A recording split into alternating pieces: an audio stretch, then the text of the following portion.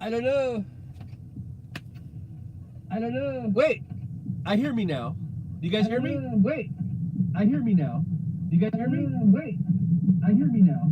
Do you guys hear me? I'm in a loop. I'm in a. I'm in a loop. I'm in a. You guys can hear me now, right? Give me a thumbs up if you can hear me, cause I heard it, but I don't know why. I mean, I think echo. Okay, so I think the thing was because I sent a share thing over to Facebook, and the Facebook was in the background. Maybe that must have been it. Because as soon as I closed it, I think I can hear me. I think. I mean, I couldn't hear it much. Yeah. See, the I can hear it on there. So I'm assuming you guys can hear me now. So that was weird because I did my whole intro and should I just start over? No. Anyhow, today is not Tuesday. In case you're confused, why is Trucker John on today? I don't know. You know, Hal called in sick, and so I thought, well, maybe I'll just go in and take a little bit of the time here. I'm gonna fill Hal's shoes today. No. I think it's been like a week ago tomorrow that I probably was in this almost the same exact parking space. If you were here last Tuesday, I think it was Tuesday, there's the Pioneer Villa fueling bay. And then there's the restaurant and stuff over there to the left. And so now, I'm just back where I started from. So, hey, Jolie's in the house. Things will be better now. Jolie's here. Jolie, I don't know if you were here. I messed the whole thing up. The whole first 5 minutes were in silence, which is probably the best 5 minutes I've ever done. To tell the truth. But anyhow, so I'm in my truck. I'm here. I parked here last night. I got here. It wasn't too late, like 8:30, 9 o'clock, whatever. And I parked over here, and everything's fine. Everything's honky dory. And I go over and get breakfast, and then I come back.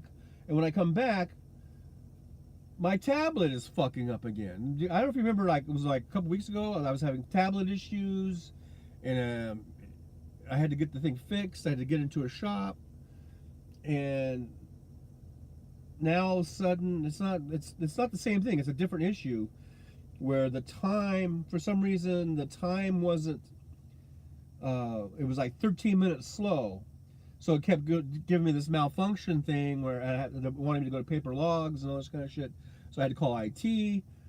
IT had run me through a bunch of stuff, and they tried to reset stuff. And they tried to do this and that and the other thing, and now they got, at least the clock is on the right time, but I have this little red triangle thing here. It's like, you know, it's like a, it's in red usually means like stop, or it's not good, you know, good.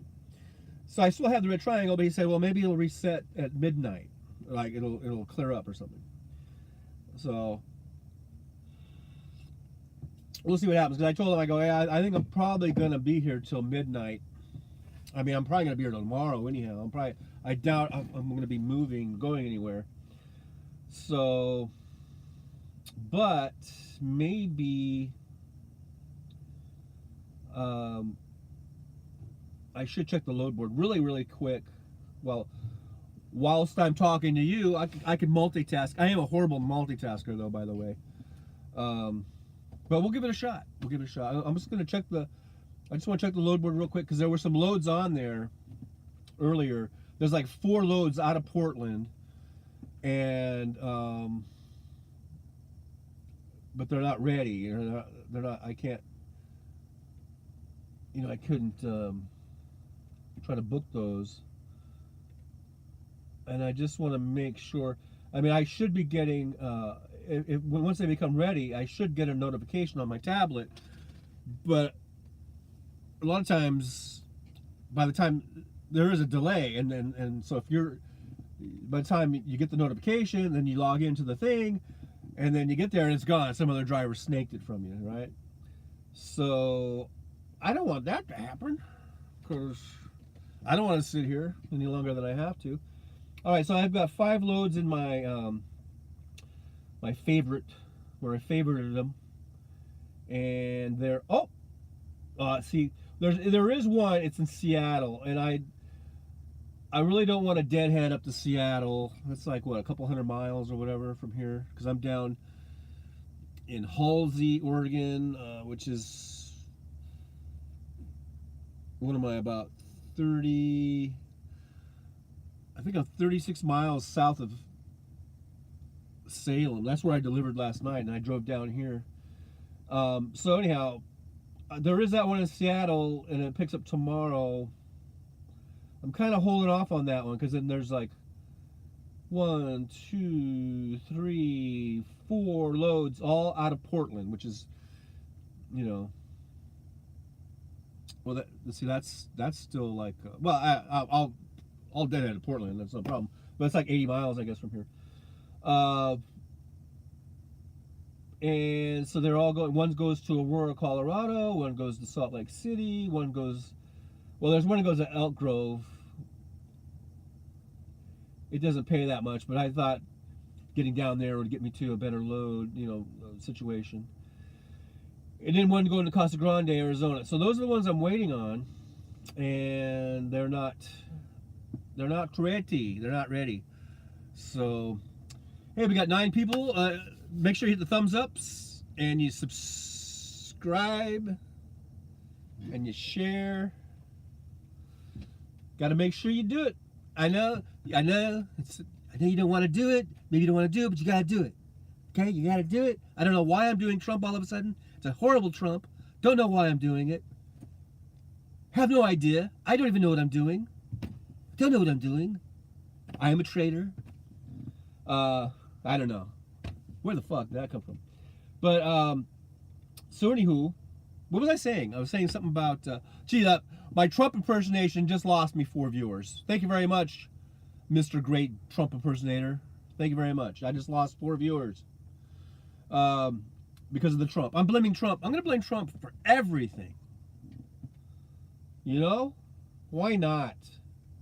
Why the hell not? Makes me feel better. I just want to do a quick search, see if anything came up. So I don't sit here at the Pioneer Villa for a week. Or something like that. You know what I mean? Now, if it comes down to that, I'll go up to Seattle. I mean, if I have to, but I'd like to get one of these Portland loads. Would be nice. And I don't know why it takes so long for them to finalize these loads. Because they'll sit there on the load board, but then they don't give me the green light, man. I got to get the green light. And it's frustrating. You go on the load board and you see these nice loads. They pay nice. They look, it's close by, and they're just sitting there, and they're not ready. I don't know. I don't understand that part of it. I don't understand how they can put loads on the load board and and they're not. Why do they even put them on there then? All right, so here's a load. See, this picks up in Sumner, which is basically Seattle. I'd rather not go all the way up there if I don't have to. But so basically, I'll probably end up. I'll sit today out, but then if I don't have anything by tomorrow, then that's when I'll start saying, okay, I'll deadhead to Sumner, or I'll deadhead to Seattle, or whatever. But I'd rather not. I would rather not. Because, you know, deadheading means you're not making any money and you're just spending money on fuel. That's the main thing. Your fuel costs, right? So if I got to deadhead 200 miles, that better be either a really, really, really good paying load, or I'm just so desperate I got to do it. Those are the only 2 reasons I can think of to do it. So anyhow, yeah, there's nothing, man. right now. Nothing new that came up.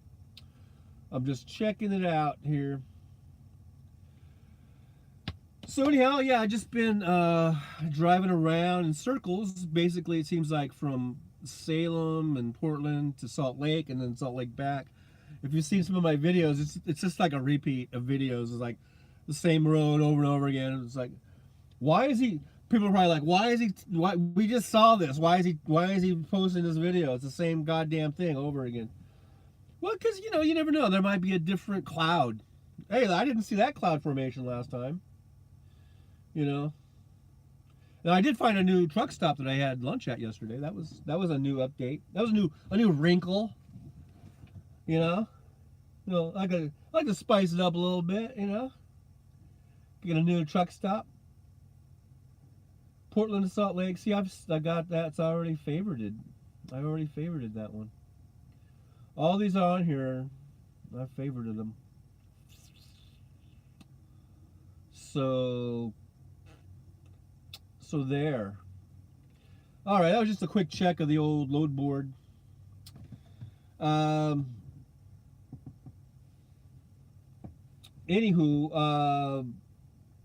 let me just check out the chat here. Let me back it up. I was ignoring you guys. I was totally in my own little world, and I was just ignoring you guys. Sorry about that. Sometimes I'm so, I'm just like into my own thing, So echo sounds fine. Okay, that was way back. Silence is golden. Now that was the old bygone era when I had no sound. Oh yeah, so Benny Local said, how was that French dip, Sammy? It was actually pretty good.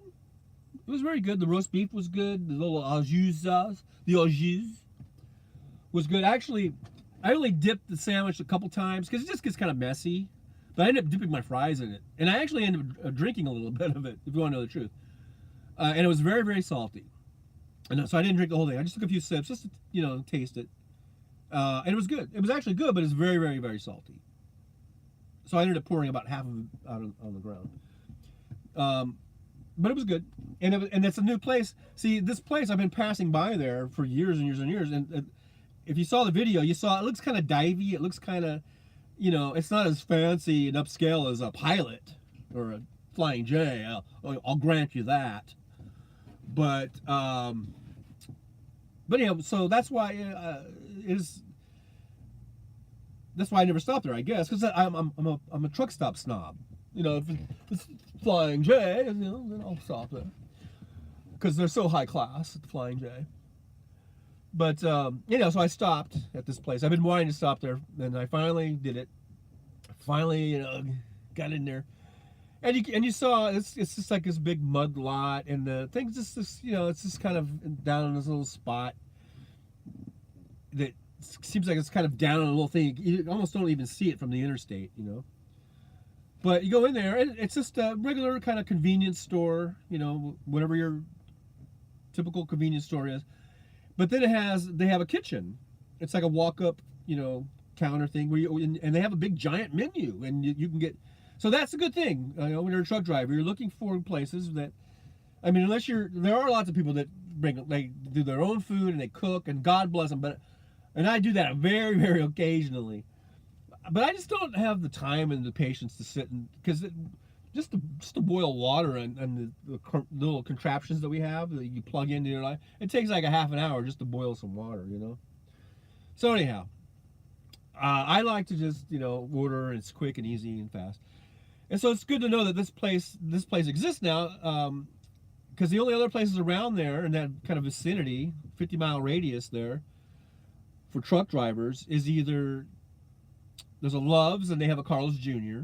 Okay, that's at exit 159.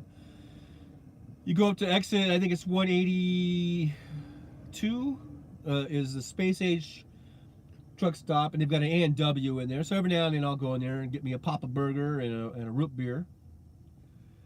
And then at 188 is the Pilot, and they got a McDonald's in there, and I think a Subway.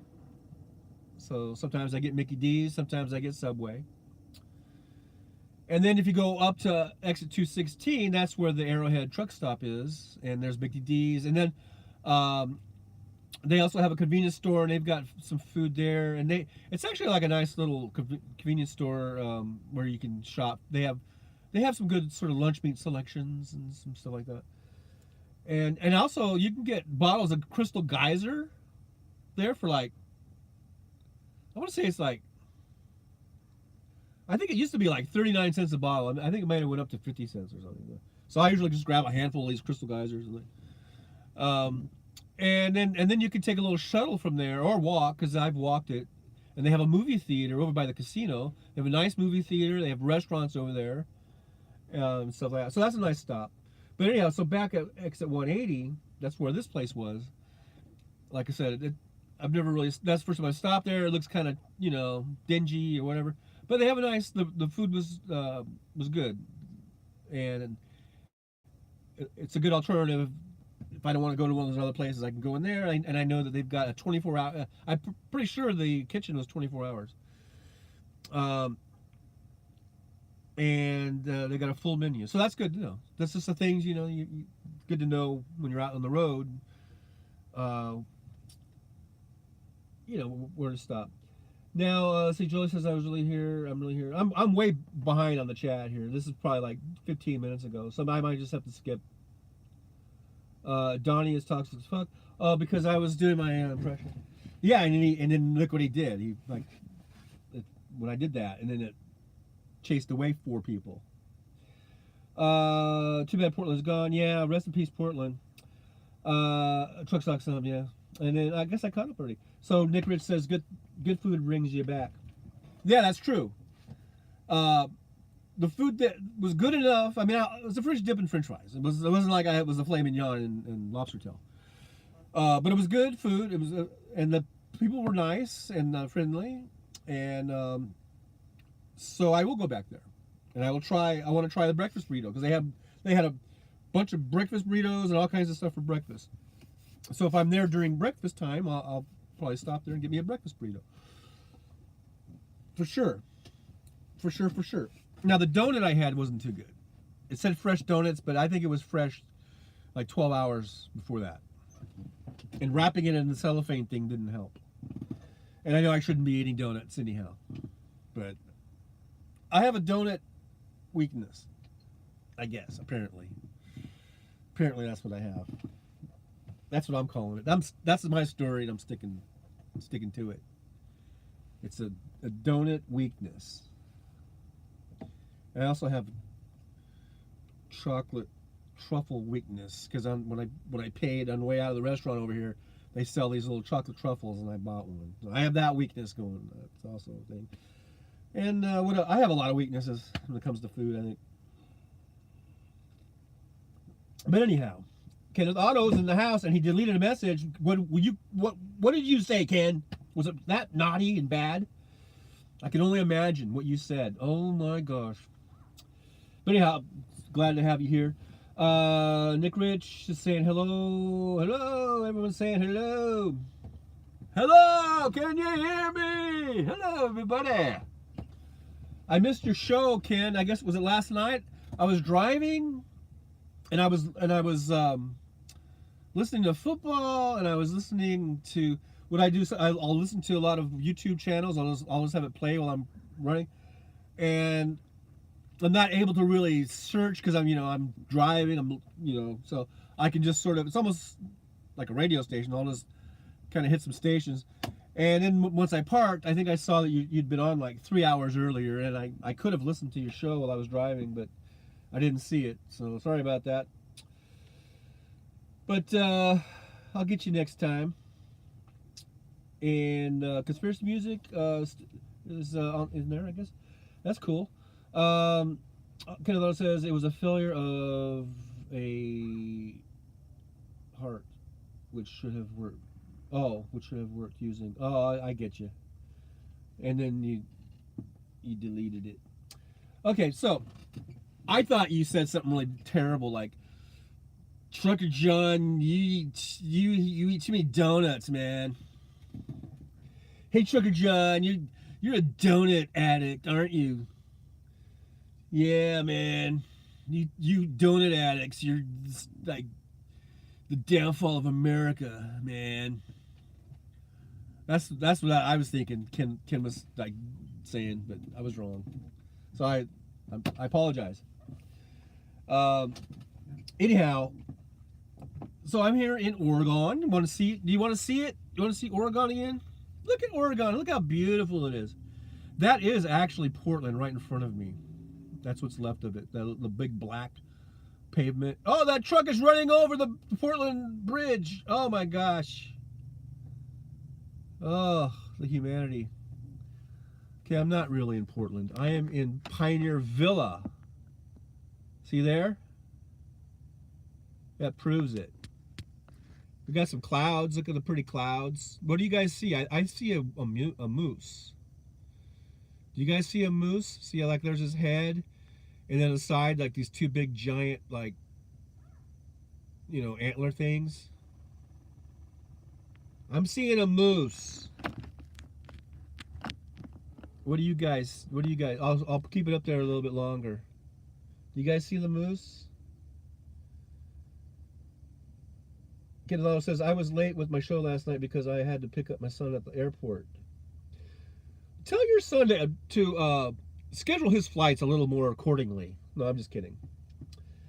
Yeah, you see that? He's like looking like straight at us, and he's or I see a cow's head now. Anyhow, so that's fun. You could look at the clouds.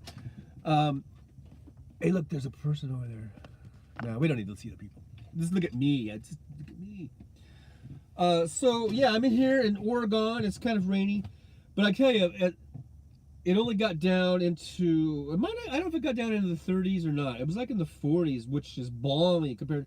Because I've been over there in Idaho and Utah, and where it's been getting down into the teens, and I have to run the heater all night long and idle the truck. So it was nice. Last night I didn't have to idle the truck at all. I just got under my nice warm blankie, and I slept like a baby. I didn't even hook up to the CPAP. I decided to take a night off from the CPAP, which every now and then you could do, you know. And I slept like a baby last night, like a really good baby, not a whiny, colicky, poopy baby, but like a really nice, cool baby that doesn't cry all the time. That's what I was last night.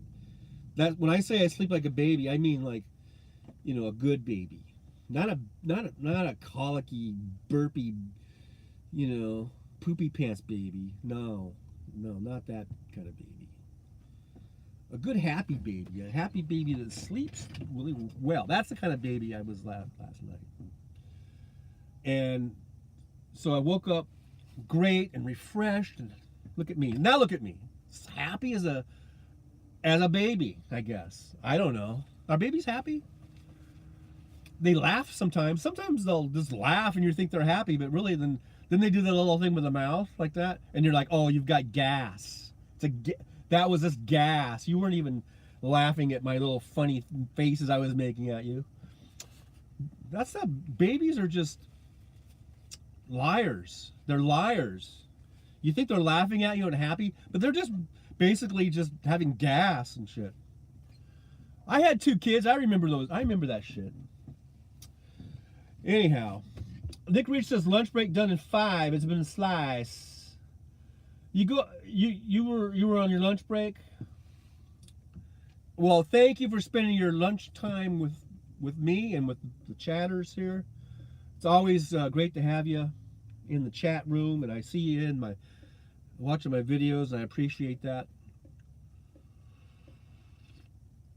I really, really do. And that, all kidding aside, now I'm getting my serious, non-kidding aside voice.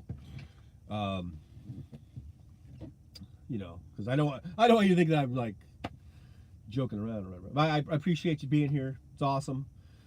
Goodness says a baby that has been properly fed. That's the happy baby. Yeah, lioness babies, man. They lie like right to your face. They fucking lie to you. I've held them, and you're balancing them, and you know, whatever. I don't want to go on that. Let's not relive that. Let's not relive that. Let's just move on. Let's move on.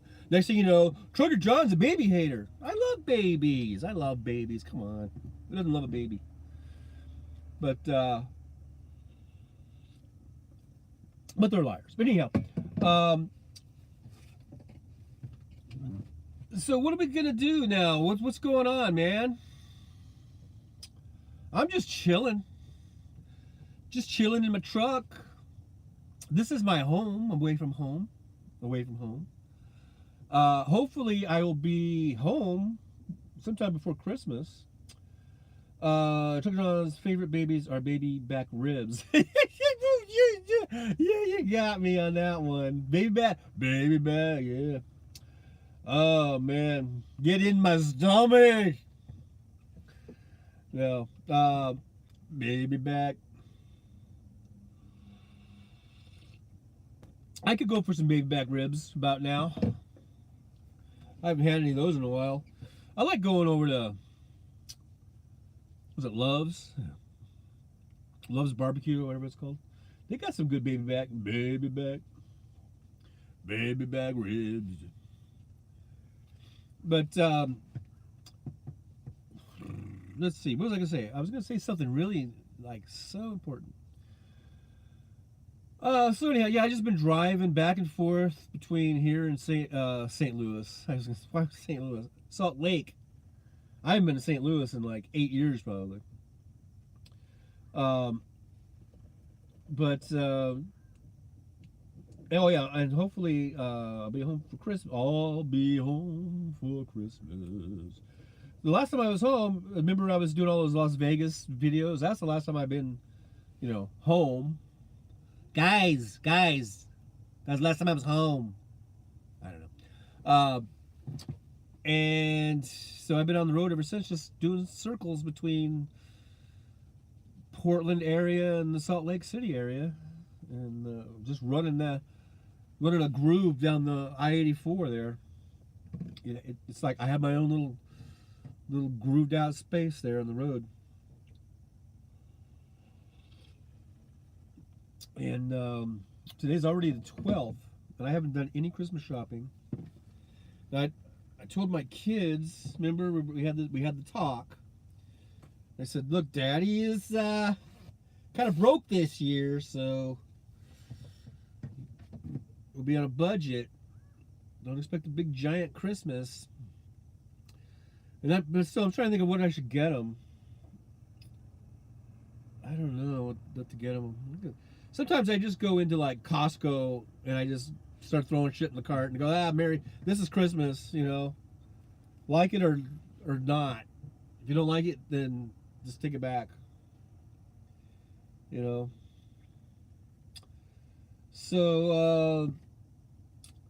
Kayla says, one of these days I'm going to watch the Pataverate show. Oh, I watched it. It was very funny. I mean, if you like Mike Myers, you'll like it. It was good. It was funny. It's a real funny take on, like conspiracies and this whole secret society stuff. It's fun. It's fun. Good fun. Benny Logo says, okay, box of love packed and ready to ship. Yeah. Here's the box of love.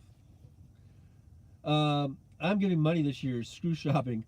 Yeah, I know, but still, it's just fun to have presents, to open and stuff. So, I'll get them something. I was thinking of baby back ribs, the Chili's commercial, which makes me, is it Chili's that goes baby back? I was thinking of Love's, but anyhow, which makes me think of Austin Powers, which makes me think of Mike Myers, thinking of the Jingle, and then the Pataverate. I get it. I get ya. Benny Logo says, hola, Querétaro. I left out the at. It's implied. Querétaro says, hola, Benny Loco. ¿Cómo estás? Bien. I don't know. That's about the extent of my Spanish. So, yeah, I don't know. I'll get him something. And something, interesting, I guess. One time this isn't all I got him. I got him some kind of cool gifts too. But one time, I just went to the Flying J. I think it was last year. Was it last year? But I think I've done this a few times. And they have they'll bring out at the Flying J. They'll bring out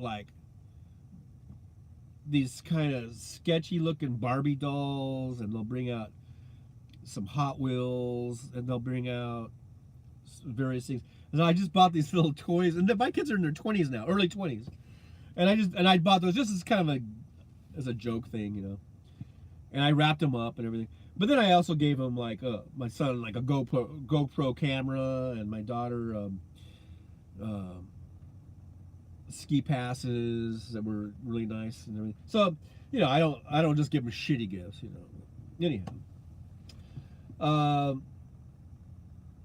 yeah, my kids are 20 now. They just turned 23 and 25, so they're not little babies, you know.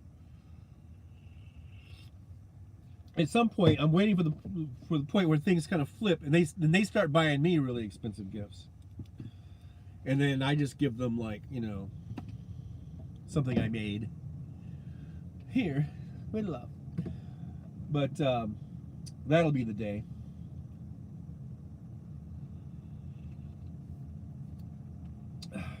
So anyway, I'm hoping to get make sure I. See, that's the thing too. Trying to get scheduled, like to try to get a load, like to pinpoint a load. It's like that's why it seems like the last few years I've ended up just flying home from wherever I'm at, because I can't get. It's hard to get a load either to, especially to Vegas. Like when I was living in California, it was a little bit easier, but even that was always a challenge, you know. So now, and I don't want to take too much time off. Like what if I get a load that goes to Vegas, but it's like a week before Christmas? I really can't afford to take the whole week off. So you try to pinpoint it a little closer, and so who knows? Thank goodness, you know, flights. I'm usually not too far away from Vegas or Ontario. I could fly into California, or I could fly into Vegas. And so most of the places I'm at, I'm either in Salt Lake, or I'm in Denver, or I'm in Portland, or Phoenix. You know, like if I was in Phoenix, I could rent a car and just drive into California or whatever. But so at least I'm not too far, and so the flights, it's not like these are expensive flights. I can usually get a cheap flight and just fly in, you know. But we'll see. We'll see what happens with the Christmas, the whole Christmas deal.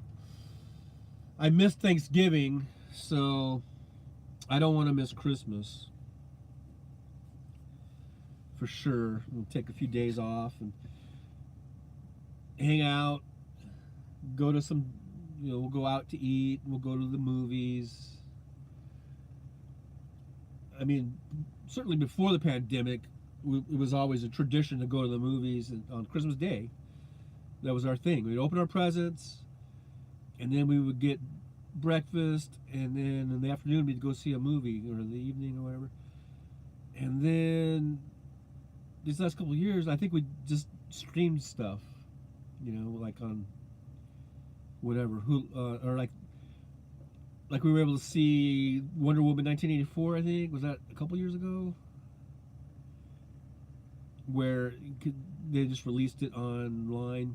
I guess, yeah, we had to buy it online or something and stream it. And then I think last year, what did we do last year? I think we did go to movies last year. I think we saw, like, was it The Purge? That was a 4th of July thing. We saw something on Christmas, I think. I can't remember. It's funny how the memory just goes. So anyhow, I guess that's probably all we're gonna do. We'll probably just do the same thing, which is fun, and it's great. I just love being there and hanging out with my kids.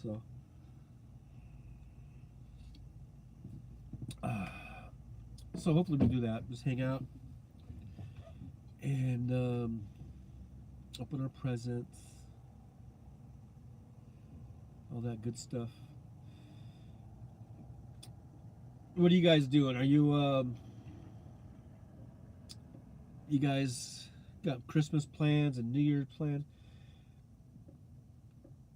See, the thing that sucks about Vegas is huge for New Year's Eve, and I haven't really. I used to do that a lot in my 20s, and I guess into my 30s, where not every year, but a lot, probably quite a few years we'd go to Vegas, and I can remember. I'm old enough to remember when you could actually not even like reserve a room, and you could just go up there the day of and still get a decent room. I mean, this is back in like the 80s or whatever. And then it seemed like every year it got more and more crazy. Vegas would get more and more popular and more crazy. To where now I think you have to reserve a room like a year in advance or something to get a decent room.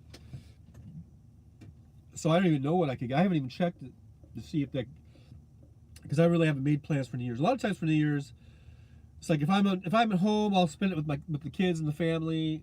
If it's not, I'll just get on the road and start driving. You know? I mean, at this age, like it used to be fun to go out and party and get all fucked up, you know, for New Year's Eve. But I don't even do that shit anymore. So, and for quite a while, I mean, for like 20 years probably, I haven't really been into like New Year's Eve and partying and all that. I mean, ever since I had kids, it's been pretty much, we just stay at home and we'll wait till midnight, and then we'll clang together some pots and pans or whatever. If we have any leftover fireworks, maybe shoot those off, and then go good night, and then we go to bed. That's our New Year's. Julie says that's exactly what we do: gifts, big breakfast, then movies. Yep. I guess that's kind of common. I don't know. Benito says I'm having a birthday party stream on Wednesday. That is the only holiday I'm celebrating.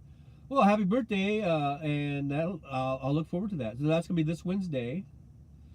I'll go on there, check it out, and I will wish you a happy birthday properly. I put up a tree for the cats to destroy. I know those cats, aren't they? They do that, but it will stand long enough for the granddaughters to open gifts, and then back in the box it goes.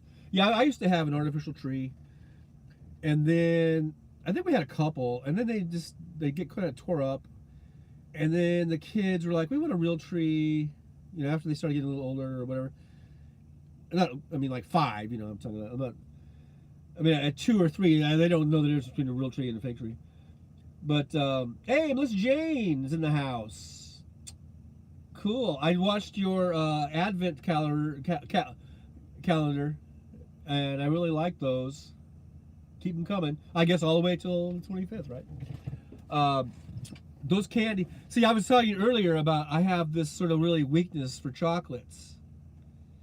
And then tonight, and I see you doing your Advent calendar, and I'm just like, I want that chocolate, man. I want that so bad right now. You don't know.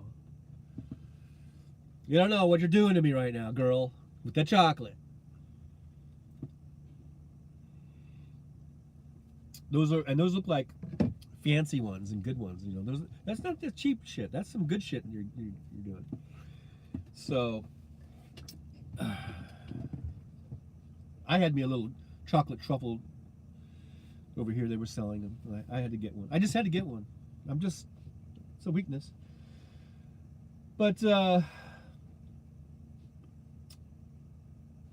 yeah, so listening says, yeah, thank you, we're going till the 25th. That makes sense, right? And Benny Loco says, the first tree we had when we got to the granddaughters was 20 feet tall. Wow, we lived in an A-frame then. High pitch roof. Yeah, you need to have a big open roof for a 20 foot tall tree. So yeah, people saying hi to Melissa Jane, and so many people said that. Yeah, it's fun to watch those, Melissa. So 20 foot. Hey, Kiki Streets, your thoughts on Yellow Corp Trucking Company? Insiders are buy the stock. It's cheap, $3. This is the first time hearing of it, King Streets. I don't really. I guess I don't follow the. So Yellow Freight. That's Yellow Freight, right? With I guess it's been quite a while now. They combined with what was that other big company they combined with? But yeah, I haven't heard about that. So my thoughts are, there they are. It's the big empty void. My thoughts. But insiders are buying the stock. It's cheap, $3. So $3 to buy Yellow Freight stock. I'm not in the stock market. I just do whatever my mutual funds will do, and that's the extent of my stock market. So I'm saying hi to Kinky, and they're saying hi, hi, hi. So I was gonna ask Benny Loco. Okay, so you have a 20-foot tree. Did you have to like rent a lift to decorate it, or did? I guess a nice tall ladder would be, but it sounds kind of dangerous. You know, sounds a little dangerous to me. You know, I hope you had OSHA in there to make sure. You know,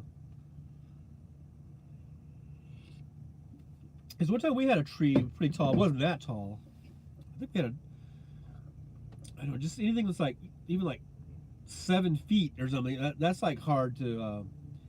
You got to find a ladder, and you're like leaning over and everything. It's just, you know, yell is symbol. Okay. Well, Kiki, are you going to buy some stock? Let me know how it goes for you. Peter goes, my husband had the very large ladders for his line of work. Oh, okay. Yeah, man, a 20-foot tree, that's just, whew, that's like something you would see at a mall or something. You know? Melissa Jane says, I'm trying to imagine a tree that tall. Mine is 5 foot. Yeah, so just like quadruple it, right? 5, 10, 15. See, I'm good. That's how I do math. Wow. So just imagine that. It's like 4 times as tall as your tree, Melissa Jane.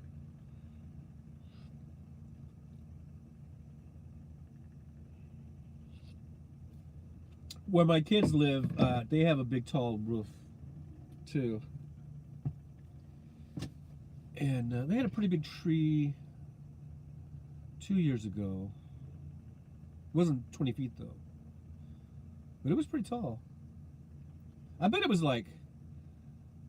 I bet you that tree was like 13 feet high or something. I don't know. I don't know. I don't remember. But I remember it was tall. So Kiki Street says CFO of Yellow bought 10,000 shares, already owns 332,000. Oh, they're doing like stock buybacks and shit, huh? Joey says ours is that size too, Melissa Jane, and then Melissa Jane says I live in a tiny apartment, so it's the only size that fit. Yeah, so you gotta do what you gotta do. You know. I mean, this is my house basically. I could put like a 6-foot tree in here, but a skinny one. It'd have to be really skinny. Because I'm 6 foot tall, and this is what they call a condo sleeper. And the roof, it's gonna be another almost 2 or 3 feet above me. I can put an 8-foot tree right here. I should buy a tree just for my live and put it right here, and then decorate it. I might just do that, but I'm not gonna get an 8-foot tree. I could get like maybe a 4-foot tree, and all that kind of stuff. That'd be fun.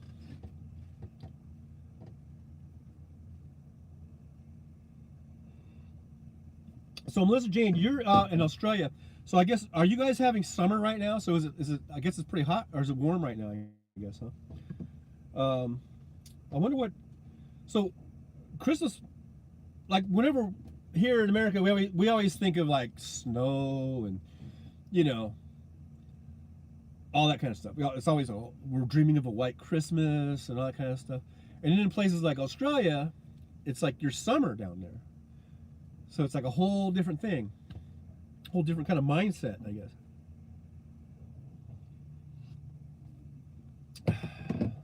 I wouldn't mind spending Christmas like in Hawaii.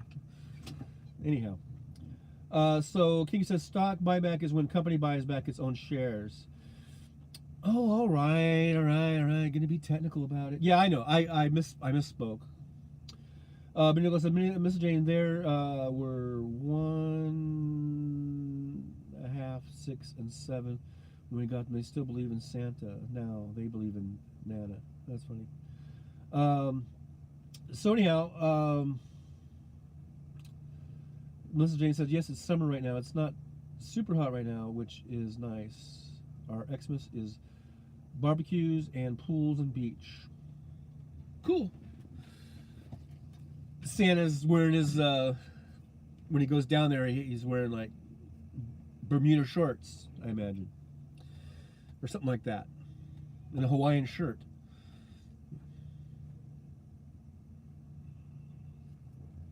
But anyhow, so that'd be a whole different experience, I guess. So I'm a little chilly right now over here in Oregon. Maybe I don't know if Melissa didn't see. This is beautiful Oregon.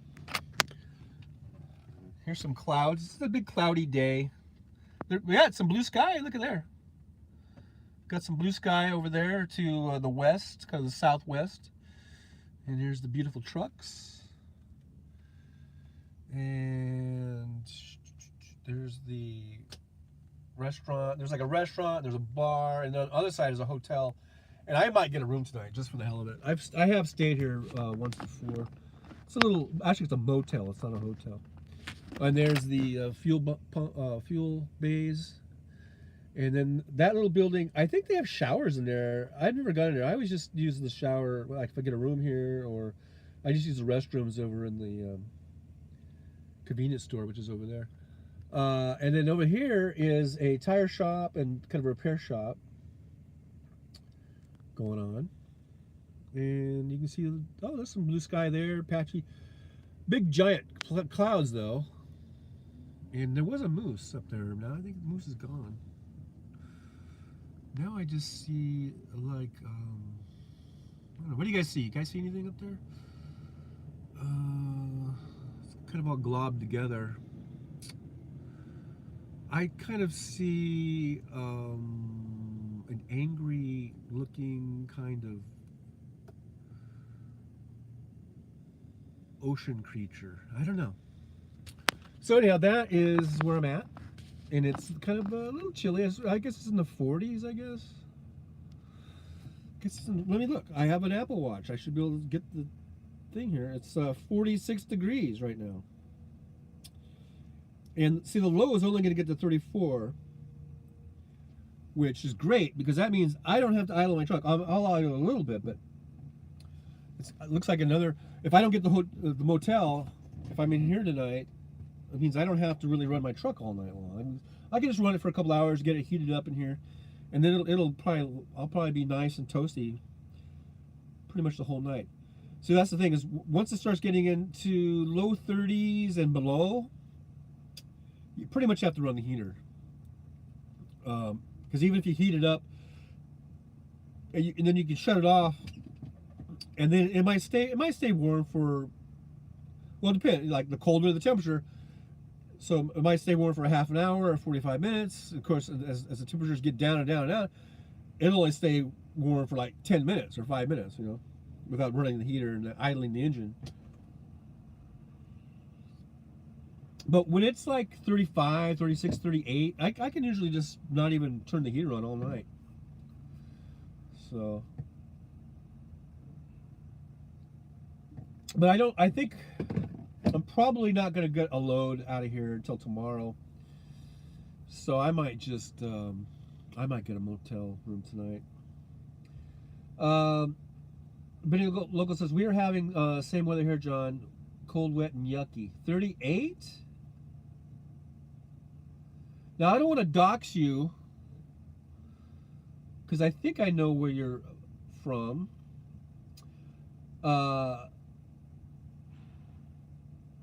And because I grew up my whole life in the high desert. I went to school in the low desert, college. And I remember that winter there at the low desert it got kind of chilly.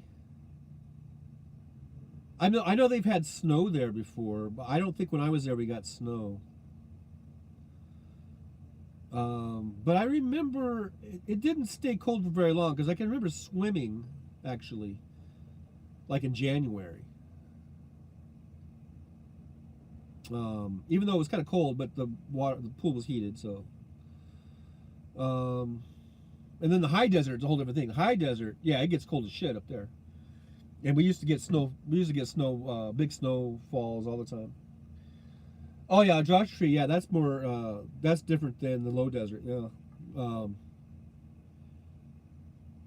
where yeah, you're more kind of like where I grew up in Apple Valley in Victorville. So I lived there all for the first almost 30 years of my life, you know, and then I moved to Palmdale in Lancaster area, and I lived there for almost another 30 years of my life. Now I live in Vegas. That's just the desert too. So I'm a desert rat. I'm just a fucking desert rat, man. Lived my whole life in the freaking desert. So, but I saw, yeah, I did see a video. Some trucker was going through Palm Springs, or maybe it was Coachella, and I guess there was I just like to call it a sandstorm. He was calling it a haboob or whatever. I don't use foreign language like that. I just call it a sandstorm. But it was so bad. It was like going through a thick fog. I've gone through those. Not too much in Coachella, but down in other parts of, like in Arizona and New Mexico. I've been through some of those haboobs. And whatever they're called. I just call it sandstorm. They're pretty bad. Yeah, monsoon. Well, monsoon is rain, right? But yeah, 2,700 to 4,000, and yeah, and a lot of places where I lived in Apple Valley and Victorville, we were right around pretty close to 3,000 feet elevation. And but I can remember growing up, we used to get snowstorms. We'd usually get 2 or 3 pretty good snowstorms every winter, like where 2 of them would be, you know, an inch of snow, maybe a couple inches, and then we'd have one big one in the middle between those 2, and it could be anywhere from like 5 or 6 inches of snow. And then every so often, like every 4 or 5 or 6 years, it seems like we would get this big dumping of snow where it'd be like literally like 9, 10 inches. And that happened a couple of times, 2 or 3 times, when, growing up in the 60s and 70s and into the 80s. And then, but then things started changing where you'd get fewer snowstorms, and the snowstorms would be just a little bit of snow. It's not the same as it used to be. The weather's all different now. Just saying. I'm just saying. It's different. Monsoon does not have to be the rain. Okay. All right. Not going to argue weather. I'm no weather expert. But up here, yeah, it's just I can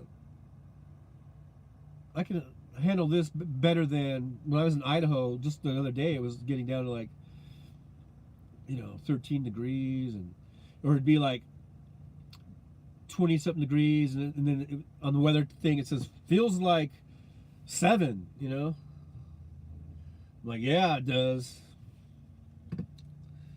So anyhow, it's nice to get over here where it's a little bit warmer. And really, the only time of year that I like going to places like Phoenix, or even Palm Springs or whatever, is this time of year. And now I can't get a load there. I'll get loads there all summer long when it's 100 degrees at 3 in the morning. But now when I'd like to be there during the winter, I can't get a load there. Go figure. Go figure.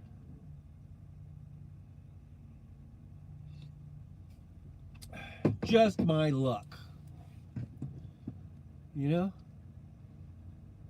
You want to go to the hot places when it's cool, and the cool places when it's hot. And it just doesn't work out that way. But it looks like sun is coming out. Let's see. Can you guys see the sun is brightening up things out there? It's getting kind of bright.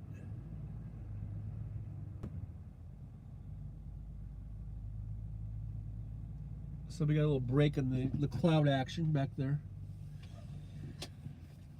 And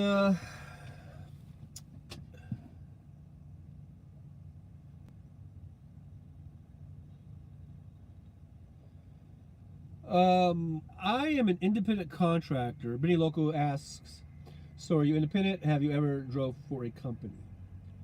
I'm an independent contractor, but I contract with Schneider. So in other words, I don't run under my own authority. I run under Schneider's authority. I use their company to do that. There goes a truck. If you guys want to see a truck, go see. Oh, just barely saw it.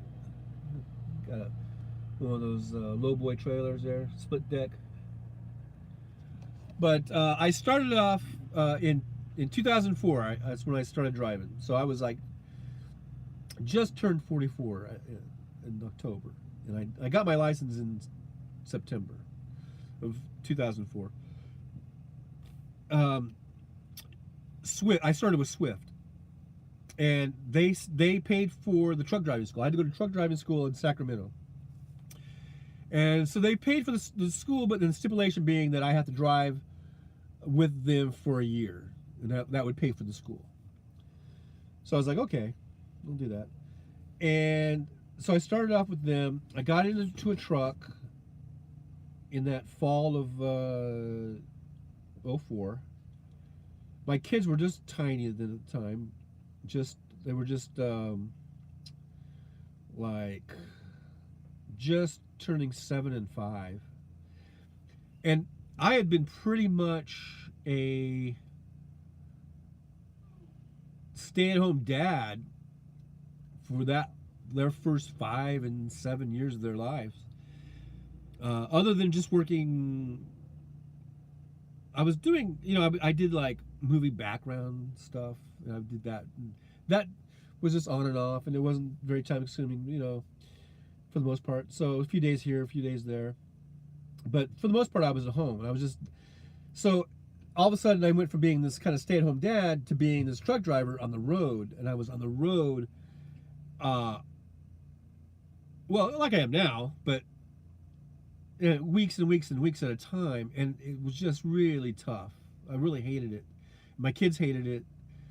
They missed me, I missed them, and I didn't even last the year. It was supposed to do a year, and I got it into about 10 months or so, and I quit. And I didn't even care. I was like, if they charge me for the school, whatever, I don't care. So I quit. And they never did charge me. I think they were, because the turnover rates in trucking companies is so high. I mean, it's over 100% turnover rate, that they were probably just lucky to get 10 months out of me, So I quit, and then for the next probably almost 4 years, I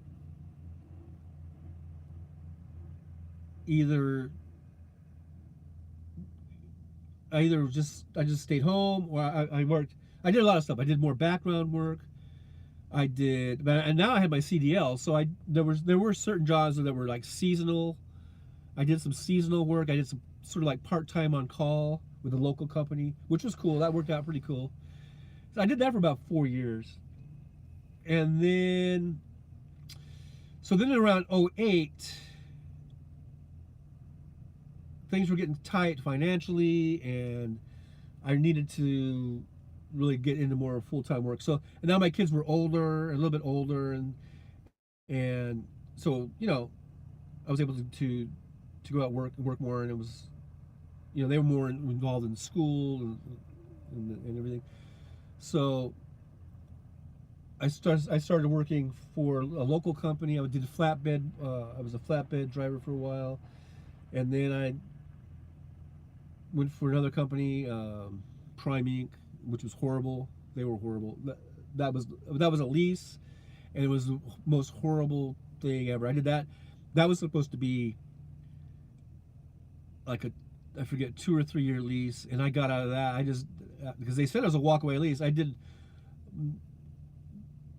almost a year on that, and I quit that. It was just a horrible company. Prime Inc. was horrible.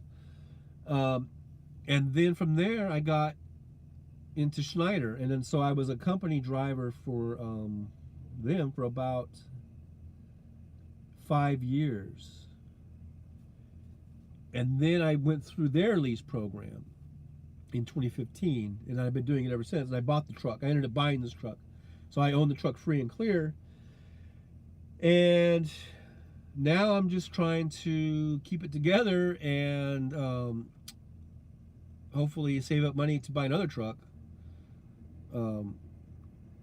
like a used truck or something. When this one finally conks out, where I can't keep it going.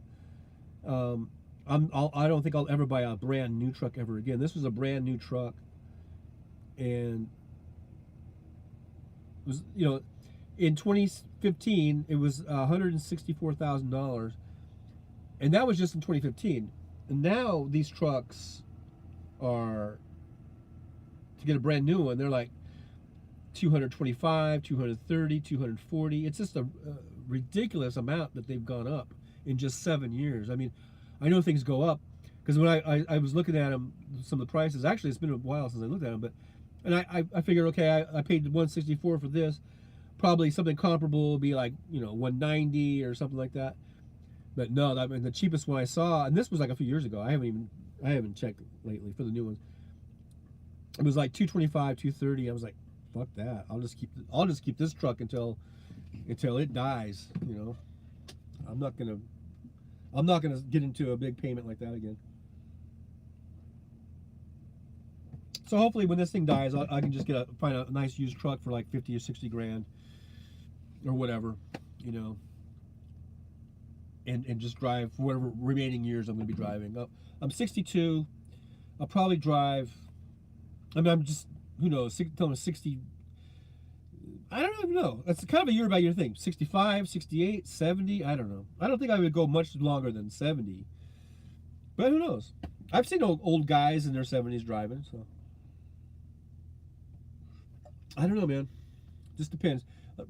You just kind of do it year by year. You kind of reevaluate every year. But so anyhow, that's the little history. I don't know if you wanted all that, but anyhow, so Benny Loco says her dad drove for Jones, then Smith's, about 20 years at each. Now Smith's, that's the for grocery chain, right?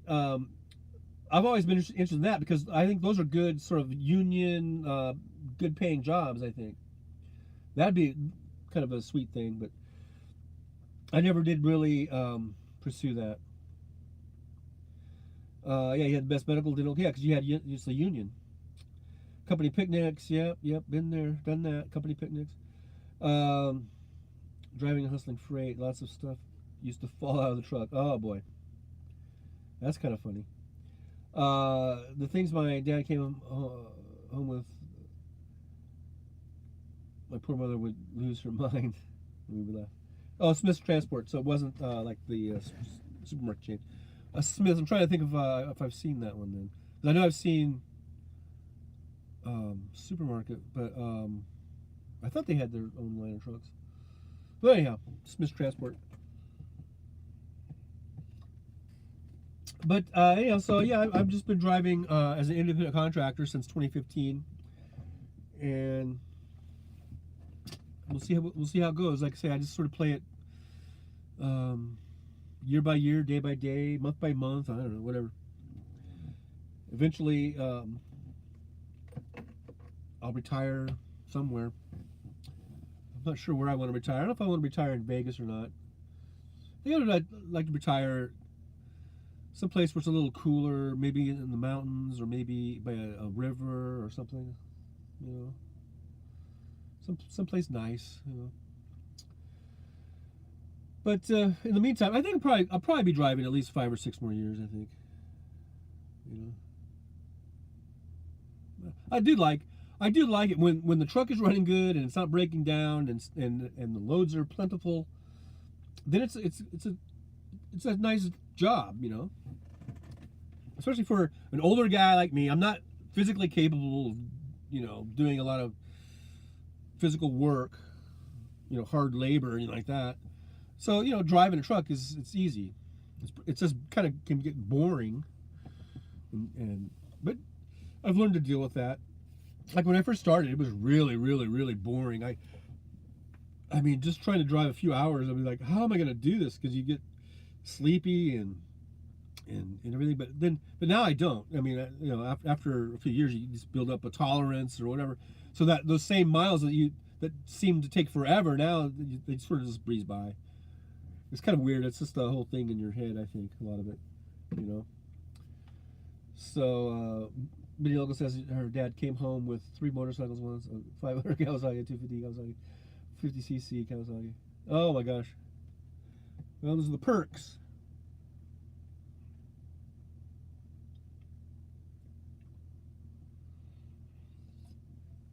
The only thing I've ever gotten is if there was some stuff that they wouldn't, and that I didn't steal anything. Let me be perfectly clear about that. But there was sometimes when there's some stuff that the receiver won't take because there might be a dent in the box or something. So that I think there was a case, and most of the stuff I just threw away or gave it away. And I get clearance. I was like, hey, the shipper wouldn't take this. What can I do? What do you want me to do with it? And they go, and then they get back to me. You can throw it away. You can keep it. Whatever. So I think all I've ever gotten was like a case of these jars of like,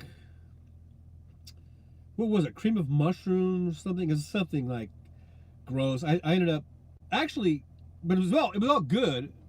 But to me, it just seemed gross. And there was another driver who wanted it. So I like, here, you can have it. I got a case of like Slim Jims, you know, those Slim Jim things to eat that they wouldn't take, or they left it on the truck. And then, so then I have to call, then I call our, what do they call it? Overages and whatever department.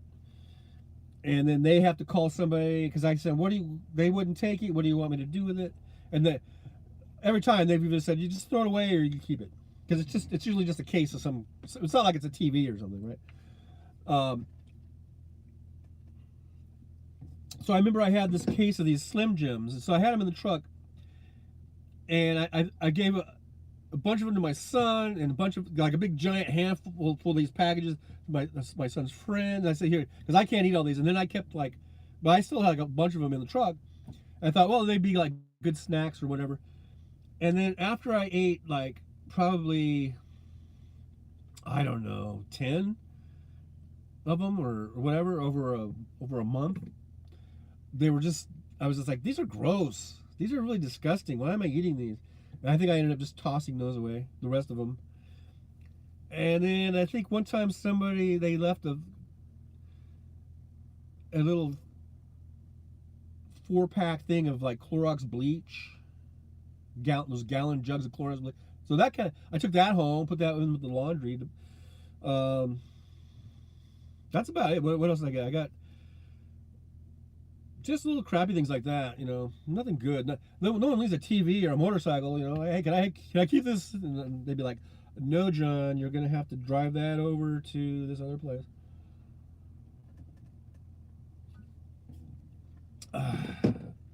Just my luck, you know. It's just my luck. Anyhow, Slim Jims are Doja's weakness. Love it alone.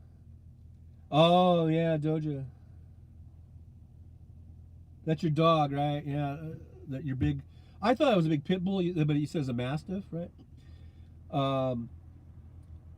She looks really sweet though. Like you know, I'm sure she could probably tear someone's face off if she wanted to, but she looks like a sweetie too. My kids had was it a mastiff? What's that other one? This dog was so huge. When she would stand up on her hind legs, she was actually like at least as tall as me. And I think weighed almost as much as I do. This thing was huge. and you'd sit on the couch, and then all of a sudden she would plop up on you and sit on your lap, like she was a little, a little lap dog. It was just the funniest thing. So you'd be sitting there, and all of a sudden she plops up on top of you, and so there's this big, huge dog right in front of you, and you're like, "Get out of the way! I'm trying to watch TV, you stupid dog." Affectionately, I would say. And this dog, this dog looked like a freaking bull. It had this big, muscular chest and just this huge, like, physical specimen of a dog. A really awesome dog. And I remember one time we took it to the park, and I would keep him on a leash because there'd be other people with their dogs. But then, and this dog, our dog, got off the leash and went on a beeline. And this is like at least 10 years ago or something, or maybe a little longer. So I wasn't as old and decrepit as I am now. And just remember, I used to play football, and so my old football instincts kicked in. Our dog, our big giant, I never forget it was a Mastiff or some other dog, but it made a beeline to this little poodle, and it grabbed the poodle. It started grabbed the poodle kind of like by the neck, and it started like flinging it around. And I went after our dog, and I just like did a full-on. I had to tackle the dog, our dog. I just tackled it like he was a football player, and I that's all I could do. And I tackled him, took him to the ground, and then he let go of the dog, and then and then I'm like holding our dog, and I'm like telling the other people, I'm sorry, because I think our dog was gonna kill their dog, And then I'm like, so I grabbed the dog, and then I got the leash on it, and then we just laughed around. So that was a weird thing. That was a scary thing, because our dog was pretty much of a sweetheart of a dog. But then when for some reason it saw this like little poodle, I don't know if it just wanted to play with it, like he thought it was a toy, or what. But it looked bad, like he was gonna kill it, And all I could do was I just had to tackle it like it was a man, like it was a person. I didn't know what else to do, because this thing is literally, when she would stand up, or it's actually a he, I think. He was as tall as me. I was just saying she, because I think you say she kind of automatically. But anyhow, so that was that dog, man. It was 200 pounds. I think our dog, that dog, it was at least 200 pounds, man. It was so huge, and it was tall, because it would stand up and be 6 feet tall when he was on his legs, or at least almost 6 feet. It was as tall as me. Crazy dog, and so strong. And it's only a good thing. It's a good thing that the dog, I guess, knew me, because if I had tackled it as a stranger, then she probably would have ripped me apart, But she knew me, and so she was like, "Oh, it's you, okay. Are we playing football now? Okay." But anyhow, hey, Gina Shannon, how you doing? We're doing an impromptu today, Jeannie. Just popped in on Monday, just in case if I screwed you up and you thought, is it Tuesday already?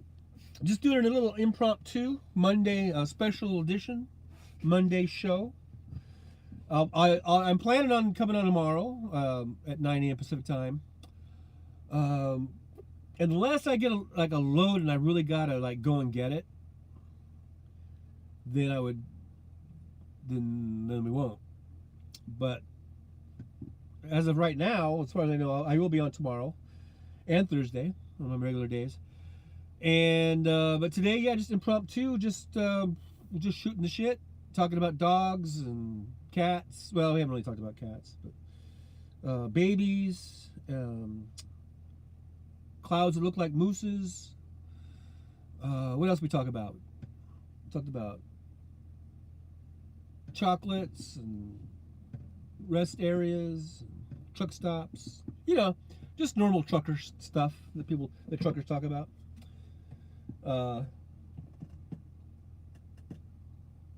And I've been drinking my coffee. What the hell is on this cup? What the hell was that?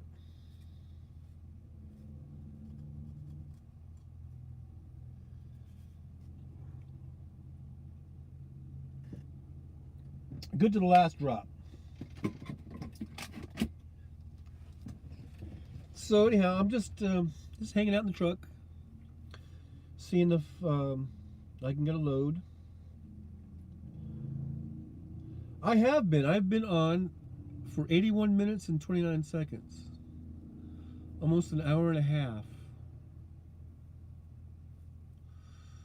I might just stay on all day.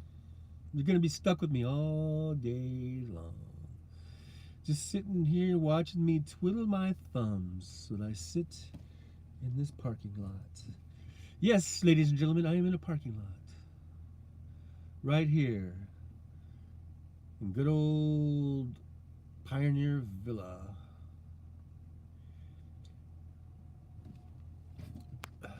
As you can see, Pioneer Villa. Oop.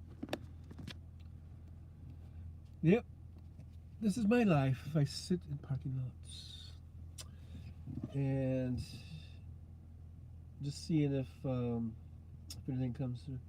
Twiddle twiddle. Then we are going to get groceries. Jolie, you don't have to be here. I mean, if you have things to do, I realize I didn't even think about, like, you know, what you're doing. So Jeannie, you're gonna go shopping to get some groceries. I should do that. I probably won't be on all day, to tell the truth. What time is it? It's 12:36. Randy Rhodes is on. I usually listen to Randy Rhodes about right now.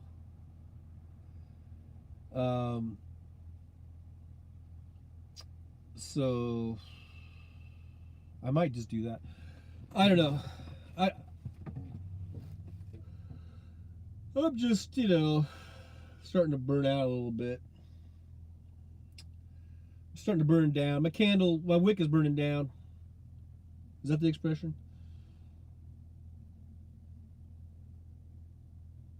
There used to be a walk-in clinic right over here, but it's gone. There's a sign that says they moved to something, and there's a truck in the way.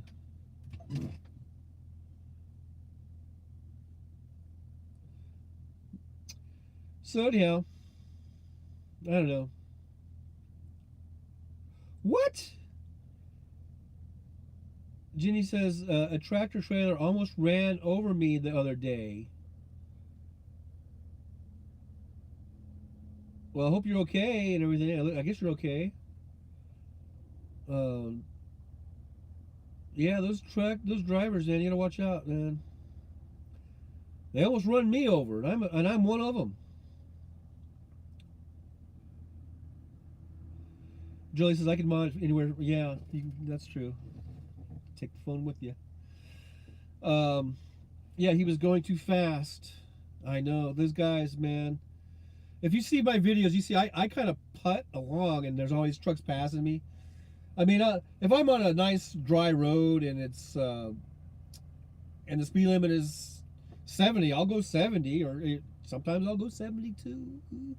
But these guys, if their trucks are capable of going 80 or 90, they'll do it, and they don't care if there's snow and ice on the road. They just plow through there, man, like it's nothing. And I guarantee you, I see tipped over trucks and wrecked trucks all the time, and I bet you, man, it's those type of guys. Might not have been the same exact dude, but it's those kind of guys with that kind of attitude that are like, oh, you don't need to go so slow in the rain or in the snow. Those are the guys that end up in the ditch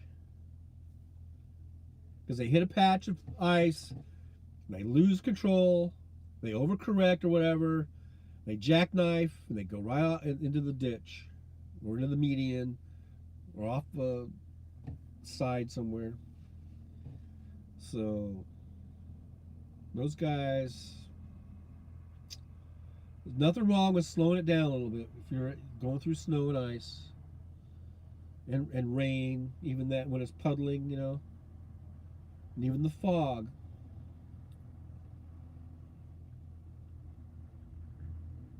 Yeah, being able to go, not all truckers are safe drivers like John. That's true.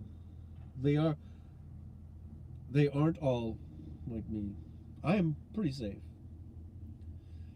Ben Lucas says, last thing you want to get is hit by a rig or a train. Wow. Yeah. Don't want to get hit by a train.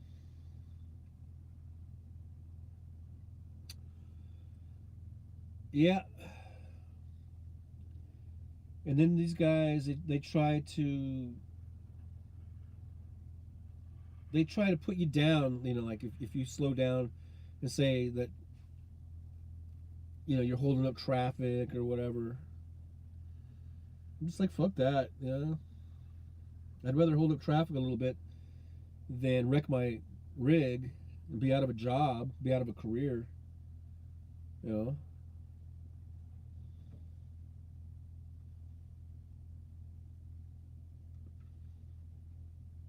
And these people, these companies and stuff, they're getting the loads. They're usually pretty cool about it. I mean, they know if there's weather related stuff going on, so it's pretty easy to check these days. And I'm sure they would much rather you get there a few hours late or even a day late than wreck the load and have the load all strewn about the highway and, you know, never getting there, you know. So Jolie said, I have a friend from high school got hit by a truck driver. Her car had broken down. Oh, wow. And she was on the side of the road. Messed her up pretty bad. Wow, she's paralyzed. Oh, God, that's so awful, and it's so scary because, you know, see, that's why, if you've ever noticed, if there's a vehicle on the side of the road on the shoulder, you'll see most big rigs will, you know, you put on your signal and you try to do it early enough, will move over a lane. And then the four-wheelers, that's just the regular cars, right? Because they have four wheels. I'm not talking about four-wheel drives. I'm talking about just the regular, all the four-wheeled cars that you guys drive.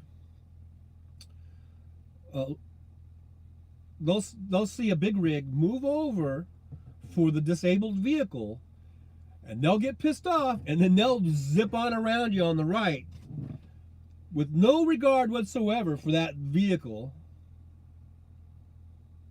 you know. And then I'm like, you couldn't be bothered with having to slow down for, like, you know, 10 seconds or 15 seconds, you know, just while I try to avoid this vehicle over here, and I try, you know, that was too much of an inconvenience for you, so you had to zip around over there and possibly hit that car. You know, you just never know. I mean, I've seen people who on the side of the road will get so caught up in what they're doing that they kind of don't realize where they're at. And I've seen people like step into the road as cars are going by and not get hit. I didn't see them get hit, but I've seen them like step into the road, or even if I'm going by, because sometimes I can't get over if there's a bunch of traffic over here. So I just kind of have to maybe slow it down a little bit, and I try to inch over as much as I can.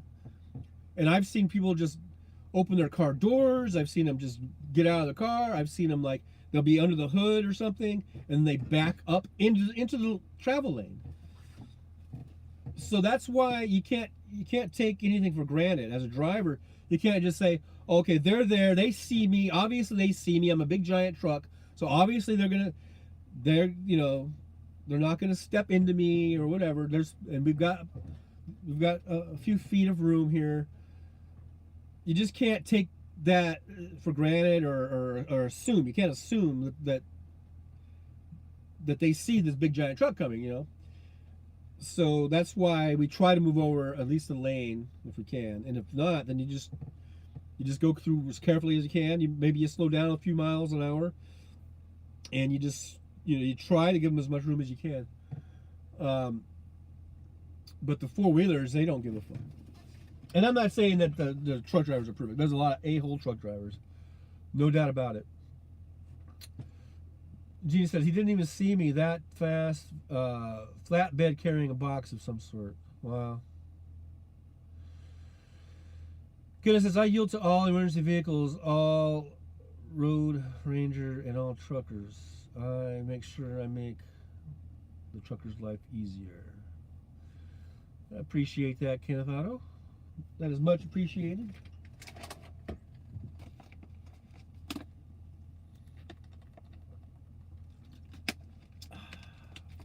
Just looking at my tablet, I still have a red triangle. Hopefully that thing will reset. He said it might reset at midnight.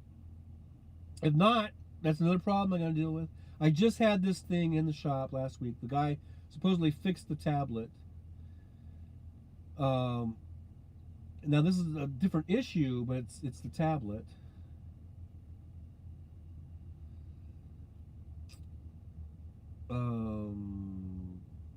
Meeting local, I follow all road rules.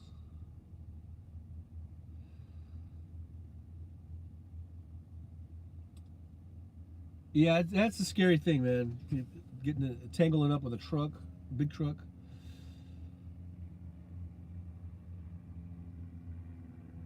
And these guys, some of these drivers, man, I don't know what they're thinking. I don't know what they're thinking. They just buzz through a road or even like a residential area or a parking lot like it's a fucking racetrack or something, you know? They don't realize it. I guess the difference between, because up here in the driver's seat, it's a lot different than being on the ground, you know? So, Benny Local drives my husband nuts. He has a stack of speeding tickets over the last 1 million years. Wow. I don't want to jinx myself, because I did just get a way station ticket the other day. In fact, I should just call in on that right now and pay it or something so I don't forget. That was the first citation of anything I've gotten. I can't even remember how many years. I think 14 years or something. Yeah, here it is right here. I need to call this number, or there's a website. I'm just gonna go to the website and just see if I can I'm just gonna pay that today.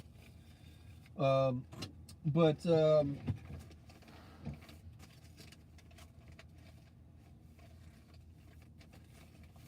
kind of pissed off at myself because I think I lost a couple of my credit cards, like lost. Like I can't find them. I'm gonna have to call that in too. But yeah, it's been, the last speeding tickets I ever got was just before I was even a truck driver. So that was I became a truck driver in 2004. Those 2 speeding tickets I got were in the like mid 90s, and they were almost back to back. They were within the same week, because I used to commute from Palmdale area down to Santa Clarita, because where I worked, and would take the 14 freeway, and there was a spot, and I knew cops would hang out there, but I was kind of running late or something, and I think I was just going like, I might have been going 70 and a 65 or something like that. It wasn't even that big of a deal. And I got pulled over. I think that was by a LA County sheriff. And then it was just within, like I said, it was within the same week, a few days later. So from the 14, you hit the 5, you go up north a little ways, and that takes you to back where I worked. And then just past, there was a way station, and there was a CHP on the overpass, and he got me for doing over the speed limit, 70 or something, 75 maybe, I don't know. And That was the last one. That was in the like 90 something. I want to say that was like 96 or 7 or something.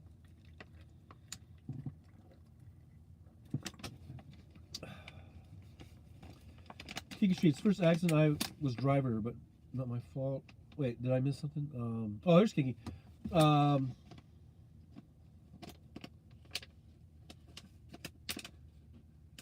Kiki Street says I was rear-ended by a trucker on speed early 1980s while driving west on Route 17, Paramus, New Jersey. The back fenders of my car wrapped around the doors, so I couldn't open them. Wow. Yeah, it sounds like you got lucky there. You didn't get hurt. Julie says definitely seems like a scam. Ridiculous. King Street's first accident. I was driving, not my fault. And Benny Loco says, "Damn, Kinky." Somebody just started up their truck.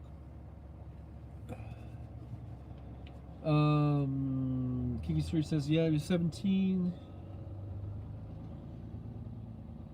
I wonder why they're backing out of that spot when you could just go forward.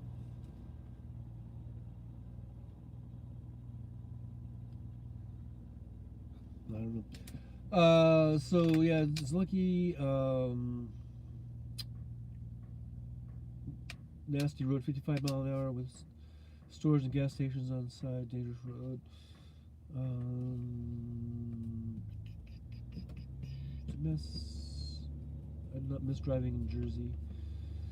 Back then, drivers took drugs to non-stop drive. Probably still do. Yeah, I don't know. I think are differently. I mean, I'm sure there probably are, but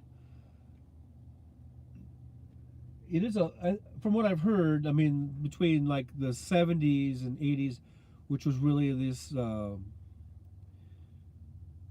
It was like described to me as being like the Wild Wild West or something, you know. It's a lot different now. It's much more corporate, I guess you could say. And of course now almost all the trucks are hooked up to electronic logs, so it's harder to cheat. Those guys that were running 28 hours a day, you know, they were cooking their books. They had 2 separate log books. They were paper logs. They could have one that they wrote up, you know, so it looked legal, and then they had another book that they gave to their dispatch to get paid, and that was for all those miles, all those hours they drove. And so yeah, those guys were taking speed and stuff. Nowadays, I think it's a lot different. Like I said, I'm not sure. I'm sure it's not completely without that, but there's so many drivers now that we're hooked up electronically that you can't even cheat. So I don't even know why you would need to take extra drugs or whatever to just to drive a regular 10-hour day.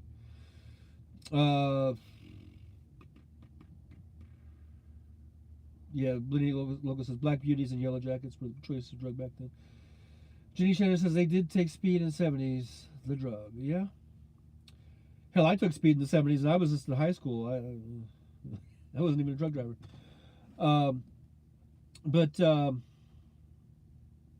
Anyhow, King Street says the force of the accident bent the car's seat I was sitting in.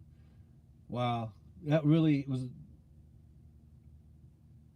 You were so lucky, I guess, is what I'm trying to say, because for the car to get bent up like that. And so, wow. You got lucky that time, my friend.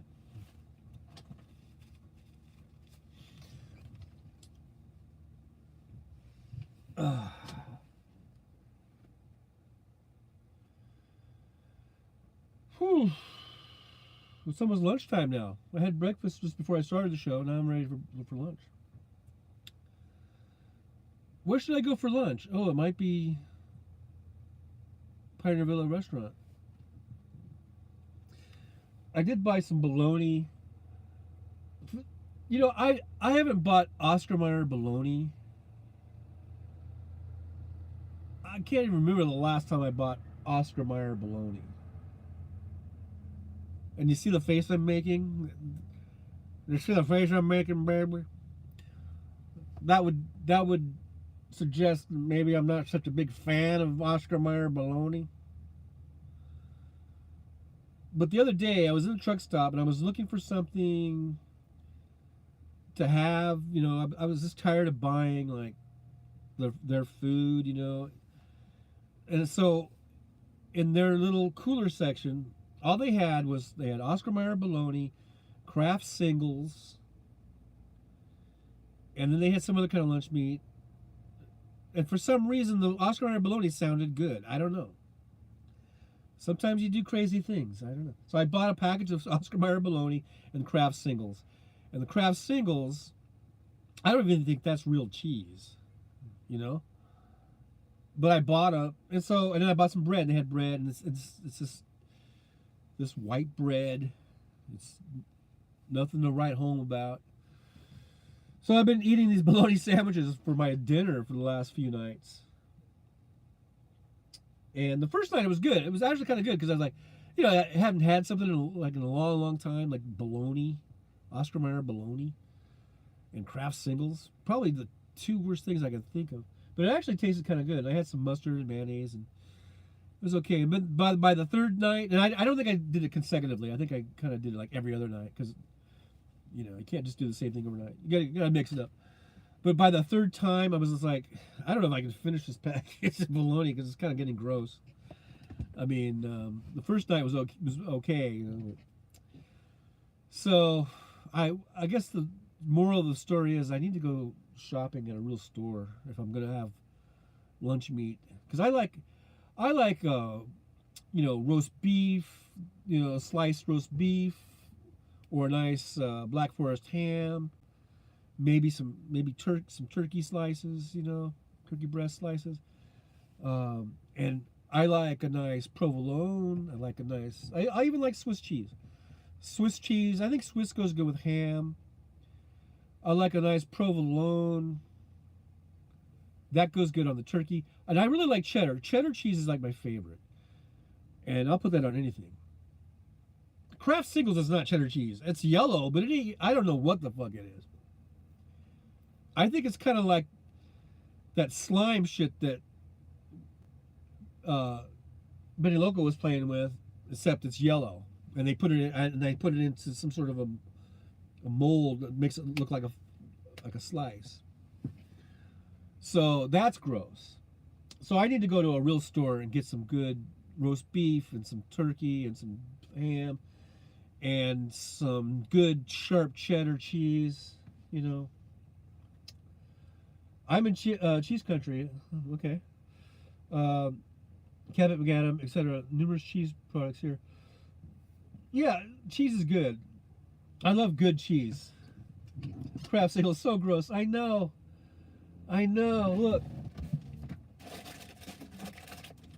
Look, this is what I bought. But I used to eat these when I was a kid. Were they different then? Did it used to be actual cheese? Because I don't think this is cheese anymore. Oh, it's pasteurized prepared cheese product. Whatever that means. But I think, I used to make grilled cheese out of these. So I got that. And I got Oscar Mayer bologna. There's still a few pieces left. A few slices left. There's 2 slices left. That's what I bought at the Pilot. And I need to do some shopping. I should probably... I don't want to leave the spot, though. And my tablet's not working, and so... But I like to go into either, a market or even a Sam's Club or Costco. You can get some good, meat there.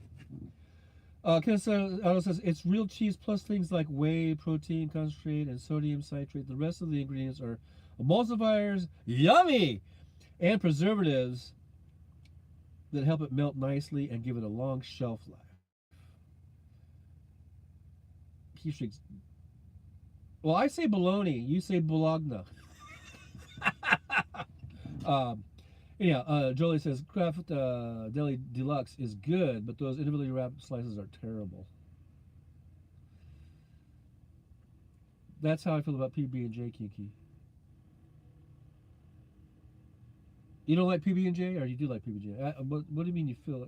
That's how you feel. Oh, wait, I ate too much bologna. Oh, when I was a kid, I can't eat it anymore. I remember when I was a kid,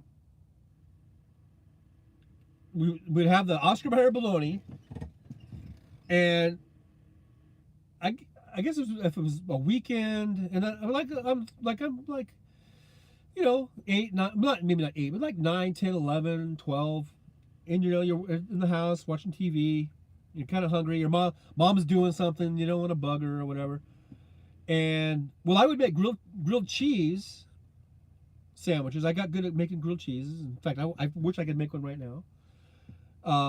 And I think we'd use the Kraft singles for that. But then the bologna, would you ever do it where you would just turn the a burner on the stove and then put a piece of bologna on it?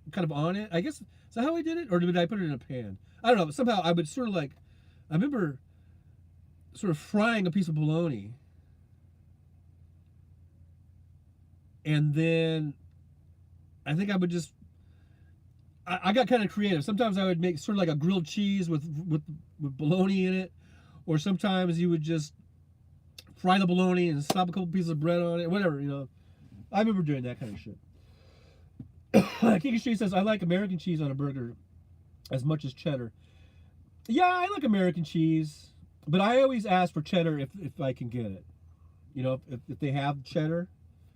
But American cheese, that's fine, like at a burger place.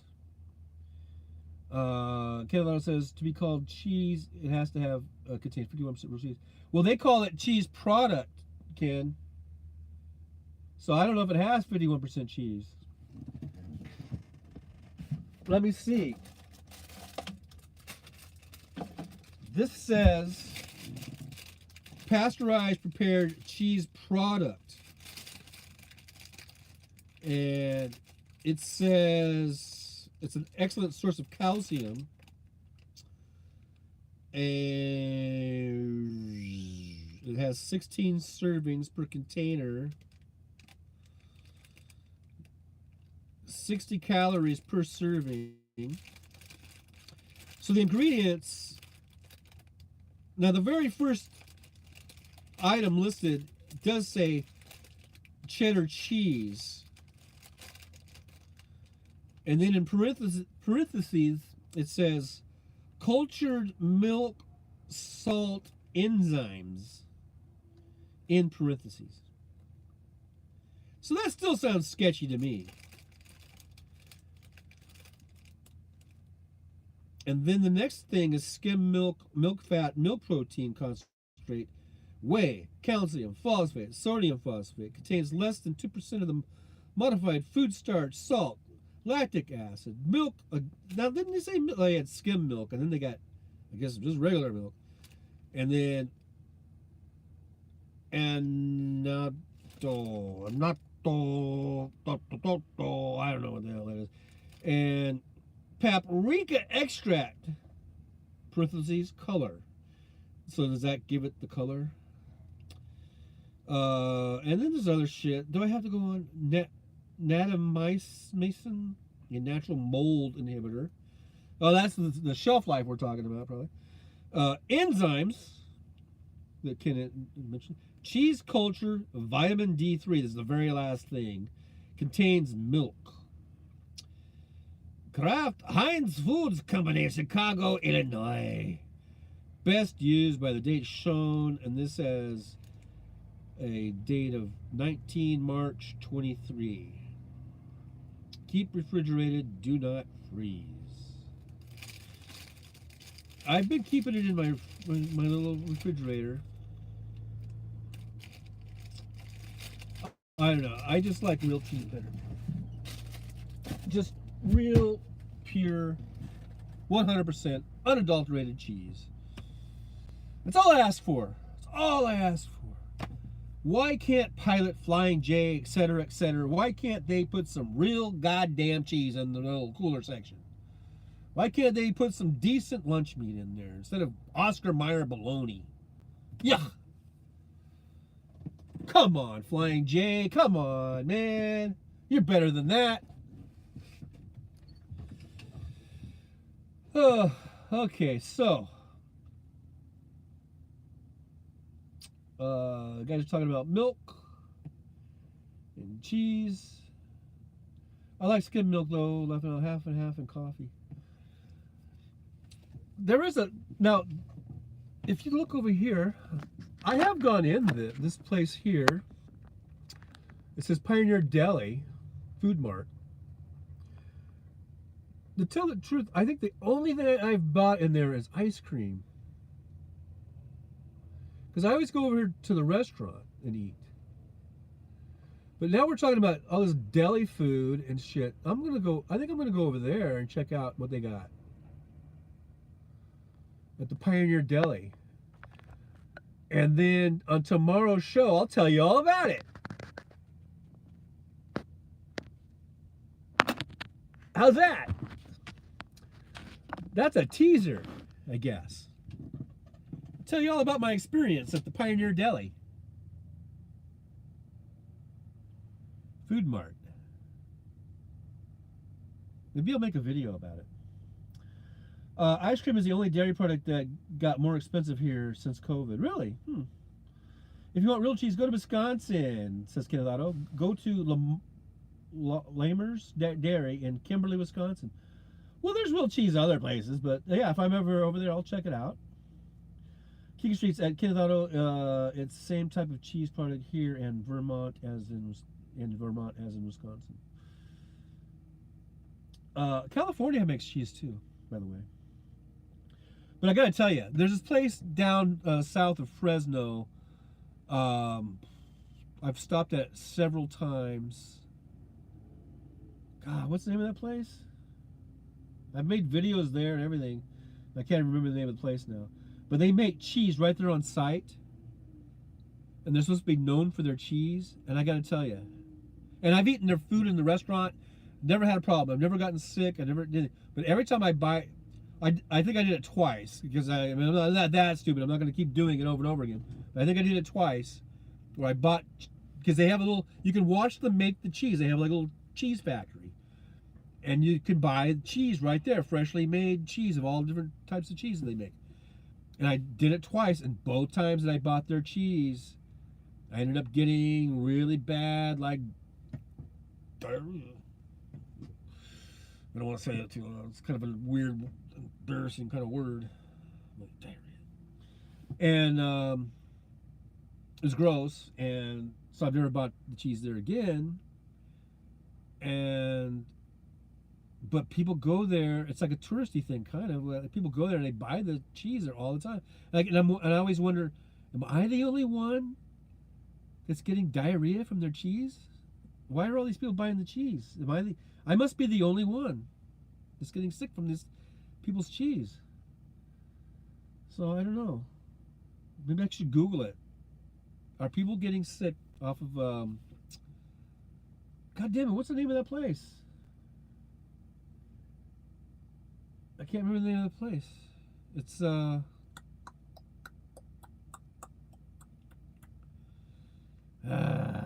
remember the name of it. Well, anyhow, I should Google it to see if I'm the only one that's getting sick off of this cheese. The same type of cheese product. Oh yeah, I read that. Jolie, I had the best cheesecake of my entire life in Wisconsin. Oh my God, so good. Yeah, I bet that was delicious. But look, that's cheese usually binds people up. I know. That's right. It can do that. But not this cheese. No, no, no. I only wish. And it's kind of a famous place in California, and I can't remember the name of the goddamn place. And now they have two of them. They made one's on the 99 freeway, and then one's on the Interstate 5. And I can't remember the name of it now. God dang it. I hate that. All of a sudden, it's gonna pop into my head. It'll be like 5 hours from now, and I'll be like, "Bing!"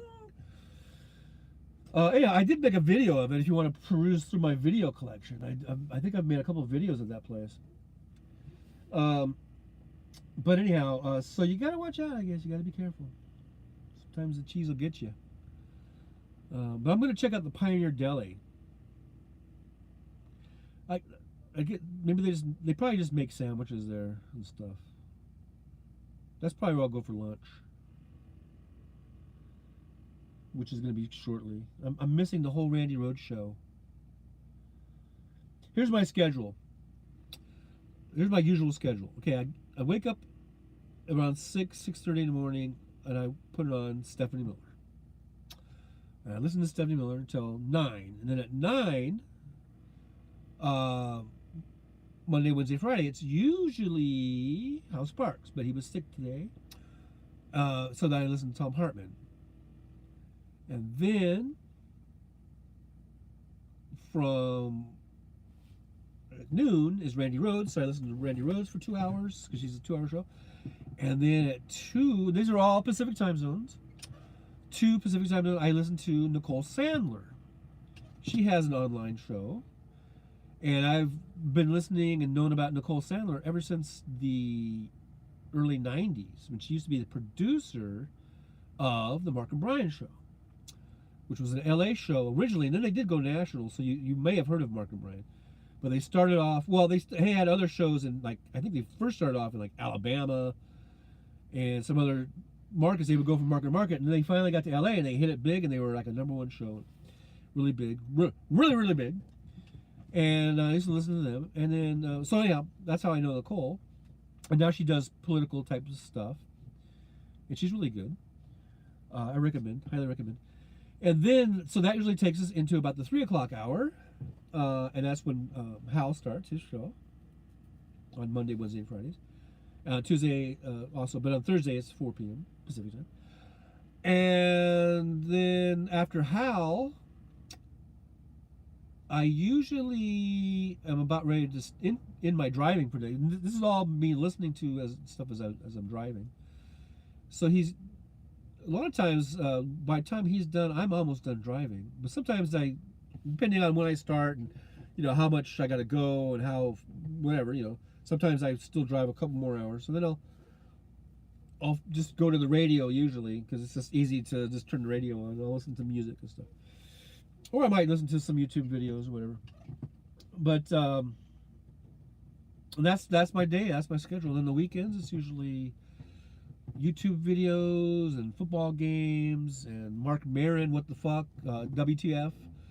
I've listened to him. I usually save him for Sunday. I let the shows kind of build up. And if I'm driving on Sunday, I'll usually have almost a whole day's worth of shows or a few hours of shows to watch or to listen to. So Benny Loco says maybe it was what the cheese was on that got you. I don't know, because you can buy it. You buy it like a block of cheese, and I remember buying some. I had crackers, and I think I was doing like cheese and crackers. I don't think the crackers were bad, and I don't know if I put it on a sandwich or not. I think I was just mainly doing it like as a snack, like cheese and cracker type of thing. I'm intrigued by the cheese that has the maggots. Oh God, I heard about that. Fuck that. Ugh, no thank you. I'm not intrigued by it at all. I'm repulsed. No thank you.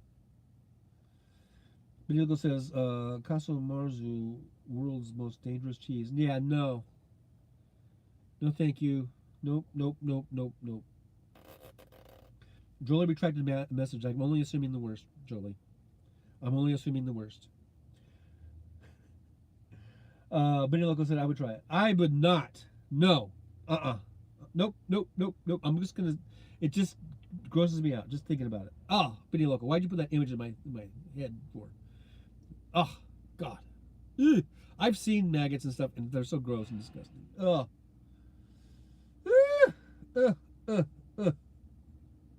Benny Loco, why'd you do that? Why did you do that to me?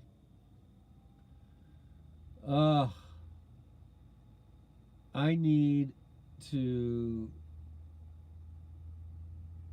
look at the clouds and try to get that image out of my head. But the clouds really aren't that interesting right now. Yeah, nothing really going on up there. Nothing that great going on. Ooh, how did that get like that? Oh yeah, because I zoomed it in and I didn't zoom it back out. Now we just have these kind of flat clouds going on. Nothing really interesting. There's something over there, but I don't know what that is. Sperm whale. I don't know. We do have a big patch of blue sky. It's just been raining and snowing and for like a week solid, so it's good to see some blue skies out here. Looks like we might have some clearing for a while. Get a little break from that weather. That'd be nice. But how bad could it be? Well, it could be horrible. Yeah, it's cheese, but not all cheese. I've gone into like cheese shops, and some of those cheeses stink horribly. I don't like a stinky, horrible cheese. I just like, that's why I like cheddar. I like the way cheddar smells, basically. I like the way it tastes. I'll eat a mild cheddar. I'll eat a sharp cheddar. I'll eat a regular cheddar. I'm a cheddar guy. But I do like a provolone, and I do, like I said, I like Swiss. I like provolone. I like a little mozzarella. You know, that's like more of a cooking thing, right? But overall, I'm a cheddar guy. Julie says, I'm on my walk, dropped my phone, started listening in, and responded to something before realizing that I dropped my phone. Oh. Well, I hope your phone's okay. Hope you got a good case for it.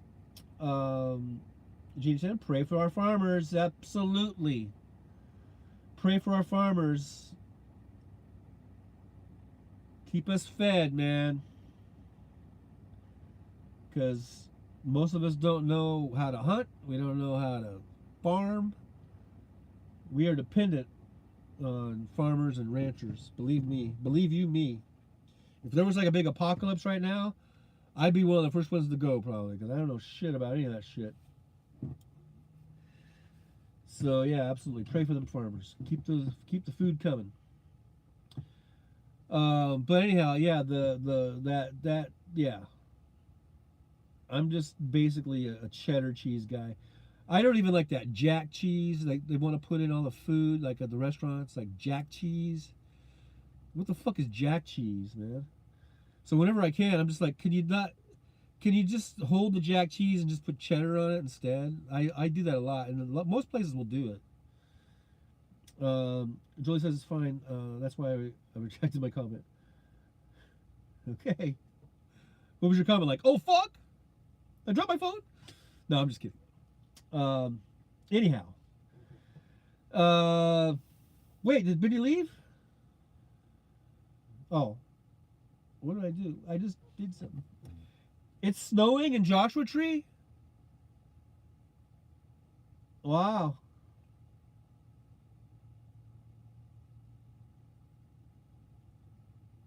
Well, like I said,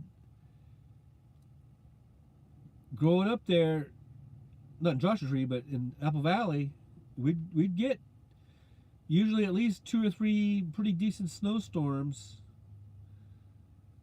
from maybe sometimes as early as November through January. Sometimes we get a spring snow or a late winter snow. But I wonder, is it sticking? Or is it just sort of little tiny snowdrops, snowflakes? I used to love the snow. I loved it. When it was snow. And it would usually be gone in the next 2 or 3 days. It'd be gone. But we could make little snowmen, and if you had a nice little incline on your driveway, you could do a little. You could make a little sled or something.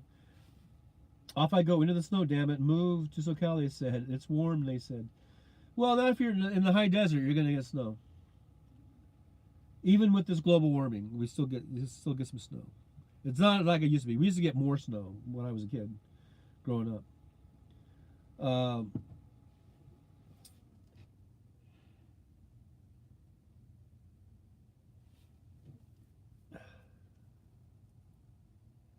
Yeah, I used to really love the snow though.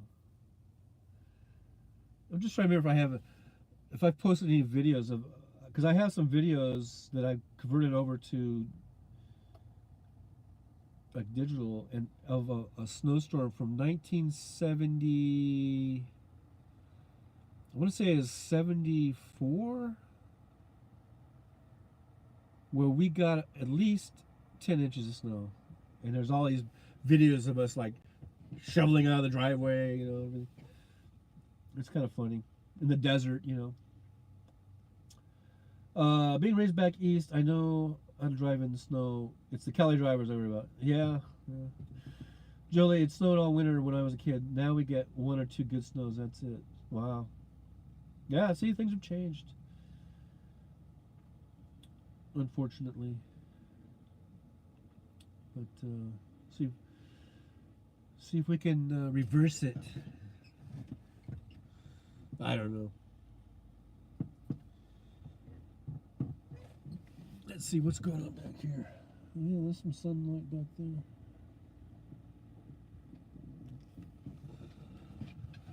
Okay, guys. Well, should we call it a day? What time is it? 1:20. I'm sure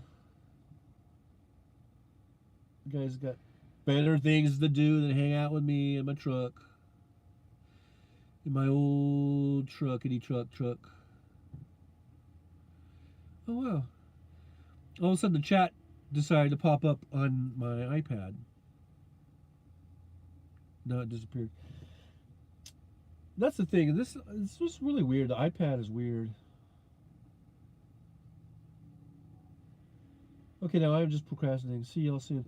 All right, Benny Loco. Thanks for coming by. It was nice chatting with you. And I'll see you around. I'm sure we'll see you in there. Tilana says, you're just fine, John. I would just be lonely and miserable alone otherwise. Well, I hope I can help keep company. You know? It's kind of what we do, huh, on these shows. I think we help keep each other company, you know?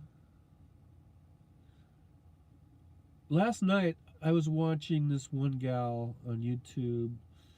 I think Jolie knows her. It's Amy Gonzalez. Remember, she was always on Mike Malloy's show. Mike was in here earlier. I don't know. I don't think he's lurking. I think he's not here now. But man, oh man, poor old Amy. She's really going through, I think, some really serious depression or something. And she's been doing a lot of live streams where she like gets drunk and stuff, and she even admits on there that she's going through some stuff. So, and she's got a lot of support though, a lot of supportive friends that go on there, and so, I mean, on one hand, you hope that it's beneficial as far as like at least giving her some support. But then on the other hand, she also needs to probably go and see something. And she even admitted that she has insurance and she has health insurance, mental health insurance. You know, like she could go and see, a therapist or something, and she just needs to do it, but she hasn't been doing it. And so instead, she's been doing these lives where she gets drunk and on the thing, and it's kind of scary actually, because she seems like a really nice person, you know. And so I hope that she does, instead of just trying to, you know, drown her sorrows in drinking, that I hope she will go and make an appointment to see, I don't know, a psychiatrist or some sort of therapist, you know. But that's what we do. You know, we go on these. I think we all kind of help each other out. You know, and that's what I really love about going on YouTube. You know, we help. We build these friendships, and it's all virtual. I've never met any of you guys in real life. Maybe someday some of us will meet. That'd be nice. But it's all basically through this little device here, and we hang out, and it's fun, and it's really great, and it does. I don't know. I think it does serve a good purpose. You know, of people being able to make these friendships and you feel you feel less alone. You know, I think it's nice. I really like it. And Julie says, the number of times I heard Mike say Amy Gonzalez. Yeah, I think we'll experience mass PTSD from division and Trump presidency and trauma of the pandemic. Yeah, I think so too. It definitely has affected. I think, yeah, worldwide more than we probably even realize. You know. It has. It's been. I think this pandemic has been. I think really altering, really life changing in so many ways. But I think we're gonna get out of it. We're gonna come through it. We're doing it now. I think we're coming through. But it's just stuff we got to work through. You know. It's just, I guess, part of the human experience, you know. But I can say that I appreciate you guys coming in here and hanging out with me, spending time with me. It's really cool. It's been really fun. I've been, I've been kicking around the idea of doing this for years and years. In fact, if you look back, I know Jolie has seen a couple of ones I did like 10 years ago or something, when they first did early rollout of being to go live, and I did a few of them. I was just kind of checking it out, and then I didn't do it until just recently, just last whenever I started doing these ones. Like, what am I doing? It's like 3 or 4 months now, or 6 months maybe. It seems like only 2 months, but I guess it's been longer than that. But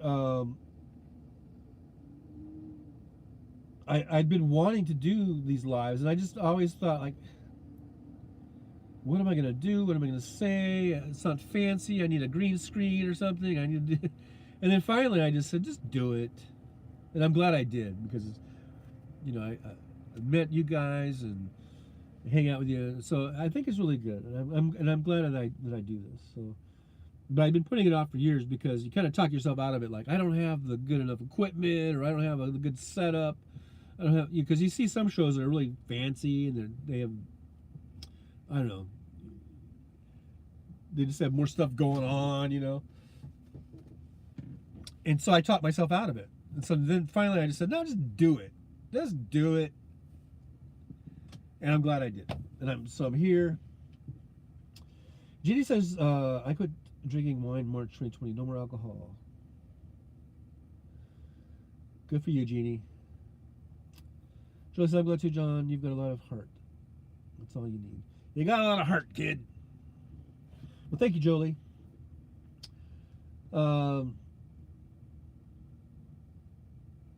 Yeah, I try.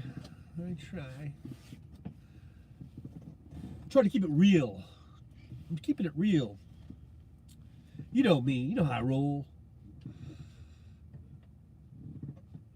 Jolie says, awesome, at Jeannie Koretz. Yeah, that's one day at a time. I'm getting kind of thirsty. I'm gonna grab another water. I guess I'll just have water.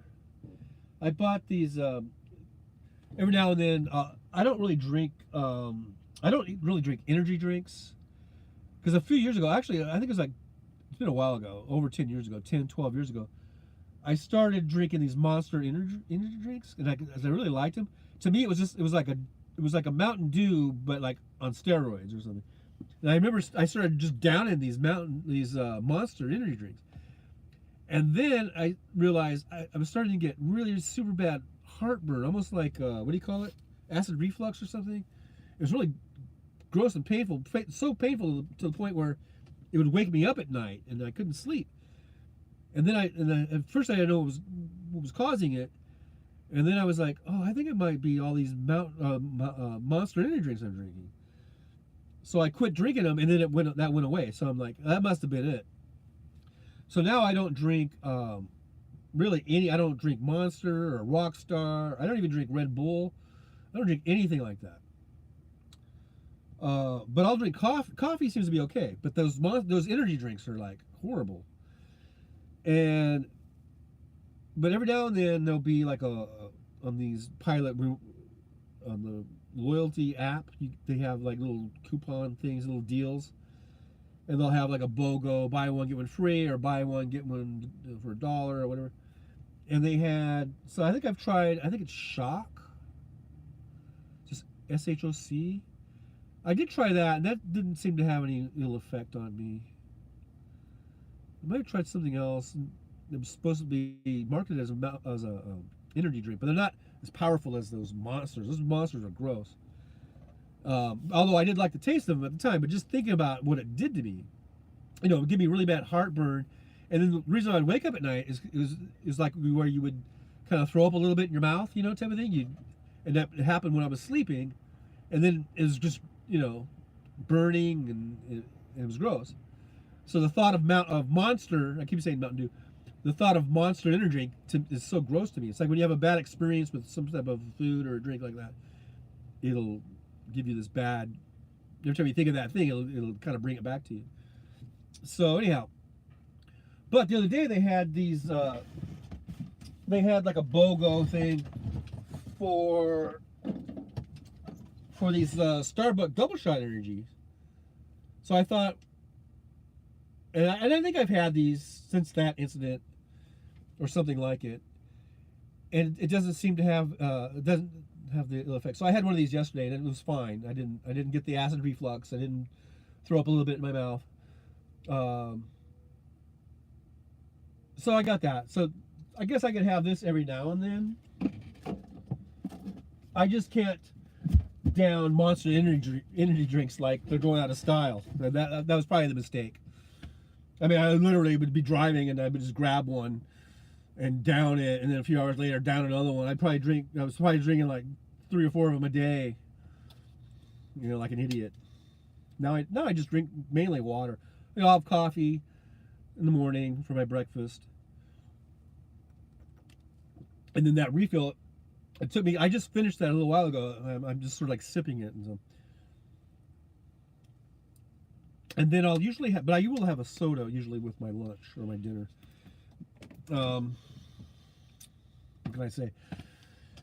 But those energy drinks, yeah. But the Starbucks double shot, they have triple shot, and I thought maybe I don't know if I want to chance the triple shot, so I just went with the double shot.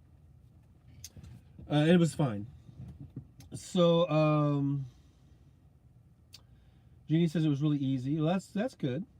That's good. I'm glad that's been easy for you.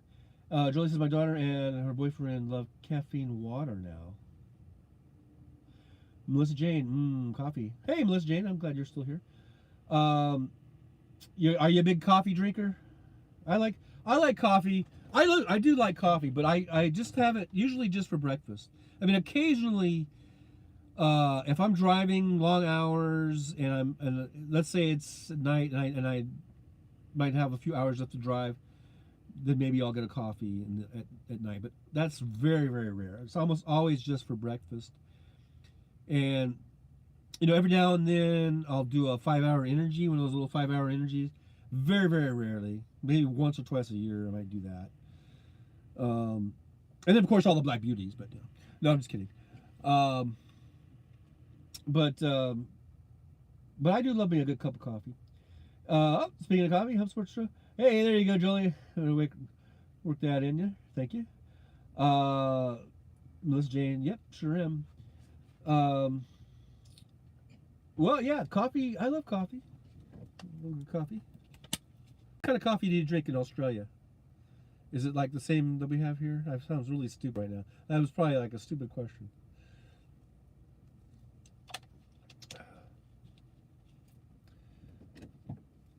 What was that he was drinking? Who was drinking? Me? Who or the coffee? Oh, the caffeine water. So it's caffeine water. Caffeine water kind of sounds like coffee. The caffeine water. Is that a new thing? It's just water with it's just caffeine and water. I can't get. I don't want to get over caffeinated. You know, that's why I'll have a cup or two for breakfast. I'll have a soda, like a Coke or a Pepsi, for lunch or dinner or whatever. I don't even feel like that's. I don't even feel like that's caffeine. I know it's got caffeine in it, but it sounds like coffee. Where you can actually feel kind of a buzz from it. I don't even get a buzz from Coke or anything, or Pepsi.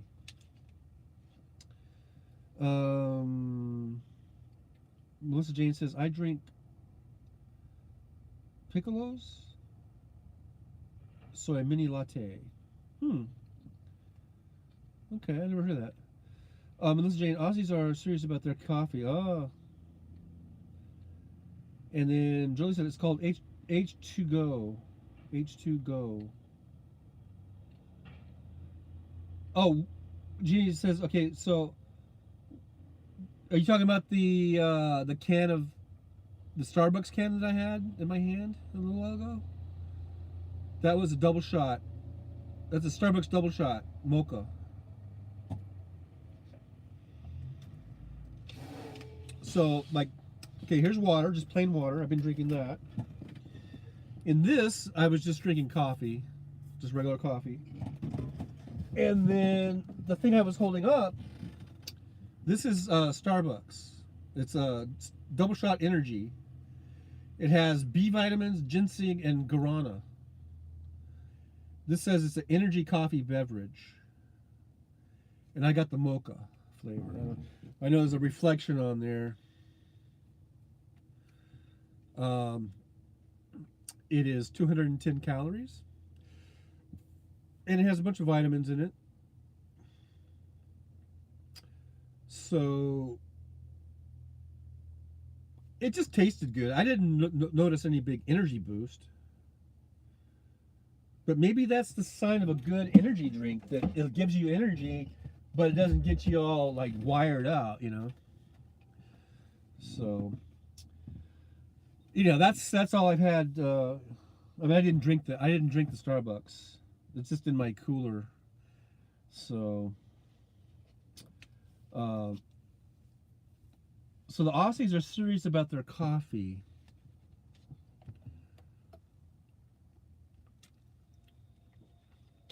I like coffee. I just like regular old coffee. Just good old regular coffee.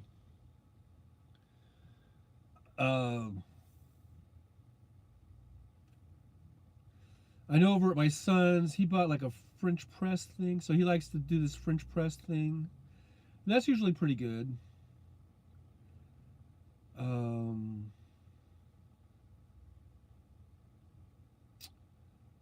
You know, but I could just get by with Folgers, you know, or whatever. I don't know. But it could be tricky. It could be kind of tricky. It's tricky. Yeah. Kind of tricky.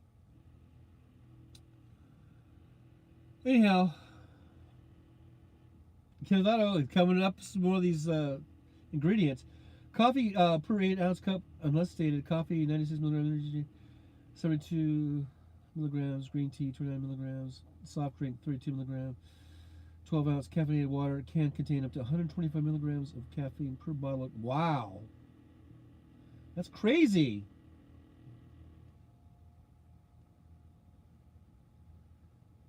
It's water with caffeine. Yes, that's what it is. It's water with caffeine. What are they going to think of next? So Is it? Does it have a taste? Is it tasteless? Or is it flavorless? I guess is what I should be saying. Yeah, I'll be coming on tomorrow, Jeannie. I'm planning on it, unless like I said, unless there's a load that I've got to do, that I have to go and get or something. Other than that, and that's always the case. I mean, the show could be preempted if I have to work, or if I can't work around it or whatever. But as of now, I'm planning on being on tomorrow, 9 a.m. Pacific. I believe that would be about noon your time. Not sure what time it is in Australia at 9 a.m. How many hours difference are you guys in Australia? Quite a bit, huh? Julie says, just tastes like water. Kenneth Otto says, basically you drink water to pee it out because you put in caffeine.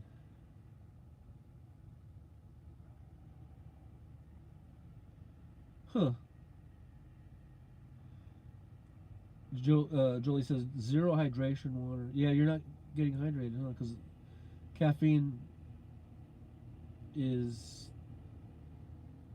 not a hydrator. Okay, well, I'll just eat sugar-free chocolate and drink water. Wow, Milligan, it's 8:38 a.m. So is it Tuesday there? Are you like a day ahead?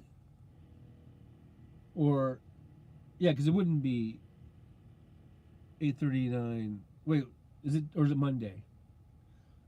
I'm so confused. Because right here it's 1:40 in the afternoon, and you're at probably 8:40 now.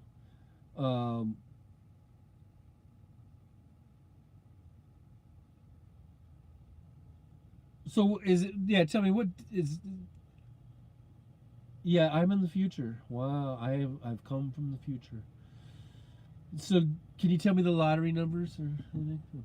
Anyhow, 4:40 in Indiana. It's 4:40 in Indiana. Yeah. Oh yeah, because yeah, 3 hours. Oh wait, 3 hours. You're Eastern time zone. I thought you were.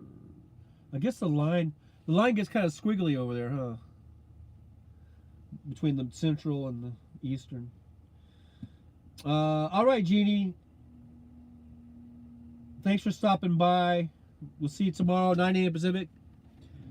Happy shopping. I think you're gonna go grocery shopping, whatever. So we'll see you then. Yeah, Mrs. Jane, I wish, huh? Yeah. Because if you could give me the lottery numbers, like, because you're in the future, then we could just split it. You could split it 50-50. It's up, Powerball is up to like 400 million right now. Or Mega Millions. I think Mega Millions is up to 400 million over here in the States. And Powerball is getting up there too. It's like, I don't know, 90 million or whatever. Man, there's got to be some way we could do that. Come on, man. Come on, people. Let's put our thinking caps on. How are we going to... We got to win the lottery, and then we can split it. I'll be happy if I just walk away with like $1 million, man. Joe says, not 50-50. We all know now.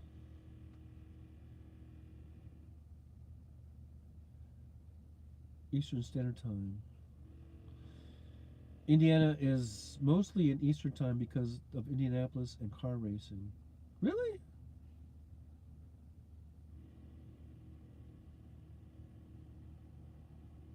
The lottery.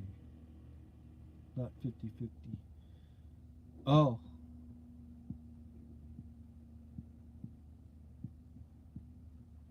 What do you mean not 50-50?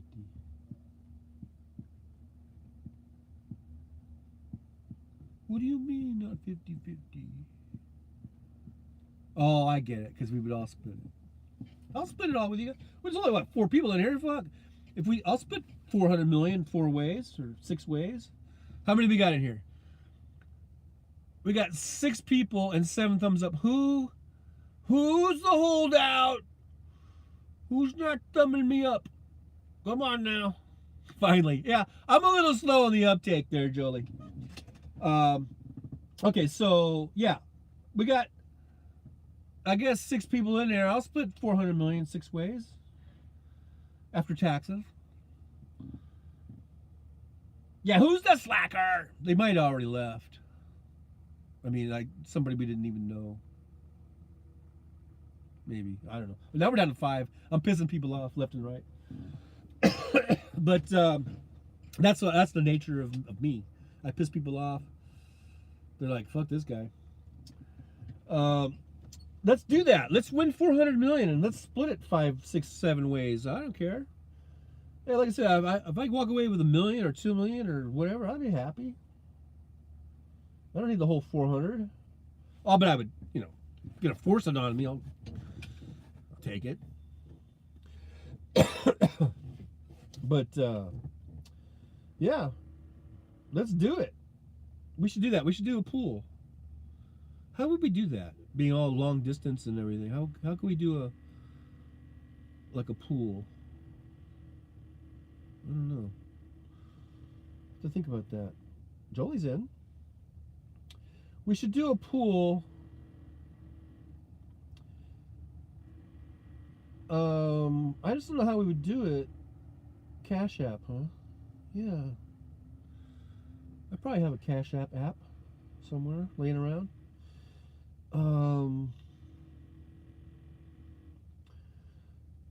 So what do we do? Like each put in like $5 or something, or I guess I don't even know. See, that's the thing is I always hear about the lottery and I always forget to play. I haven't even played it. It seems like I might buy 1 or 2 tickets like a year. I should be playing every single draw, but I don't. Everyone could Cash App me. I'll buy the tickets. Okay, well I'm in. How do we set it up? Like I think $5 is good. Okay.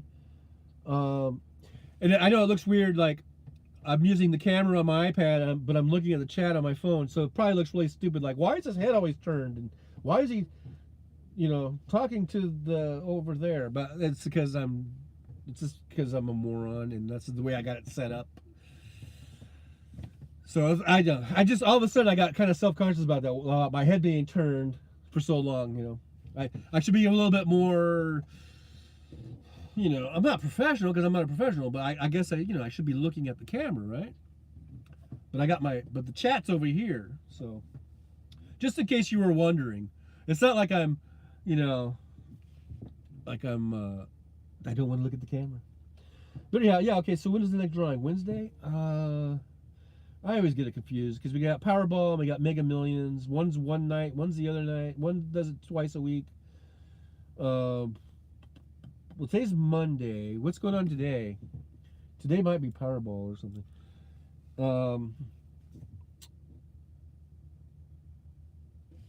But I'm afraid if I go off of the thing, maybe I don't want to knock us off here, but could look it up real quick. I could do a little multitasking.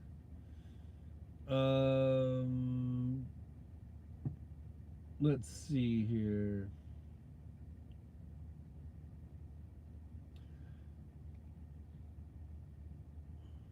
When is next Mega Million? Somebody already had that in there. 1.6 billion. Okay, that's old news, I think, right? Mega Millions. Winning numbers. This says next estimated jackpot $400 million. Cash option $216.2 million. Next drawing is Tuesday. Next drawing will be, that's tomorrow, 11 p.m. Eastern. So that's tomorrow. There's a new scam alert on here. It says So that's Mega Millions. Hope you guys can still hear me because I kind of messed up earlier where there was no sound. I had another app open. I think. Any small amount of money we win, we'll just throw in for the next drawing. Okay. All right. So it's tomorrow night. So actually, you should buy them. No one in Indiana ever wins. Really? Is that true? All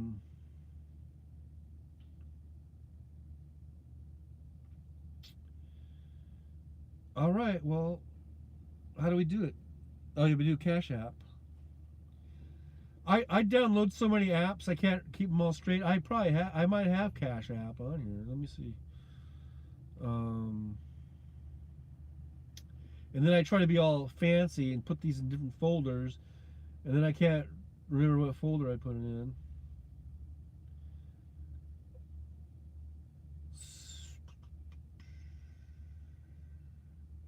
So it's not in that folder. I don't know. I don't know if I have it. I might not have a Cash App. Oh yeah, I guess there's a thing where you can just do a search.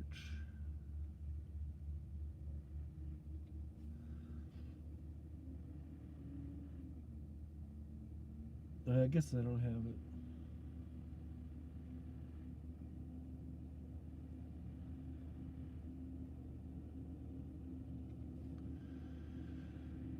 Huh.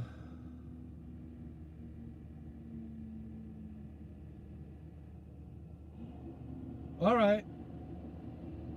I also have Venmo and PayPal. Yeah. I know I have a PayPal account that I haven't used in probably 20 years, but I think I still have it. I used to sell stuff on eBay. But I think I just used eBay because eBay had or did they use PayPal? I remember back in the, was it the 90s?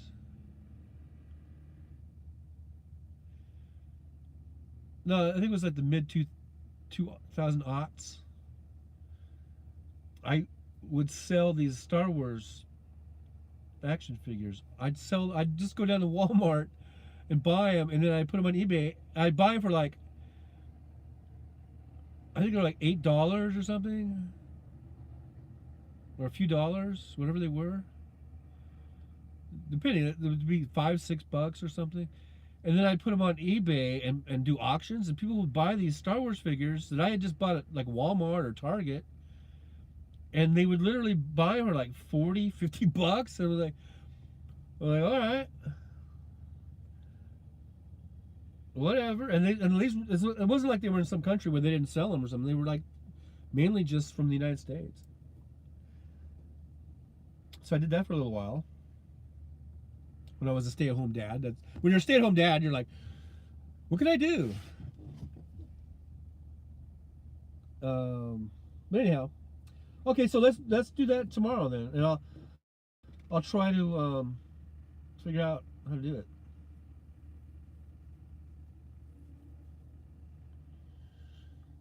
And then there's a trust factor involved, I guess.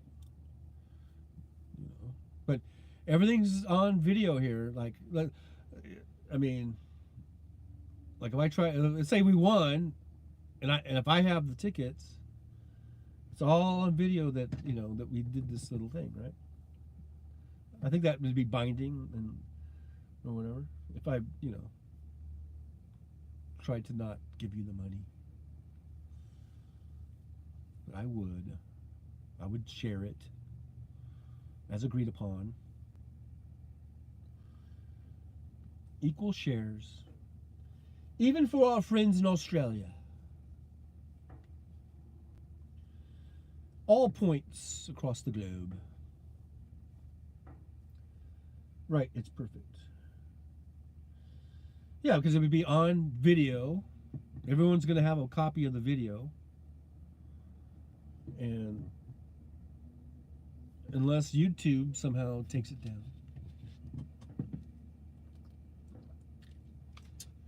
Anyhow, well, it's the stream that never ends because John got the Midwestern goodbye again. And it's a stream that never ends because John got the... Oh, I see what you're doing there, Ken. And it's a stream that... Okay, so are you saying you've had enough of me and you want me to leave? You want me to get the fuck out? Get out! Get out! It's almost 2 o'clock here. I missed the whole Randy Rhoads show today. Randy's going to be so pissed at me. Because I usually go in there and chat, and I usually say hi to Kimchi and Diane, and sometimes Kiki Streets is in there. I think was Kiki on that one? I don't know. But anyhow, yeah, and I'm not even from the Midwest. I'm from the California. Well, yeah, I did mention going all day. If we do go all day, I'm gonna have to go mobile and bring one of these things with me because I'm starting to get I'm actually getting hungry again. I had breakfast at what time was it? Like 9 o'clock when I went in there. I think it was around 9:30. And now it's 2. So I am starting to get hungry again.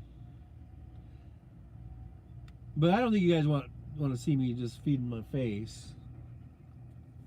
But I was going to go check out the Pioneer Deli, but I think they just have sandwiches. I don't know if you can get them to... Well, I guess I would find out. I don't know if they make them to order or if they just make a bunch of them and wrap them up, in cellophane. Is it still called cellophane? Am I totally dating myself? Which ain't a bad idea. No. Cellophane, plastic wrap, whatever. Because you were over 2 hours and 40 minutes into the stream. Yes, 1 hour, 63 minutes, and 19 seconds, and counting. Let's go. You want me to go? You want to watch me go buy a sandwich at the Pioneer Deli? The thing is that I am doing it from the iPad. It means I got to carry my iPad around with me. I don't know if I could just switch it over to the phone. Because right now, I'm just watching the phone, how it's being broadcast to you guys on the phone. I'm not doing the live from the phone. I'm doing the live from the iPad. So I'd have to carry the iPad around with me. And then order a deli sandwich. I just would feel self-conscious. Self-conscious. I always mess that word up between conscious and conscience. I have a conscience that makes me self-conscious. Anyhow, you were trying to go for my record. What's your record, Ken? Because I think I have gone... I don't even know what my record is. Jolie would probably know more than I would. Let's see, so here we are at 164. We are right around record territory, probably. I don't know if I've gone over... I don't know, have I done a 3 hour? I may have done a 3 hour. We're almost at 3 hours. Oh yeah, I think I have. I think I have done 3 hours. Yeah, I've done over 3 hours. I don't think I've done 4 though. Ken says, I'm not completely sure. I think I have done more than 3.5 hours. I think I've done over 3, but not 3.5. Less than 3.5. But I think I have gone over 3. Now, I was watching Mike Malloy. Not Mike Malloy, the one that, as us progressives would think of Mike Malloy. Not that guy. There's another guy, Michael Malloy, who's more of on the right side of things. And a few months ago, he was doing like a 24-hour thing. and I think I was off. I was like waiting for a load or something. I was sitting around, and so I think I watched almost all that 24 hours. It was weird, or I mean, I think I watched like 12 hours of it or something, and then I think I went to sleep, and then I woke up and he was still on, and then I watched a few more hours of it. It was like I almost watched the whole thing. Though I felt like I watched 24 hours, but he went like 24 hours. Really crazy. It was really a crazy thing. It's almost like watching the Jerry Lewis marathon telethon thing. All right, we're down to 3 people. So it's me, Jolie, and Ken, I think.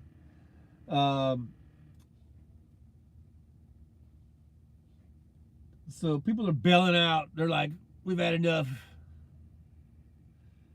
You can go 24 hours if you want or wherever, but we're not going with you. So anyhow, yeah, so here I'm at 166 minutes. What's that? 2 hours, 47 minutes, something like that. 120, yeah, 47. 2 hours, 47 minutes. Oh,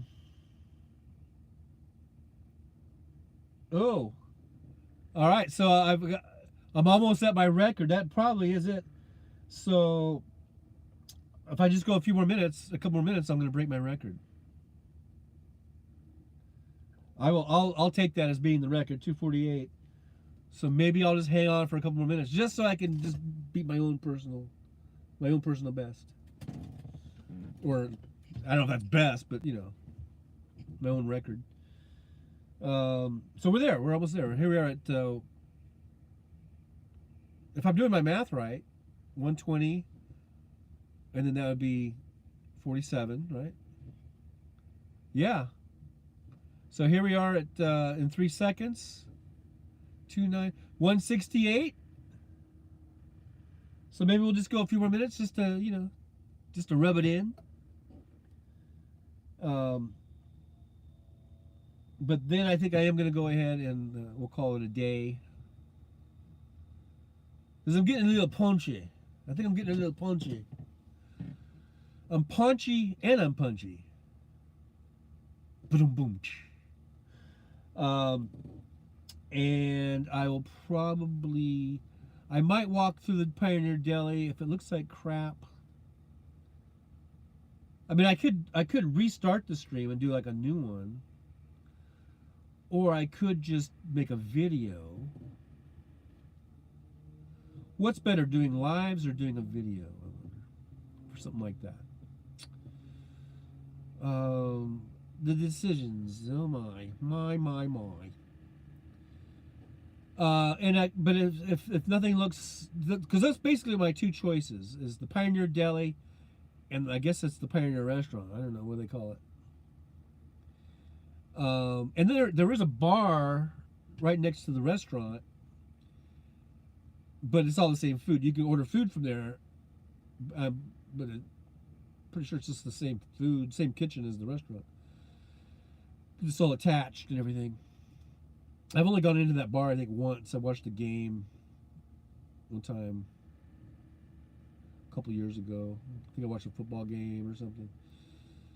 And had a couple of beers and I think I ordered some food in there. I think I ordered a burger or something.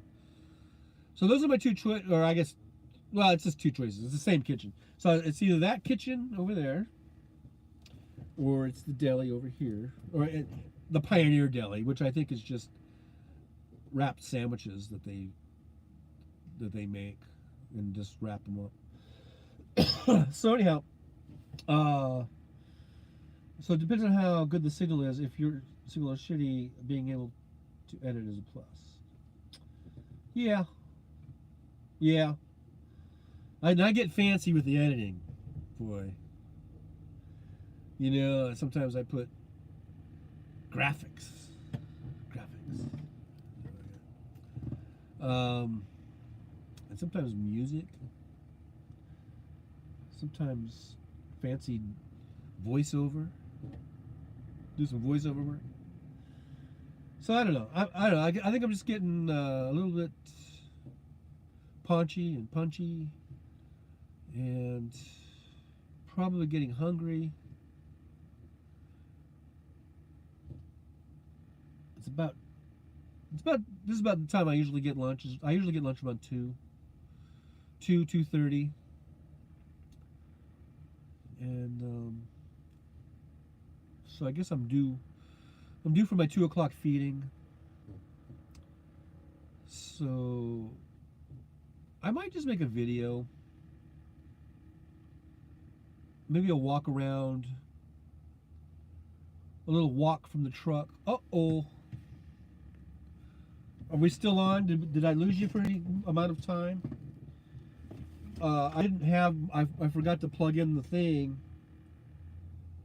So this whole time, it's just been wearing down on the battery. I didn't have it plugged in, and you know how when it gets, apparently it just skipped right over because usually it'll say 20%. You're down to 27. This one's now it just went right to 10%. So I plugged in. Hopefully it won't just die. It won't just die on us. So anyhow, my iPad is almost dead, so that rules that out as far as taking the iPad out. So I think I'm just gonna we set a new record, folks. I believe we're at 2 hours and 52 minutes. I believe that's a new record. I could go 8 more minutes and put us at the 3-hour mark. I guess I could hang on for less than 8 minutes now. So for 8 minutes, what are we gonna do? What should we do for 8 minutes? We could do. Is there a game we could do? Is there some kind of talking game? I don't know. I spy with my little eye. No, I don't know if that'll work. A car over there. No, I'm not good at that game. Okay, so we gotta fill 8 minutes. Come on, people, 8 minutes. We got 8 minutes to fill. My tablet still isn't working. I still got a red check mark, a red triangle. He said it might reset at midnight. I don't know why. I don't know what that has to do with anything, but it is keeping time, the right time. It's 14:06, which means 2:06 for you civilians out there. Like I'm not a civilian.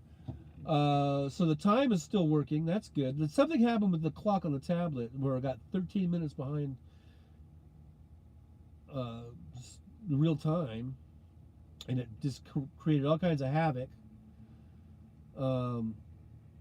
But I still have this big red triangle exclamation point thing, which is not good. Apparently that's not good. We'll see what happens at midnight. I'm gonna sit here all the way till midnight just staring at the thing.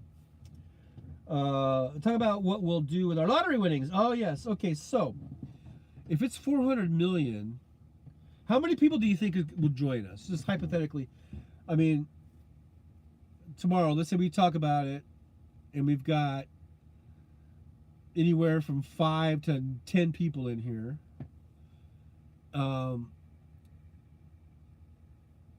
Let's just say, I don't know, do you think 10 people will do it? Or 5 people? I don't know. If it's 10 is easy math, right? So 400 million divided by 10 is what, 4 million? Is that right? Would that be 4 million a piece? 400 divided by 10 is 40. Is it 40 million? Ken, where are you? I need Ken. He knows. It's either 4 million or 40 million. And Ken, what's 400 million divided by 10? Is it 40 million or 4 million? 40 million. Yes. Okay. All right, Jolie. So 40 mil. I could live on that. I'd be happy with that. Okay, so we get 40 million bucks a piece. Of course, after taxes, I would just figure about 50%. So you get 20 million. I'd still be ecstatic with 20 million. So we each, after taxes, probably pocket about 20 mil. And And so, what would I do with $20 million? Oh my gosh. Oh my gosh. Buy a brand new truck. Now, I'm afraid my trucking days might be over. But I would probably get a really badass motorhome. Because I think I would still travel. I like traveling and driving. I think I would probably get a motorhome. And that's only like, you could buy a really badass motorhome. And even if you went all out on a crazy, and went crazy, you know, I mean, there are some that are like $1 million or $2 million or whatever. But you could buy a really nice one for under $1 million, 500,000-600,000, and it's like a mansion on wheels. So Kendall says, buy Hal Sparks a real studio and airtime on a cable channel. Okay, you can spend your money on that. I'm not. I mean, I might give him a little thing to his thing, but I ain't buying a studio. I mean, I'll contribute, you know, okay, 10 grand or something. I'll give Hal 10 grand for his studio, but you know, other than that, I like Ken. I mean, I like Ken, and I like Hal, but you know, I'm not going to go crazy on financing his studio. I think his show is fine the way it is. That's what I would do, and I would be his production man. Okay, well that's cool. You're thinking about you know, doing something. I would chip in. Yeah, I'll chip in. I'll chip in 10 grand. I sound cheap, don't I? I would chip in 10 grand. Okay, whatever. How much should I do? 50 grand? 100 grand? I don't know. I think 10 grand's fine. That stuff isn't that expensive. You know.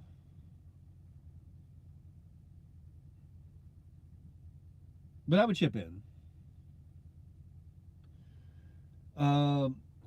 Buy all the conservative networks. For some reason, that showed up on that, but it didn't show up on here. See, the thing is I was always about thinking, like, I've thought about that too, like all these big lotteries, these 300 million and like the $1 billion lottery and all that kind of stuff, and buying radio stations, and creating a progressive network, kind of like, you know, Air America tried that, but making a network. And the shows that I listen to, right, Stephanie Miller, Randy Rhoads, Tom Hartman, basically that's it. And then there was Norman Goldman, and there was even Al Franken had a show.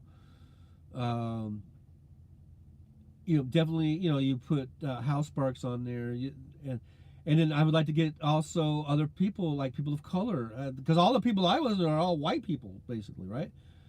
But it'd be nice to get some diversity in there and find some good progressive, liberal talk show hosts, people of color, people LGBTQ, do all that, and have a network of radio stations all across the country in places that only get, they used to only get Rush Limbaugh, but and of course all that whole thing, that whole Sean Hannity, and Bill O'Reilly had a show, and Levine and Michael Savage, all those, that's all they're listening to, all that crap. So it'd be nice to go into these markets and put radio stations that are definitely, liberal, progressive, democratic, all that kind of stuff. And I've thought about that, and that's always been part of my kind of fantasy thing to do, right? Of putting radio stations across the country, carrying that kind of programming. But now, as the years go by and the years go by and the years go by, I don't know. I mean, you and I, we listen to radio. We still listen to over-the-air radio. But even us, what do we do? I listen to almost everything, on streaming or on the internet, on YouTube, or on, like, there's a Progressive Voices app that has a lot of those shows that I listen to. It has Stephanie Miller, and it has Tom Hartman, and it has other shows. So I mean, almost everything I listen to nowadays is all through this phone right here, this little iPhone. I don't listen to radio stations all that much unless I'm listening to music, and even that you can. Of course, everyone listens to their music on a device. So I'm not sure if over-the-air radio, I mean, is a good investment, or if it really gets out to like the newer generations. I don't know. Yeah, Jolie says rural places still don't have good internet, and that's going to be changing. I think we would build back better. Wasn't Hal saying like broadband and stuff is going to be going in? Jolie says you have 20 million. You wouldn't have met us without Hal. I think 100,000. Okay, 100 grand? Really? Jolie, good idea. Why hasn't anyone on the left done that? I don't know. It says I would turn vacant malls and shopping centers into homeless. Yeah, well, and that's the thing too. There's I've thought about that kind of thing too, about abandoned office buildings, or maybe they're not abandoned, but they're just sitting idle because people can't rent them or whatever. Yeah, there's office buildings and there's shopping malls, and I've talked to my daughter about this. We had this kind of conversation, and she thought it was absolutely brilliant. So I made sorts of points with my daughter about how I would make either an office building or some type of building, and you could convert everything into units, like housing units, but down on the bottom floors you could make it almost like a mall or whatever, but it'd be like where they would have medical services, and there could be like healthcare services, and there could be like maybe job training and all these kind of things all right there. And she thought that was really a good idea, and that's something I would do, And you would work with groups. You'd find out other groups, and then I think, okay, look, it's a fantasy. This is a kind of a fantasy thing, like what you would do if you won the lottery. But then I think, okay, look, your odds of winning the lottery are almost zero. So what can you do now as just a person who has no money, basically? What would you do now as that? And you could still form groups just like we're doing right now. We're talking about this, or there's plenty of, I think, groups that deal with whatever issue is a passion of yours, whether it's homelessness, which is a big one, is a really big one, big problem. What can you do? You can find probably groups to work with, and that are private groups, and that work with the government or work whatever, however they do it, and find out what are they doing, what areas of the country and around the world are working, what are they doing to solve, because there have been success stories around the world. What are they doing? How are they solving homeless issues, and how are they solving in a long-term way, not just of providing a soup in a soup kitchen, which is a great thing, but what kind of long-term solutions are we getting so that people are getting into homes and also getting into a situation where they have jobs and they have training, and they also have, and we do know that a lot of homelessness is due to mental health issues. So what are we doing as far as getting people the mental health care that they need? So you can do that. You don't have to win $400 million to do that. You know what I mean? And I'm as guilty as anybody because I haven't done anything. But I think we can reach out and we can work together as people, and use our strength in numbers as people to help other people. You know what I mean? And then we don't have to win the lottery to do that. That's what I'm trying to say. But anyhow, I missed the chat here, so rural places don't have. That's a good idea too, Ken. Radio stations, John. Why hasn't anyone on the left made sure people in rural areas have liberal programming listed? They just think that it's a lost cause. I think, as far as like getting the bang for their buck or whatever. Maybe there's just so few people, and they're spending the money on the infrastructure to put on these radio stations, might not be worth it. But the right wing has, they flood the markets, they flood rural areas, and it's worked out quite well for them. So I'm not sure if their logic works, but I think they just think that everything's going to wireless, or everything's going to cell and to Wi-Fi or whatever. Everything's going to devices and streaming and all that kind of stuff. So that's just what they're thinking. But I don't know. I think it's a mistake. I think it was a mistake. I don't know. As time goes by, though, the window of opportunity is getting smaller and smaller. So I don't know. I still like listening to over-the-air radio too. Jolie says homelessness is out of control. I just saw a little story where Karen Bass, she just got elected as mayor of LA, and I guess when she takes office, on day one, she says she's going to call homelessness like a state of emergency on homelessness. So it'll be interesting to see what her plans are, because there is a big homeless problem, of course, in LA, all these cities, LA, Portland, Seattle, everywhere you go, even Salt Lake City. There's huge homeless populations. Have a great day, John. Oh, okay. You're heading out? Hey, we are over the 3-hour mark. I might catch up to you there, Ken. I have to get moving and make my appointment with Photolab for film developing. Wow. Okay, well, thanks for being here, Ken. I really do appreciate it. It was great talking to you and interacting. I will see you here, hopefully tomorrow, 9 a.m. Pacific time. Same bat channel, for same bat thing, whatever the bat thing is. But we'll see you there, and we'll see you in the chat room, I'm sure, with House Sparks and around town. So, and I'm going to be signing off here shortly. We are at 1 hour, 87 minutes, and almost 1 hour, 88 minutes right there. So that's got to be a new world record for Trucker John. A Trucker John. Whenever I say that, I think of, what's that? Was it a Shaka Khan? Like Shaka Khan? Trucker John. I should try to make some sort of a song out of that. A song parody, by the way, so I don't get tagged with the copyright thing.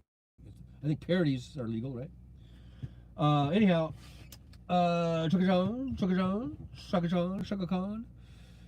Okay, so it's just you and me, Jolie, and somebody else is up on there. There's 3 of us on there, according to my little thing there.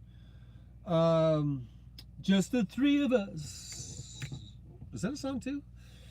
I don't know. It's actually getting kind of a little chilly in here. I'm getting a little chilly. I have to bundle up. It's getting chilly. I'm gonna go eat. I might make a video of it, of me stuffing my face. I don't know. I'm not really sure if I want to make a video. I might not.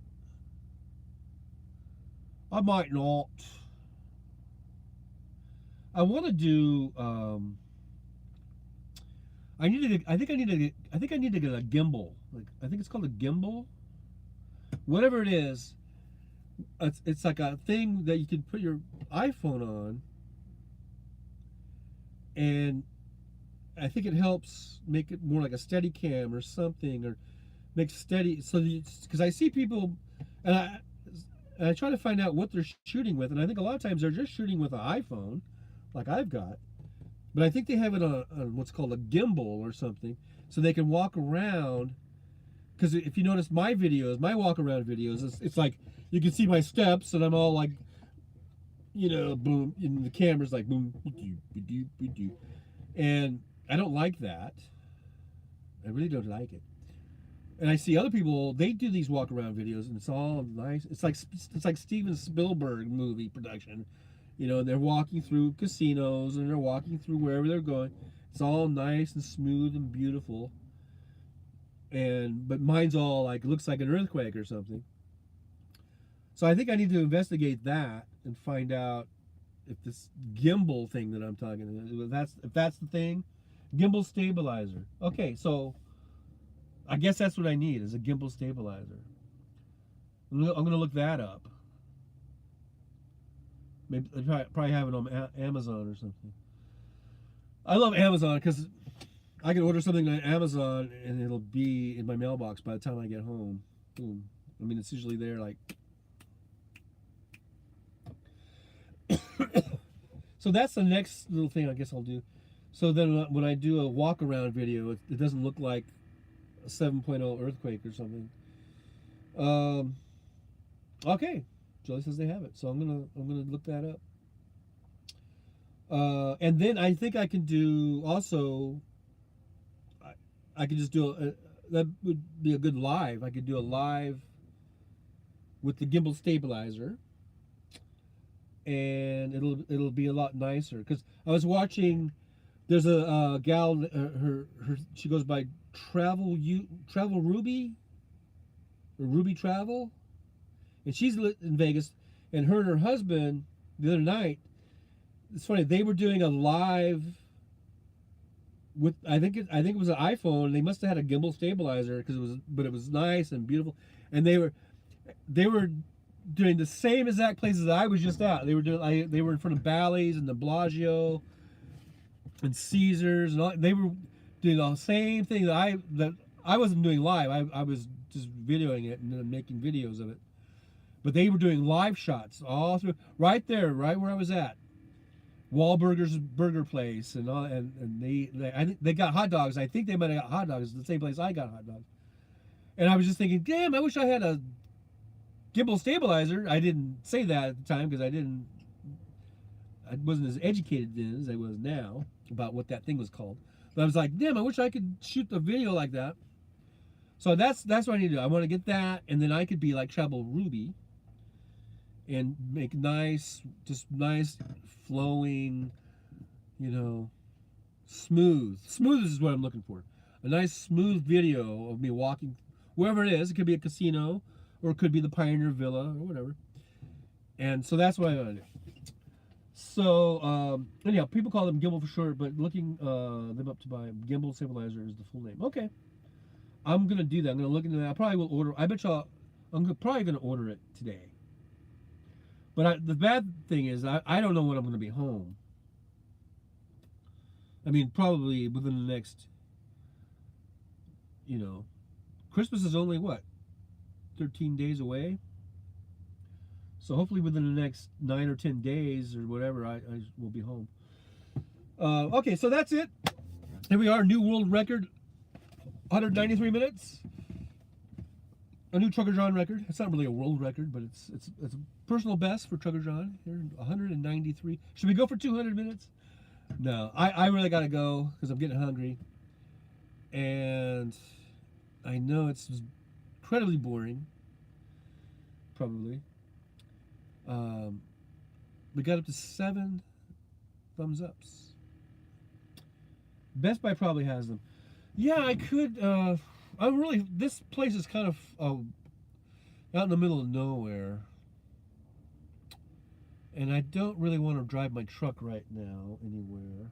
It's a hassle trying to find truck parking. And it's kind of far out to Uber. I'm really like about,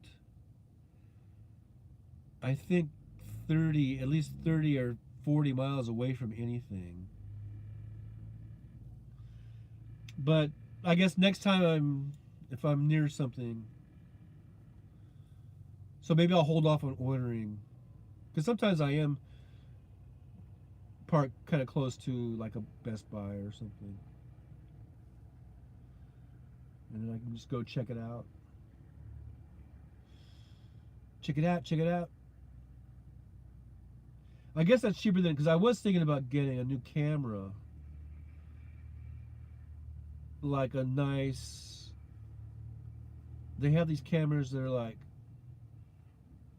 what are they, 4K or 5K or whatever, and I think you can go live on them, and I think you can just put them in your pocket or something, so you can just walk around. But I don't know if they have stabilizers in them or what. I don't know. Just things I'm just thinking about. Just kicking some ideas around, Still got the red triangle. I'm looking at the red triangle. Still got the red triangle.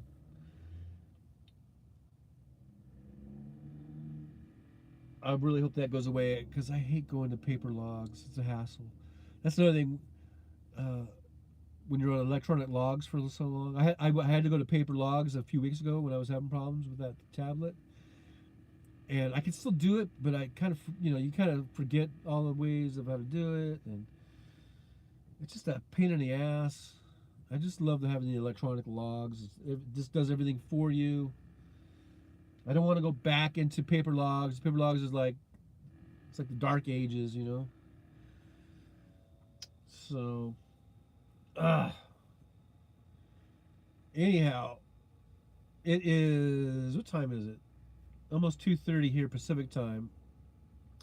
Almost 5:30 back there. Hey Jolie, since I got you on the line here, I haven't been on CRS2 since this morning, so hopefully no one has activated wildcard, but I was planning on activating a wildcard tonight at 8 p.m.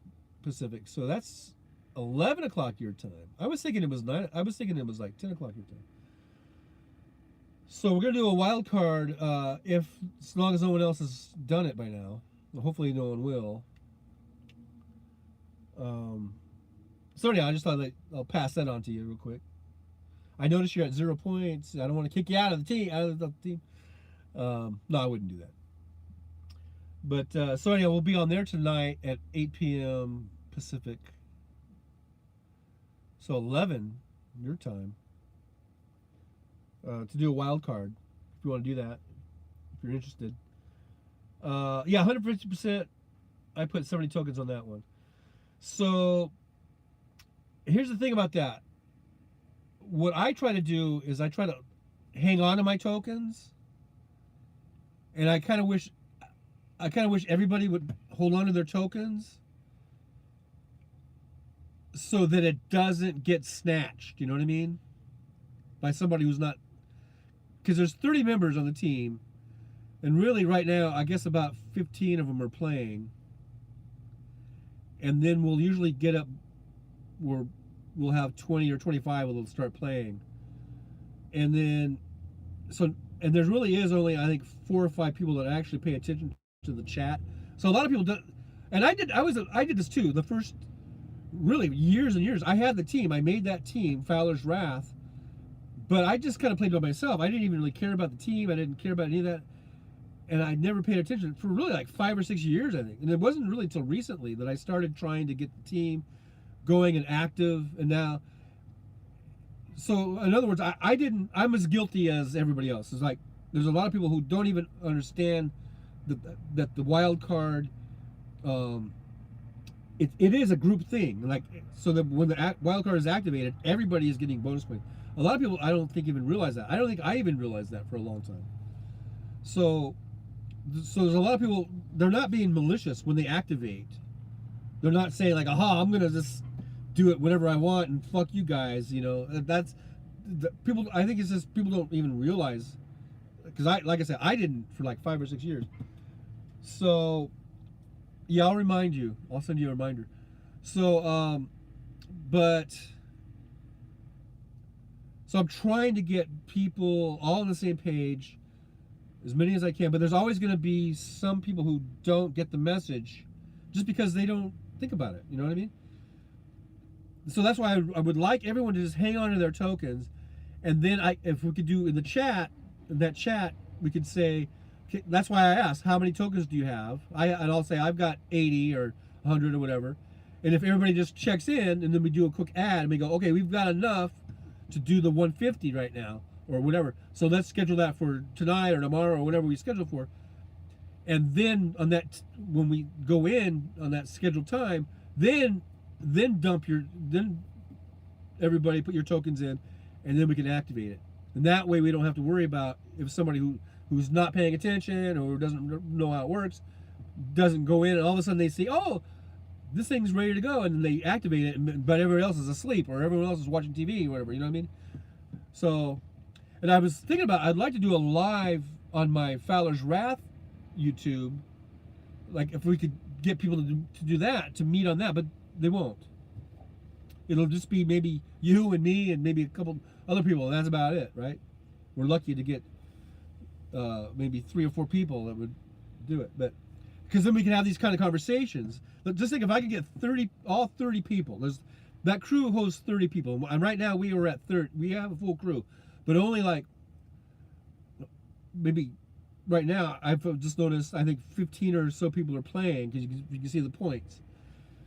Not everyone is playing, and then when we do get up to 20, 25 people playing, they're not checking the chat. They're just doing their own thing because they're not really thinking about this as a team thing. But just think if we could get 30 people, if I could go live on my Fowler's Wrath on YouTube, and yeah, that fucking Jared, and let's say I could go live on Fowler's Wrath, and we had all 30 people, and I could just do what I'm doing right now. I could say, hey, look, guys, let's all hang on to our tokens, and then let's just do little roll calls where we check in every day, and we say, I got 90, I got 80, and then we would know exactly when we have enough to activate whatever it is, whatever that would be, and then we could just say, okay, let's do it now, or let's do it. We can do this in 2 hours from now. We can do it, or we can do it tomorrow. Whenever we can actually come to a consensus to get a time, it would be so great. But I can't get 30 people to do it. I can't get 3 people to do it. You know what I mean? And that's why a lot of these groups that do win the car, you can win a car. These guys, the top 3, I think, or maybe it's more, they win great prizes. Those top teams, those top 10 teams, they get all these really great prizes, and they win cars. There's prize cars, and the cars. And the way they do it is they're in Discord, or they're in WhatsApp or whatever, and they're 30 team members. They all meet inside Discord or whatever, and they have regularly scheduled times where they do these activations, and they're all on board with each other, you know, and there's no miscommunication. But that's because they're all a tight unit, and they all meet, and they all have they can schedule. That's why they can schedule, like every Tuesday we'll do this, or every Wednesday, whatever, because they are all in. They're all working together. But our team, I haven't been able to do that, other than get maybe 4 or 5 people maybe that will get on there, and so that's all I can work with is those 4 or 5 people.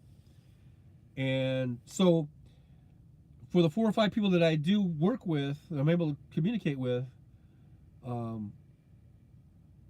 I would prefer if we just hang on to our tokens, and unless it's like a daily, like you have the daily goal, it'll say donate 10, and now there's race pass, and it'll say donate some. So if it's just those like 10 tokens or something, go ahead and donate that. And I usually like to try to get the 150, especially on that first round when it's the lower threshold. But other than that, I wish we would all just hang on to our tokens and then communicate to each other, you know, when we have enough to activate, and then we can just do it that way. But anyhow, says, could you imagine how many points we could get if we were all there for 150? Yeah, and could you imagine how many points we could get if all 30 people were playing, and it's kind of not that hard to get about 1 million points. I usually do about 1 million or a little over 1 million points. And I've gone over. I've had a couple seasons where I think I got over 2 or maybe 3 million points, but I usually average around 1 million. So and I kind of play a lot. So let's just say, what if the average was like 500,000 points in a season?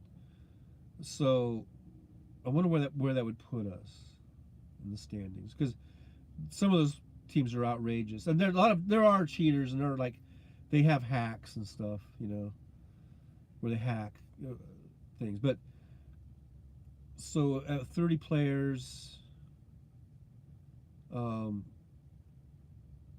guess that would be 15 million points. I wonder where that would put us in the standings. I'd have to look at the standings and what they usually get. But we would do a lot better, because like right now, as it is, the team record for our highest finish is like was like 4,100 and something place, and that's usually when we have a good top 5 players, you know, and then and a decent top 10, and then usually and then the next 10 are playing, you know. We always have that bottom 5 that's like a 0 or something, but like right now we are on kind of a pace where we could break our own record, because I think we're in the 4,000s. Like it looked like it was a 40. Well, I saw it last like 4,500 or whatever place. So as we get more players, because it does seem like the season starts and people don't play, and then as the beginning of the season people start playing, we do have a chance to at least break our own record of it's like 4167 or whatever. And it'd be nice to at least get into the 3,000s and see what that's like, see what that rarefied air is like.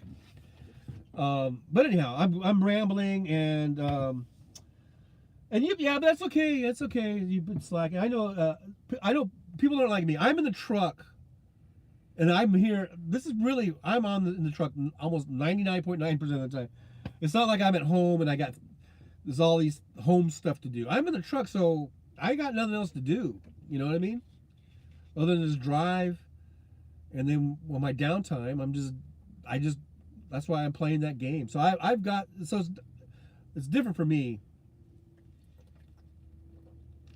You know, I can't expect everyone to have the type of time that I have to play in that game. So, but anyhow, it would be kind of nice if we could get a full 30 all playing, and at least get like, you know, like I don't know, even 50,000, 100,000 points, you know, and then our top 5, like I'm usually around 1 million, and a lot of times our top 2 or 3 people will be in that sort of 700,000 to 1.2 million, you know.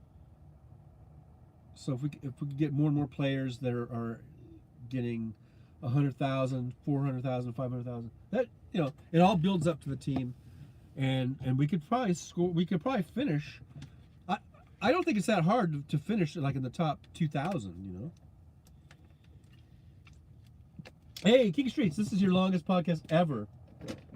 Well, you know what, Kiki Streets? Yeah, we did break a new personal best record. Trucker John, 208 minutes, almost 209 minutes. This is history. You are now a part of history, my friend.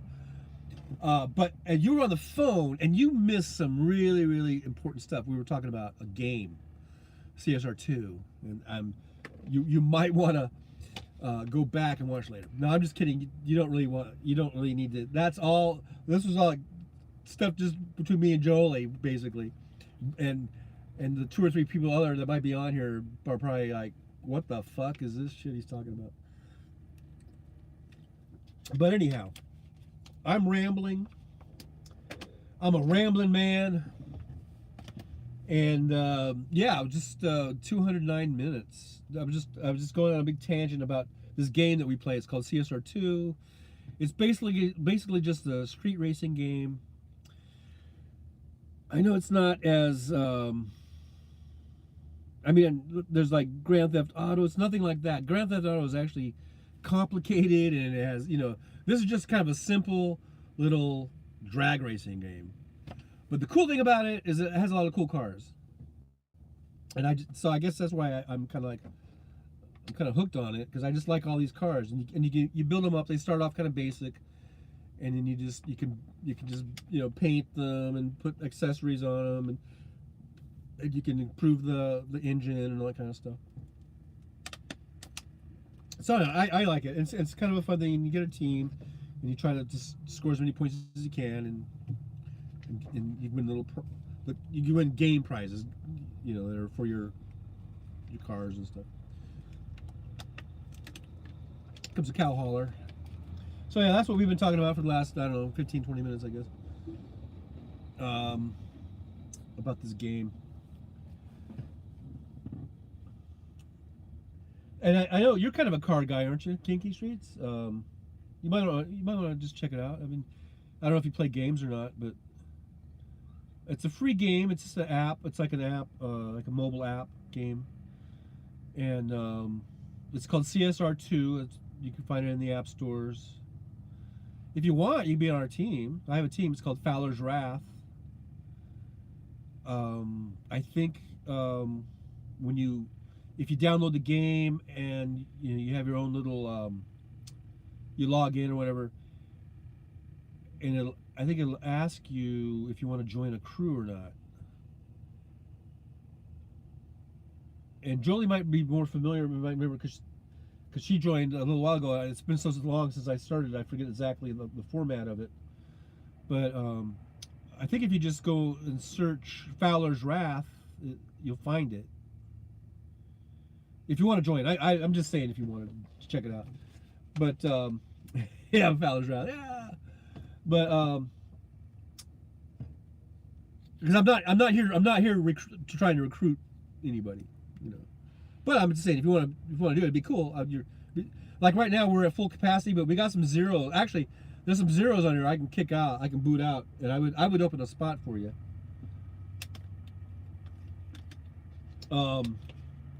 In fact, Jolie has that power too. But if you went on it right now, you might not be able to do it because I think we have 30 people. But like I said, there's some zeros on the bottom of that list. Jolie's a 0 too right now, by the way. But I wouldn't kick off Jolie. But there's a couple there that never play. Jolie plays. She just hasn't gotten into the new season yet because every 14 days is a new season. And so I can understand how these new seasons roll over and you're like, oh, I want to take a little few days of break or whatever. That's fine. But there's always like 4 or 5 people that just don't play for the whole season. You know? So we can boot a couple of those people out and make a spot for you if you want to do it. Recruit, we need help. Yeah, I know. We do need help. Kikishin says, for a living, I am kind of burned out from my industry, the transportation industry. I'm fixing that tonight. Yeah, we're gonna activate a wild card, and so we'll have a chance to get some good points. So anyhow, there's cool cars. The cars are cool. Like they have like I really like the more classic muscle car types, or even the newer retro, like the Challengers. They got Challengers and Mustangs and Camaros and Corvettes. Those seem to be my favorites. But they have like Ferraris and Lamborghinis and McLarens and I mean you name it. There's like hundreds of cars. They have off-road vehicles, and they've got road racing cars, they've got NASCARs, they've got all kinds of cars in there. It's really cool if you like cars, and it's all virtual, so I mean it's not like it's not like we're spewing toxins into the air or whatever. Drag racing isn't transportation, it's flying. Yeah, so it's pretty cool. All the different cars, and they have, like I said, they have some classics like from the 60s. I don't know if they have any 50s other than that one truck is a 60. They've got like a 65 Chevy pickup truck, but I kind of don't like how they put like a big blower on it. I wish it was more stock, I think. And that one there, because some cars you can customize and some cars you can't customize or change. But they have some older 60s cars, and then mainly everything else is pretty new, like 2000s, in the 2000s. It's funny as how there's not much in between. I'm just trying to think. I know they have like an old Mercedes and an old like Ford Cobra, all these stuff that are from like early and mid 60s, and then it all jumps pretty much to like, you know, 2022 and 2020 or whatever, you know, like the 2020s and stuff. But anyhow, so yeah, if you want to check it out, it's called CSR2, and as soon as I finish this broadcast, because I do everything on the iPad, I'll probably just go on there real quick. I'll just go ahead and boot out a couple of those zeros on the bottom of the list there that I know don't play, and then there'll be a couple spots. But you got to hurry because people do join that team. It's funny how I don't know what changed, but like I said, I had this team for years where I didn't do anything, and it was at full capacity. And but I never even cared about it. I really wasn't interested in the team thing, even though I made that team. And then the last couple of years, I got the idea where I wanted to try and have an active team. And so I was trying to recruit people through like Facebook or through, or even on the chat, because there's a chat on there. And I couldn't get anyone to really join. And then one time, this was earlier this year, I think I just went ahead and cleaned house, where I just got rid of almost everybody. I think like 25 people. I just went ahead and cleared them all out. And then I wasn't recruiting on Facebook. I wasn't recruiting on the chat. I just let it sit there. And all of a sudden, people just started joining on their own. And now so now I keep a full crew, and I'm not even recruiting. And then every 14 days when there's a new season, like right before the end of the season, there's always like 4 or 5 zero people. That means they didn't play, and then I just boot them, and then within a couple of days, those 5 get filled up again. So those empty spots get taken, and I don't know what really changed between the way I was doing things before and the way I'm doing things now. I don't even have to recruit, and those spots just get filled. So anyhow, if I open up a couple spots, my point is that it'll probably get taken up within the next couple days. So if you're gonna go out, if you're gonna go check it out, I don't know if you're gonna do it today or whatever, but I'm just saying that those spots get filled quickly. So anyhow, check it out. If we see you on there, it'd be cool. I don't know if you did go on there, because you can put down like any name you want, I think. So I might not even know. So if you don't use Kinky Streets, then I might not even know it's you. Like for my name, okay, it's Fowler's Wrath. My last name's Fowler. I'm doxing myself. Whatever that means. But so it's Fowler's Wrath is the name of the crew, and then my name, my like profile name, you can change it all as many times as you want. Like I've had many different names where I think I just had John Fowler for a while, and I think then I changed it to like JRF Racing, because that's like my initials, not the crew name, but my actual profile name. I changed it to that. And then now I was using I Stand with Ukraine. That was my name for a while. And then this season I changed it to Slava Ukraini. And so I do a lot of cars I have like with Ukraine colors. I did that as soon as the war broke out. Just my little way of showing my support for Ukraine and Ukrainian people and their efforts. So that was just my little thing that I did. And I think I'll just keep doing that until the war's over. So hopefully it'll be over soon, because I'm getting kind of tired of it. I would like to go back to just being JRF Racing or whatever. But so anyhow, I have a lot of Ukrainian themed stuff on my own cars. But you can do on your car. You can name your little profile name whatever you want. That's your racer name, and you can do your cars and colors whatever you want. Just because you're part of Fowler's Wrath and we have this big, a lot of my cars have Ukrainian themes, you don't have to do that. You can do whatever you want. So anyhow, if we see you on there, that'd be great. I think I'll try to open up some spots just in case if you decide to do that. And those people that I'm going to drop, they haven't been racing, and I have a feeling they're not going to be racing. Like I said, there's always these bottom 4 or 5 people that seem like they never race.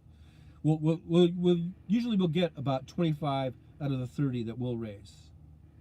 At least enough to get some points. Because my rules are really lenient. My rules were just if you after 14 days or maybe like 13 days and 20 hours or whatever, if you haven't scored any points, that means you haven't raced.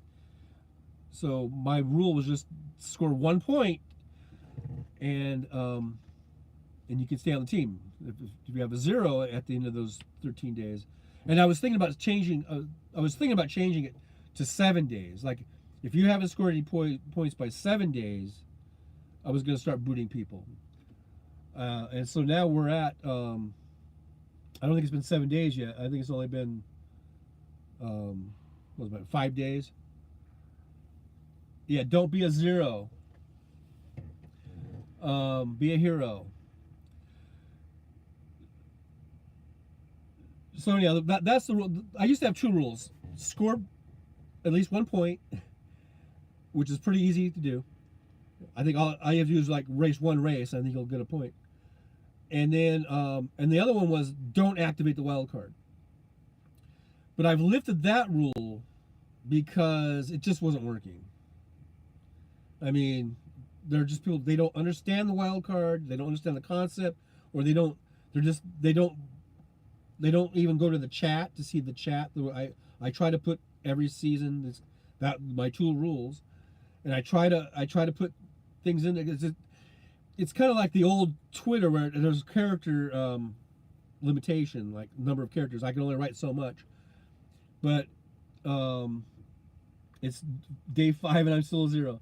I know, but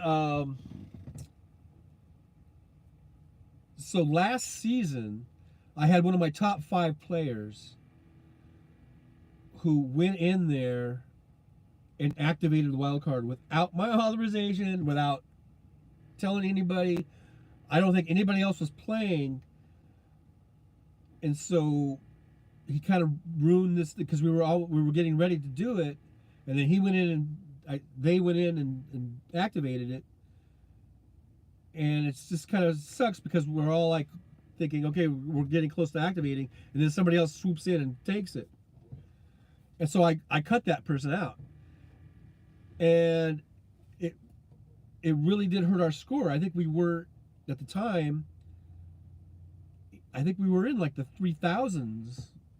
And there are like hundreds of thousands of people that play this game, right? Or maybe millions, I don't know.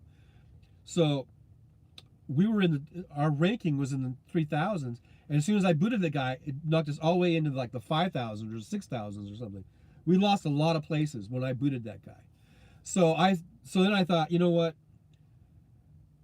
As much as I don't like it when people do that, when they swoop in and activate the wild card when no one else is looking and no one else is playing, and undermines we're trying to set up a time for us all to be able to be in on it.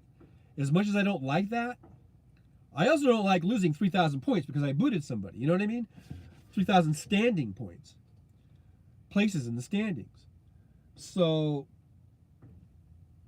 I realized that at that moment I had this epiphany or whatever, or this awareness that at least if someone activates the wild card and they're the only person playing, at least their points are still going to the team, and it's still benefiting the team.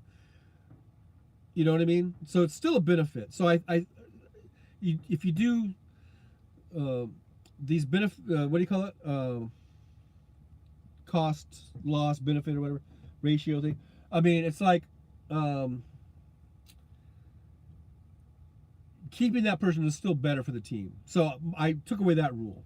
The rule, I no longer have the rule that if the person activates a wild card without my authorization or without getting it cleared or without setting up some time to do it, I no longer will will boot you out for that.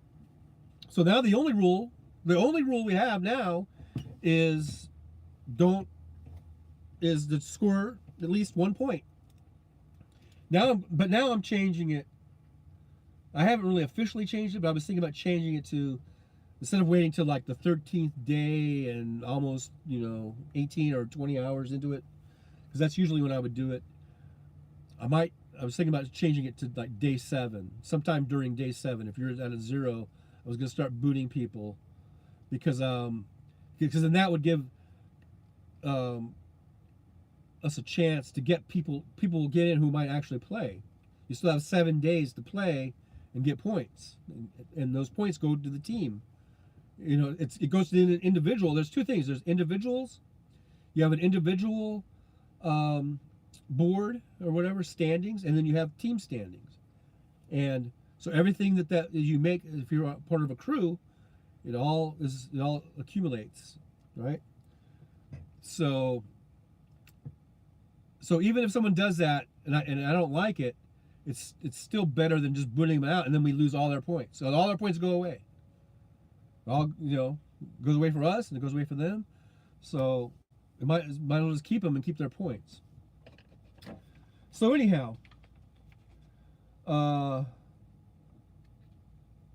since we all donate to the wild card, that's why not one person should activate it until we plan for so. I know, but a lot of people, like one guy, it was Dylan Fowler, who, as far as I know, I'm not related to, but the name of the team is Fowler's Wrath, so he probably thought, oh, that's cool, I'll join that. And he's still on the team. And it was, I guess it was last season, he activated the wild card without authorization. And then I just made a note in chat saying something. I didn't call him out by name, but I just said something like, I wish people wouldn't do that in the future. I kind of did a thing I've already gone over about it, about how it works. And then he actually saw that and said, he said, I'm sorry, man, I didn't know. I just thought it was just, when I activated it was just for me. And then I was like, no, it's a team. It's for the whole team. Like everyone on the team during the wild card, when it's operating, everyone on the team will earn bonus points. And he's like, but I tried to be. I didn't want to like, be an asshole about it, because I realized that he didn't know, and I don't. This is shit about the game. I don't know, So. You can't be too hard on people. They don't really explain a lot of shit. So they don't explain it well, I guess. So I just say, hey, no worries. It's live and learn. We learn as we go. And so now and then now let's just go on from here. So anyhow, I didn't boot him out, and I'm glad I didn't boot him out. He's still on the team. He's still earning points for the team. It's like the mafia. You got to be an earner. You got to earn. And it all goes, your points and everything all go to the team. Like I said, there's an individual board and there's a team board. And so you can win on the individual one too. But also your points are all going, if you're on a crew, everything that you do goes towards the team also. And I've probably gone way, way too long talking about CSR2. We definitely need to do, a Discord. I could do, because, I have Discord. We have Discord.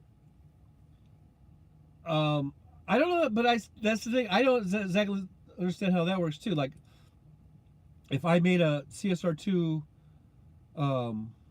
room, I guess, or whatever, like, how do I do that?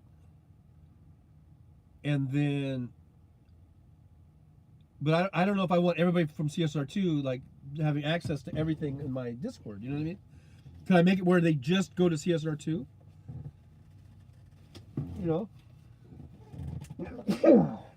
Gotta sneeze.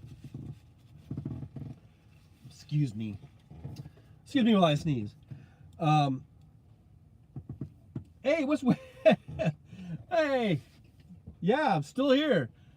2 hours, 30 minutes, and 50 seconds. Still here. Hey, Wes. How you doing, buddy? I've been threatening to turn this thing off because I'm hungry and I want to go eat. But then now we're talking about CSR2. It's a game. Hopefully we might have Kiki Streets. He might come in and be part of the team. No Hal, but oh wait, it's 3:00. Oh shoot. Hey Joey, we're getting into Hal time. Did Hal say he was going to do the 3:00 show? Because this morning the plan was he was going to do.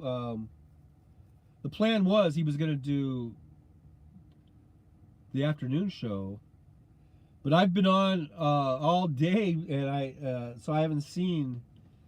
I haven't seen if he canceled that one or not.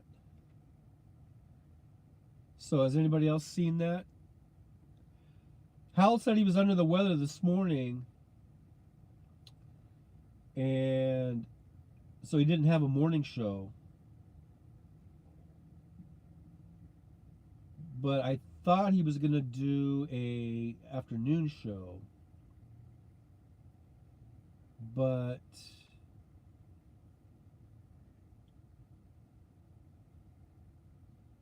I don't know.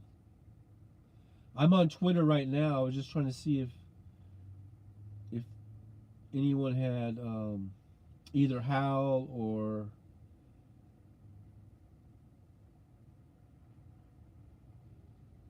anyone else posted any updates. Because usually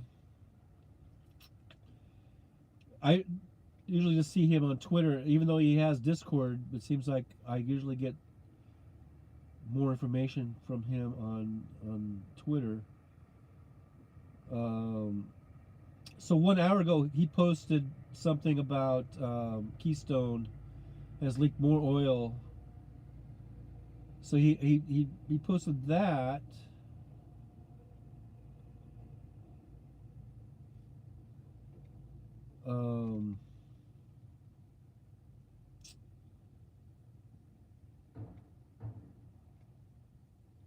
But I don't see. Do you guys see him on there? I don't see him on YouTube right now.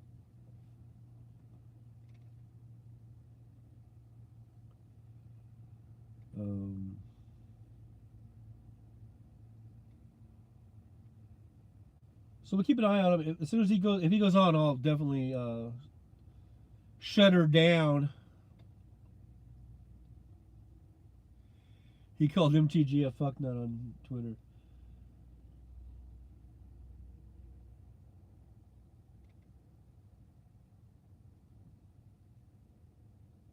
So I don't see him on. I don't know if he's going on or not.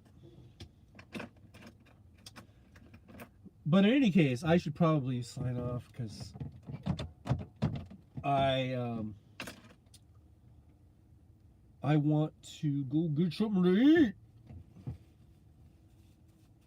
I'm hungry. Let me go.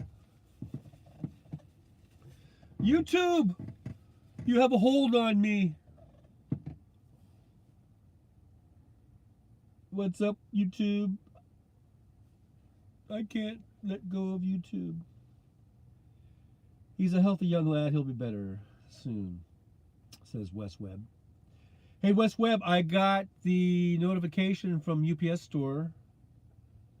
So thanks. I haven't been home. I won't be home. Who knows when I'll be home, but looks like I got a package waiting for me when I get home. Thank you very much. I know that's got to be from you, so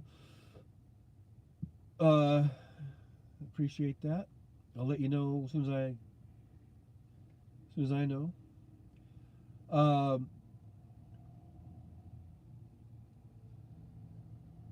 He called MTG a fuck nut. Wes Webb, he called MTG a fuck nut on Twitter. Anyhow, so I don't know. I don't know if Hal's on or not. I do not know. I don't see him on. I'm on his page right now, his channel. I'm looking at it. I just see something from the 10th. Was that Friday? But sometimes YouTube's weird. You go on there and then it doesn't have them on there, and then you have to go to like your home page or something. I don't know. Am I still on? Hello? Is this thing still working? Hello? Hey, Aaron West is on there. No notices. Okay, I've been on so long that I'm starting to get more people on. I've been threatening for like an hour now to shut this on, but I think I might be breaking Kenneth Otto's record. He said his record was like 3.5 hours. I think am I at 3.5 hours now?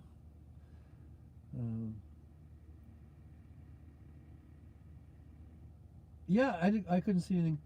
So I don't know, sometimes like the other day he didn't start till like 3:15 or 3:16. So I don't know. But I am going to turn my engine on because I'm starting to get kind of chilly, believe it or not. So we're going to hear some buzzings, noises, and loud engine noises. And the noises that you will hear, don't be alarmed, do not fear, it's only a motorized vehicle. I don't know why I just turned into like 1800s Trucker John. I have these possessions. I have these split personalities. I have these, instead of having a very distinct split personality, I have what's known as just slightly different personality. I think, I don't know. It's like, could you bring on the other personality? I'm here. I'm basically the same, but I'm slightly different than the other John. Anyhow, the ringing you're hearing will go away shortly. It won't be forever. It will go away, I assure you. Don't be alarmed. It's only a buzzing noise. It's the air filling up. It's a gauge. It's an air gauge for the brake air. So don't be alarmed, please. Don't rush out. No rushing. Don't crush each other as you exit. Buddy Loco has gone on for days at a time. Really, my gosh, that's amazing. Days at a time. It's a truck. What do you expect? Yes, I am in a truck. This is my in-cab studio, as I like to refer to it. Yes, this is a truck. Here's the steering wheel. Woo-hoo.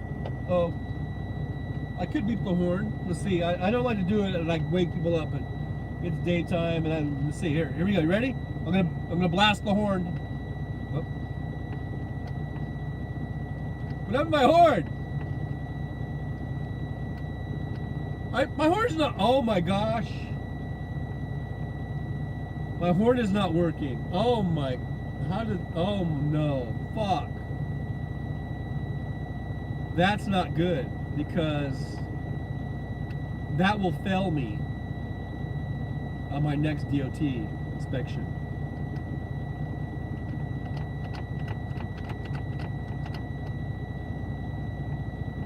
I'm not pumping the brakes. It just fills up with air. Oh my god. Why is my horn not working? Oh, what is next? Oh, there we go. There's something wrong with this cord. Did you guys hear that? Okay, so it's working. I don't know why it wasn't working. God dang, that was scary because, yeah, it's like an air horn. There's something wrong with this damn cord. Whoops. I better not do that. I don't want to You know, people will think like, what the fuck is he doing? Anyhow, that's kind of a touch and go thing. I have to figure out why that's, you know, it should just work automatically. And that will fail you on a DOT inspection. You have to have that fucking thing on. So anyhow, but it's working. But it says there's some sort of a issue with this cord.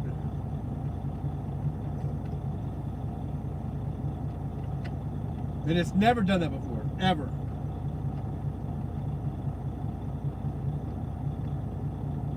Maybe chipmunks ate the airlines.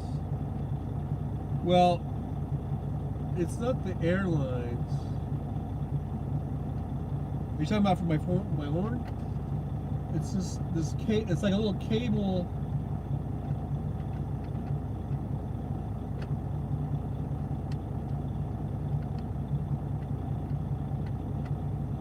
I don't know, it's weird. So now it's not working. There it goes. Okay, don't touch it. Don't touch it until my next 90-day inspection. I do honk for kids. I do. They stick their arm out the window, and you gotta do it. There are some times when I haven't done it because it's a situation where I feel like other cars might get startled, or you know what I mean? Like, I don't want to startle someone into a wreck. But 99.9% of the times I've done it. They still do that. They do that. Westwood said, we had route whether it is a half a block from my house. We would stand at the crosswalk and pump our arms. Yep. We took us to 2 arms. Compressors filling up brakes. Yeah, it's full now. It's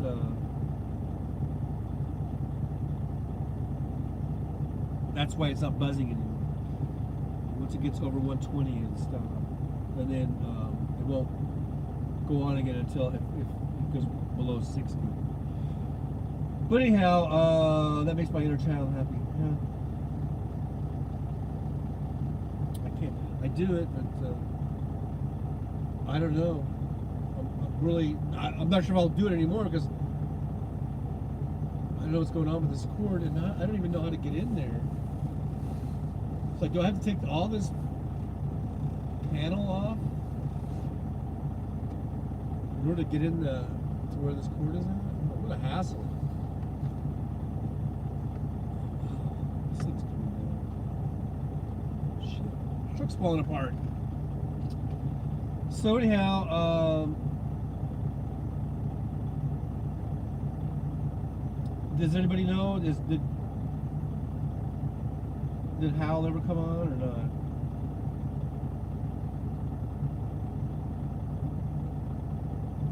Might just be stuck with me. I have had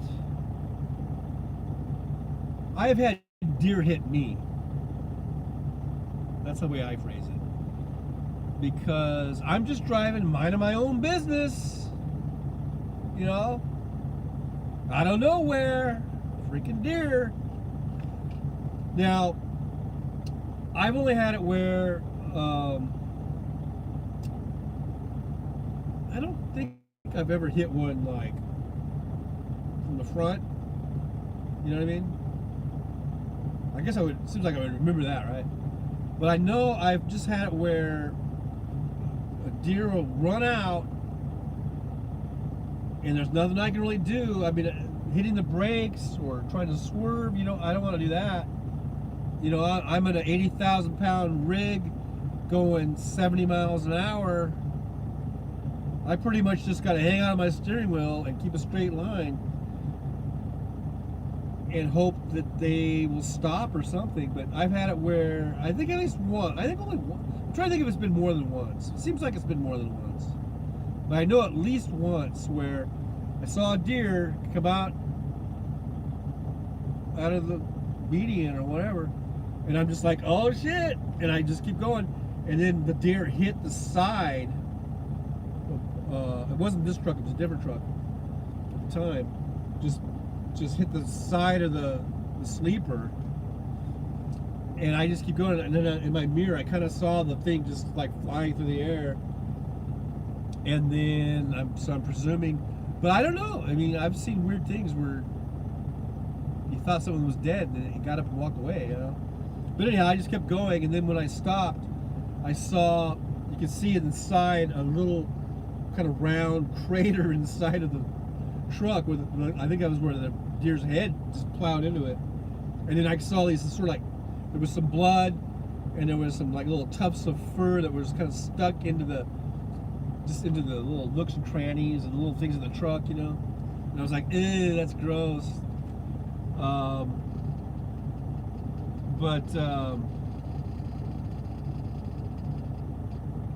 So that was in New Mexico on I-40,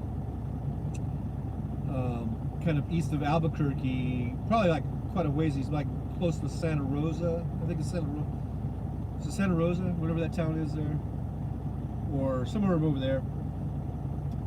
But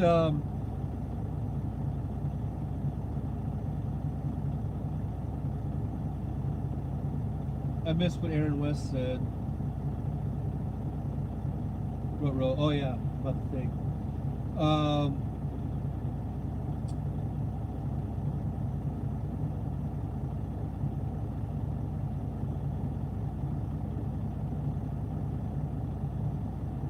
Joe's the same.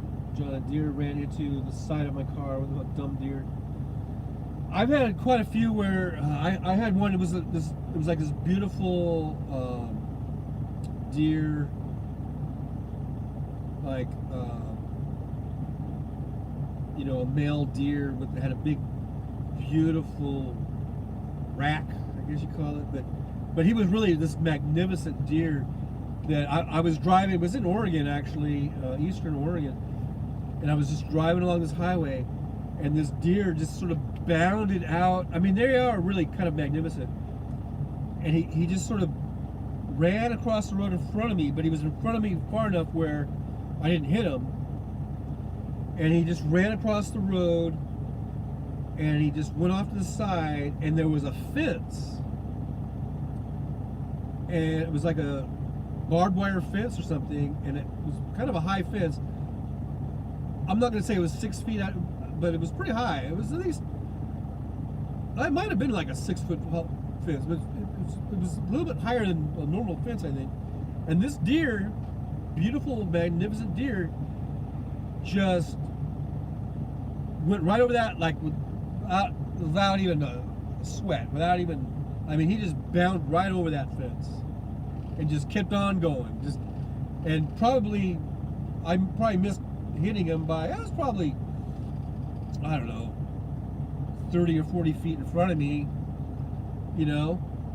But he was beautiful deer, and I just watched him just effortlessly hurtle over this fence and just go off into the prairie, you know. So anyhow, that was kind of cool. I'm glad I didn't hit him. The thing was so big, he probably would have took out the whole front end of my truck anyhow. But so anyhow,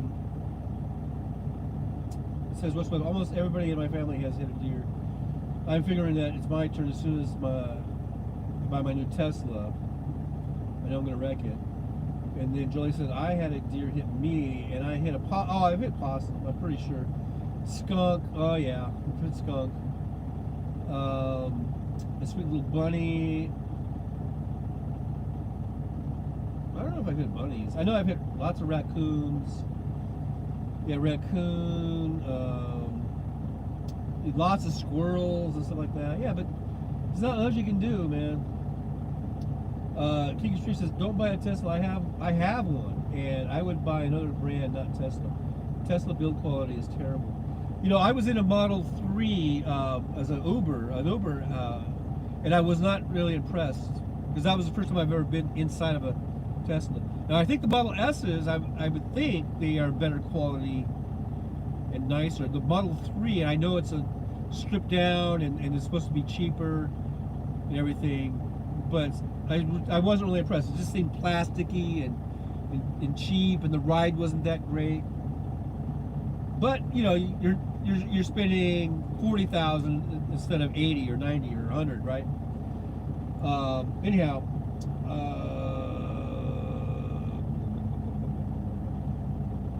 West Webb, I had a dog do that, Jolie. I think I told you already. Aaron West, not on kids at kids. I don't know what that means. West Webb, I'm not ready at Kiki Street, but I am pretty much union. Tesla would be the first non-union car I ever bought.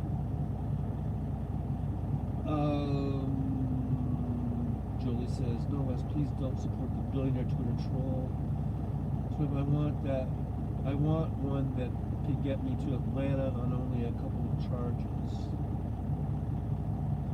Wes, do you like pickup trucks? Because I think the F-150 Lightning looks pretty cool, and I think it's priced, depending on how you get them. I mean, they start off, I guess, at around close to 40, but if you outfit them with stuff or get extra battery or whatever, it might be more. You might be looking at, you know, 45 or 50. I don't know, but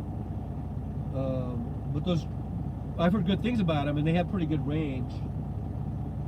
I think they're pretty comparable in range and everything. Anyhow, King Streets, I couldn't care about Musk. I own a Tesla, terribly. King Streets, I have Model S 2018, free lifetime charging for me. That's a good deal.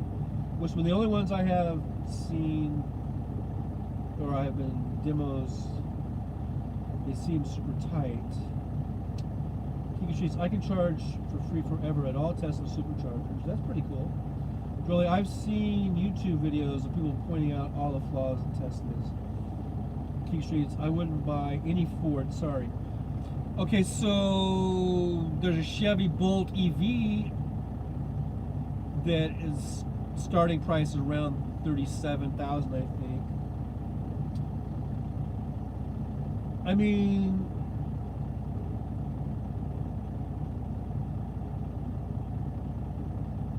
yeah, I mean, you can get choosy, and then so you're down.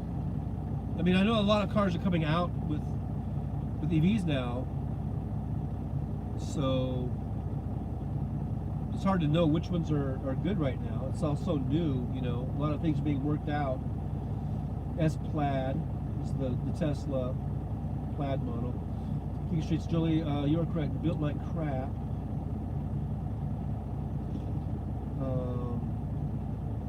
King Streets, S-Plaid. I've seen numerous flaws. I have a 12-year-old Flex Fuel Mariner Ford made.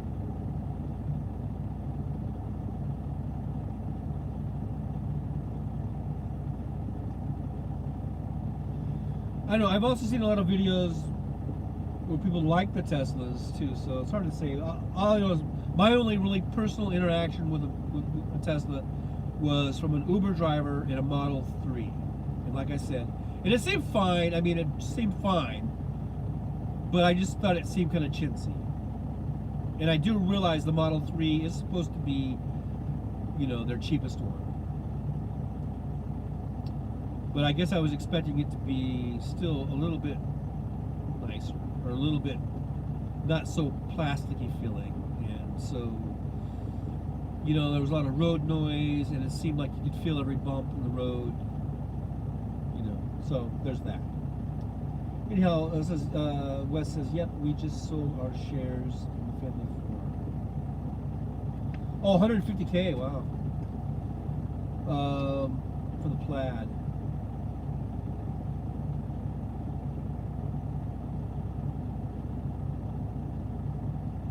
So on the Plaid, what's the range on those? I think the range is supposed to be, I think, well over 300 miles, right, on those? Yeah, luxury and range.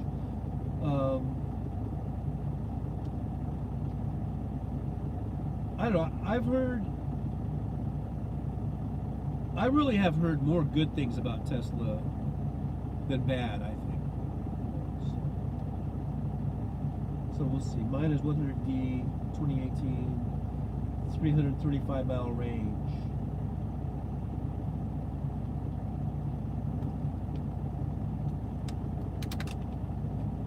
Is that a 20? So it's a used for 150 grand? Wow. Well,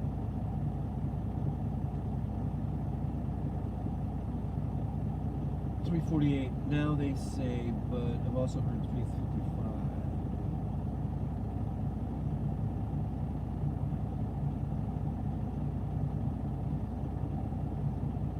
Oh wait, oh Kiki's is I'm sorry. Yeah, Kiki's is a 2018, and so Wes, you're getting a new one, I guess,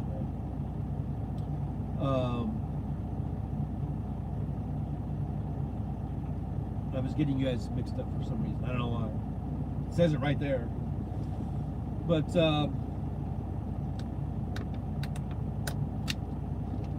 Jolie, I'm definitely setting a huge record here. Coming up on 300 minutes. This is definitely my longest ever in my entire life. This is a new world record for Trucker John. Trucker John. Beep, beep, beep. Anywho, let's see. New 150K for Plaid Ass.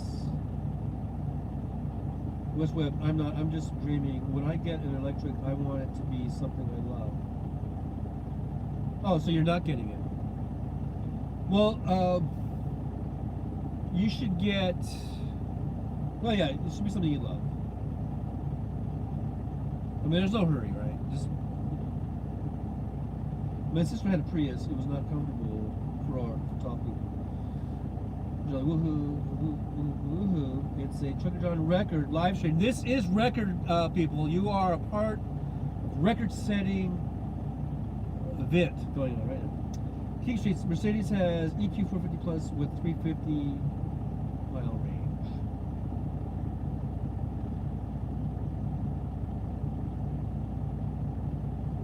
So yeah, these cars are. Everyone's going to go to EVs for, you know, consumer vehicles, passenger vehicles, and in the next. So for me, there's no real hurry to get into it because, well, for one thing, I almost never drive, other than this big rig, because I'm only home once every 6 weeks to 2 months, and it's only usually a day or 2 or 3. And so my old 2000 Caddy, I'm just going to keep that thing. Because I don't have to, it's parked in a dirt lot, I don't have to worry about it getting fucked up, you know, whatever. You know, I would hate to buy a brand new car and it's parked in this dirt lot where someone could fuck with it, right? So I'm just going to keep the old Caddy. And then eventually when I am going to buy something, the technology I think will improve, will be that much more improved. It might be 5 or 6 years before I really want to maybe buy something. So I'm thinking all the EV technology, maybe more and more of the bugs will be worked out, and the prices maybe will be down a little bit. I don't know. Maybe the range will be better, the product will be better, the technology will be better. It'll be all maybe worked out in these next, you know, 5 years or so, and then maybe I'll get something then. Yeah. So Westwood correction: the Prius was fine if you were in the front passenger seat. With a rollovay back. It's felt cramped driving. King Streets, I have never leased, nor will I.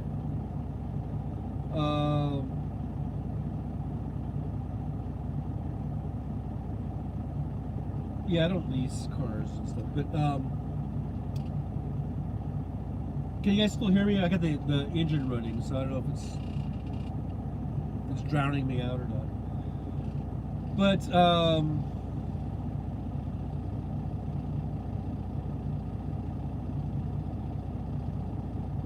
so there will be I would say, I bet you if you could wait to buy an EV, if you could wait 5 years to do it, that, okay, great, thanks, Jolie.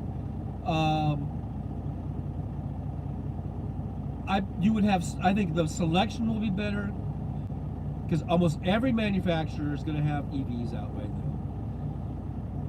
I think a lot of the bugs will be worked out. I mean, it's not going to be completely worked out, but you know, I think 5 years from now we're going to look back, or maybe not look back, but we're going to see. You're going to look back at You're going to look back at Trucker John, and you go, God damn it, Trucker John was spot on, man. Trucker John was awesomely right about this. So remember, let's can we somehow like can we flag this? Can we keep this in the archives or whatever? But Trucker John is saying wait 5 years. Not, but you don't have to wait 5 years. But I'm just saying in 5 years from now, I think there's going to be so much better selection of EVs. Bugs will be worked out. I think prices there'll be a lot more affordable choices. It'll be better than it is now. But I really went out on a limb there, didn't I? It's going to be better than it is now. So, anyhow, if you can get one now and you can afford it, then fine. But I think in 4 or 5 years, 6 years, that time period. So like we're almost in 2023 right now. So you're looking at 2028, 2029. I think we're going to have kind of an onslaught of EVs to choose from, and they're going to be some really nice ones, and competitively priced and affordable. Which, you know, that doesn't mean it's going to be. I'm not talking $20,000 cars, but those probably still be $40,000, $50,000, $60,000. But that's a lot better than 110 and 150 and 200. And sometimes, like that one Hal was talking about the other day, it was like this $500,000 EV or whatever. And I was like, really? Seriously? Fuck that. I'll go buy a fucking Chevy Bolt EV for $35K or whatever, you know? I would be just happy with that. I don't need that $500,000 bullshit. Anyhow, I don't want to go off and bash on Al. He can't defend himself here. He's not here. Apparently he's sick. But anyhow. Oh yes. Tomorrow's show. Don't miss tomorrow's show. We're going to have some exciting information about a lottery pool. That's all I'm saying. I'm not saying anymore. Just tune in tomorrow. 9 a.m. Pacific time.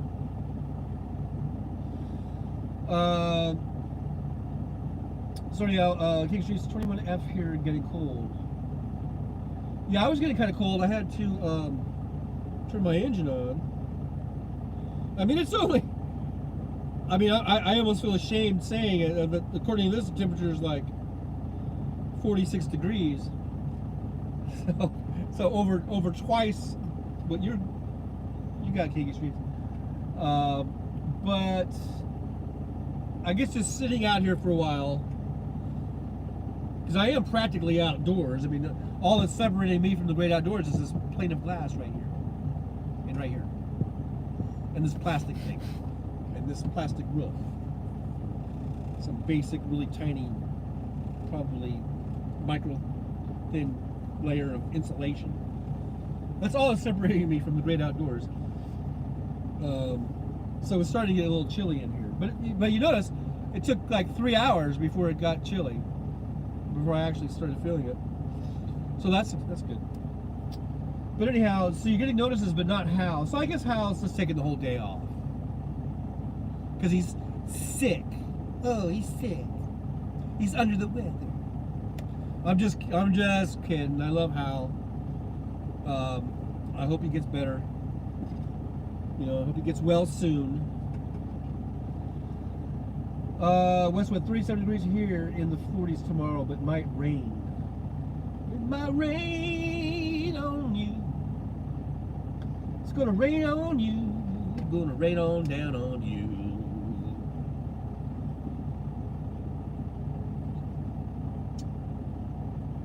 Nothing beats Members Mark purified water. That's right. Trucker John is a supporter of Members Mark purified water. You want to know how to get big and strong like Trucker John? Drink Members Mark purified water.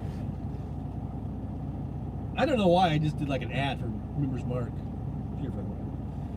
Because I'm not getting paid for it. Damn it. Anyhow, guys, I gotta go. I really do gotta go. Because I'm hungry. I could just leave the thing on. Go get something to eat and bring it back. Should I do that? I'll come back and no one will be here. You guys will all leave me. Won't you? But I could go either to the Pioneer Deli or to the Pioneer Restaurant. Get an order to go.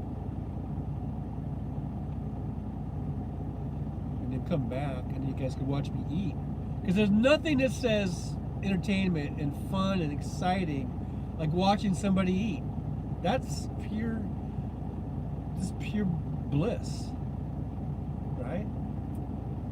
I already left checking weather forecast. Alrighty. Well, alrighty then.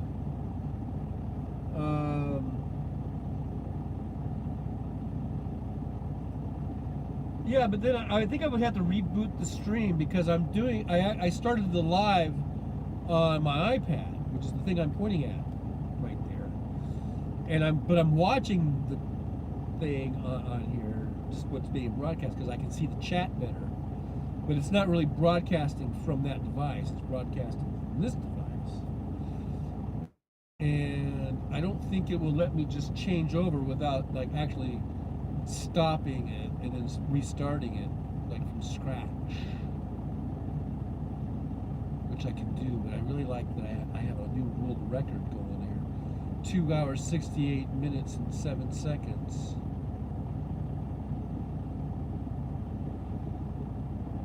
That's amazing. How many hours is that? How many days is it? How many days have I been on? Here we are at day 5. Yeah, I'd mess up my record. 4 tabs open.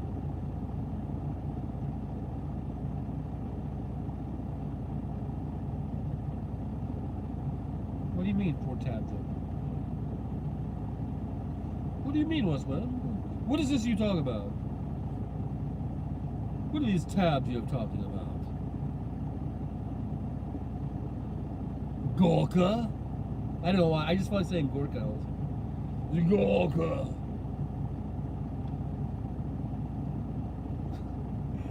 Cracks me up when Wes was making fun of Gorka.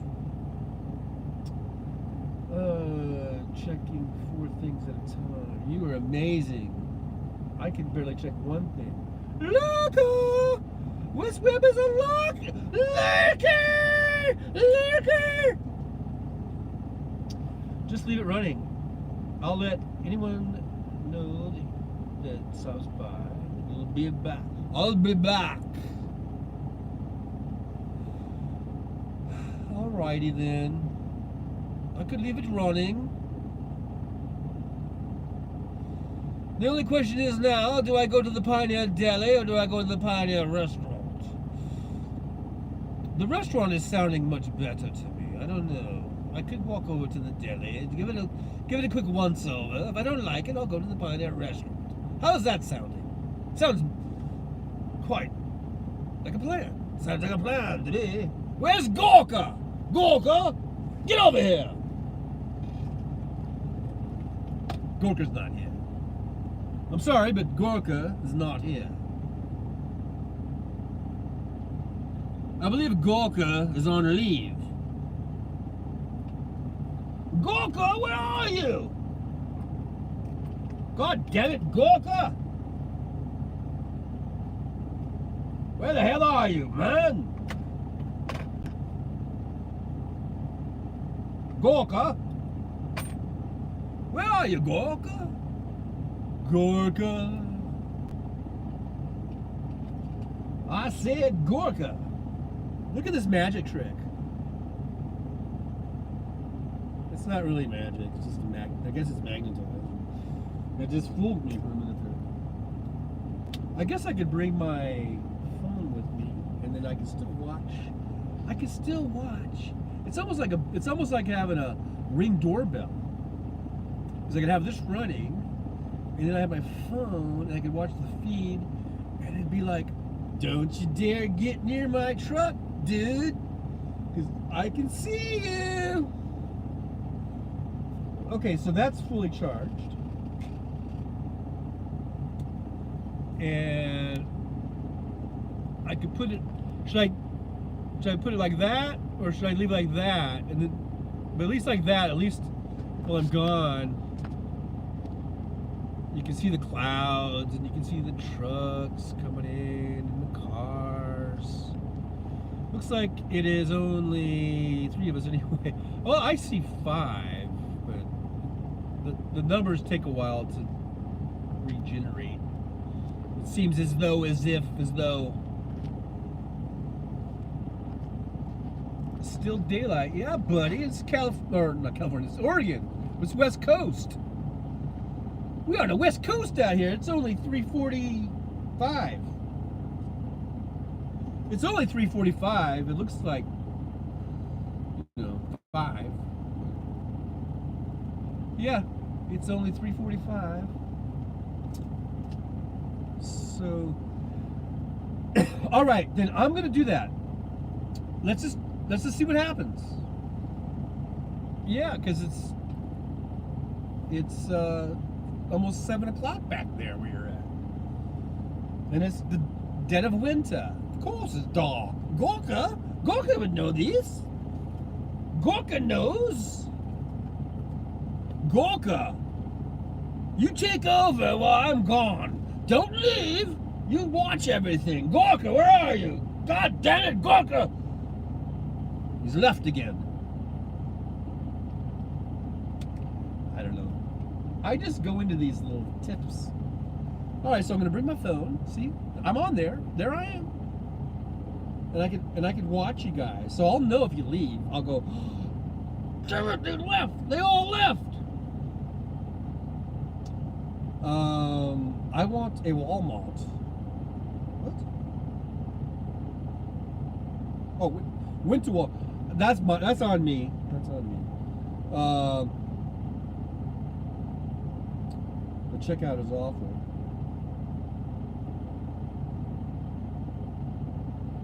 Yeah, I guess they're downsizing. Alright then. Alright then. I guess I'll go over. I'm gonna do sort of a roundabout way. I'm gonna go on over. And right now, I don't even know if I'm speaking Australian or English. To tell the truth, don't even know. Don't even care. Not a care in the world. Gorka has no care. Why am I not? Am I Gorka? Wait, I thought Gorka was this invisible friend, like worker that I was being mean to. I get lost in my own little world. All right, so I'm gonna take this with me, and I will put it somewhere, one of these pockets. I'm gonna do a thing. I'm gonna walk over to the Pioneer Deli. If it looks sketchy and gross or not appealing, then I'm gonna go to the Pioneer restaurant. I'll order it to go. That's the plan. Yes, this plan is coming together. I'll order it to go. The food needs to go. It'll be probably put into a styrofoam type of container. And there'll probably be burger with some cheese, and probably some French fries in there, and maybe I'll get a Coke also, and then I'll bring it back here. That's what I'll bring it right back here, and then we'll see what happens. Because I have a feeling there is no House Sparks today. Poor guy, he's under the weather. So you're stuck with me. You're just gonna be stuck with me doing my thing. I might not be reading the chat too much. So I'm not ignoring you guys. It's just, it's hard to read the chat. Especially when you can't see shit. And I think I'm just gonna leave the engine running. So I'll bring my spare keys with me. Got my spare keys. I'm doing a mental check down here. This is my wallet, there's my keys, my phone, and my glasses. I'll make sure I don't forget nothing, because, you don't want to forget stuff. Alright, so let's go ahead and put the camera out that way. And then you can all look at the beautiful parking lot. Tell you what, you can see the sign. If I go over here a little bit. Oh. Pioneer. Just see Pioneer. You see that truck get some fuel. You're gonna fuel her on up.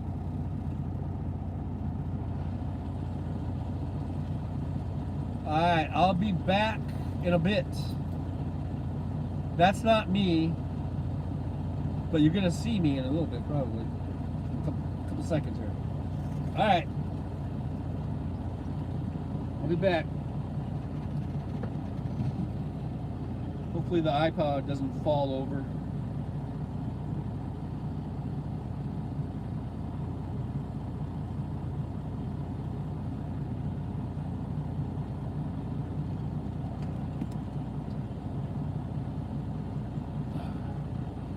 New world record.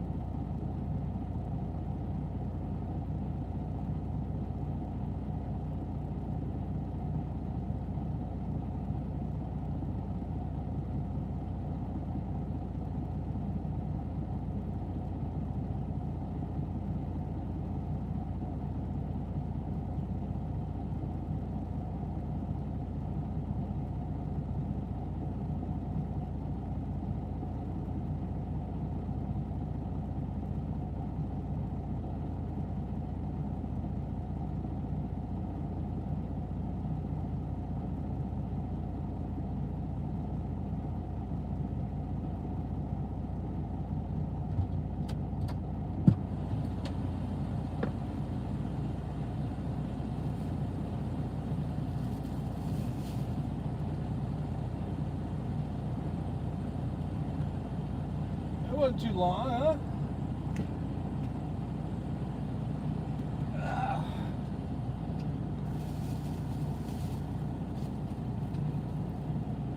Okay.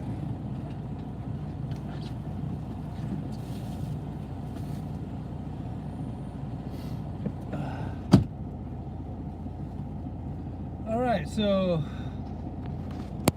I made it. I saw some things in there I thought looked okay. They have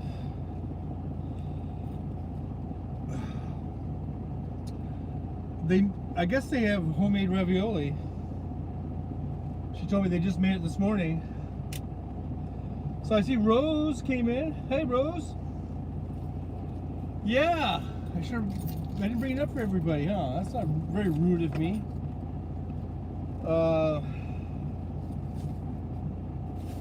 Okay, I know this is not the healthiest meal. I know. Come on, what can I say? Let me show you. I know this is really kind of horrible. I mean, the ravioli's okay. I mean, it's pasta. Because we got ravioli. But it's quick and it's easy. Alright, so there's the raviolis. And she said they were made today. As opposed to like, last week or something. And then I know this is the bad part. I mean, the extra thing I didn't really need.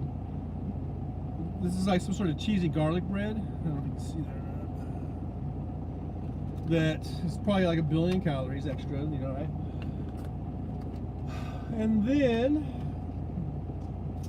I like to have a little dessert, right? I usually get chocolate, but they didn't have chocolate. But I got a blackberry pie. JJ's Bakery. These are pretty good usually. All they had was like strawberry and cream that I saw in that little rack. There might have been others. I didn't really walk around. And then they had these free calendars. 2023 calendar. So I grabbed that. Probably should have grabbed a couple. I don't really use calendars anymore, but I don't know.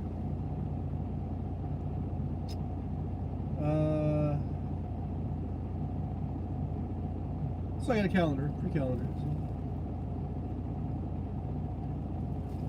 And, oh yeah. And I got a cherry Pepsi. Alright. And there's my receipt. And plastic bag. It's not good to use for trash. Alright, so alright. Don't judge me. I know it's not healthy. Not one vegetable in there. This comes blackberry. But I'll eat better tomorrow. Alrighty then. So I've eaten half a cheeseburger, popcorn, and 3 popsicles. Wow. I mostly like steak and potatoes. I like steak and potatoes. Hey, Aaron Musto. Hey, thanks for stopping by, hanging out with us. Always do appreciate when you come by and say hi. And hey, there's Rose. Thanks for being here.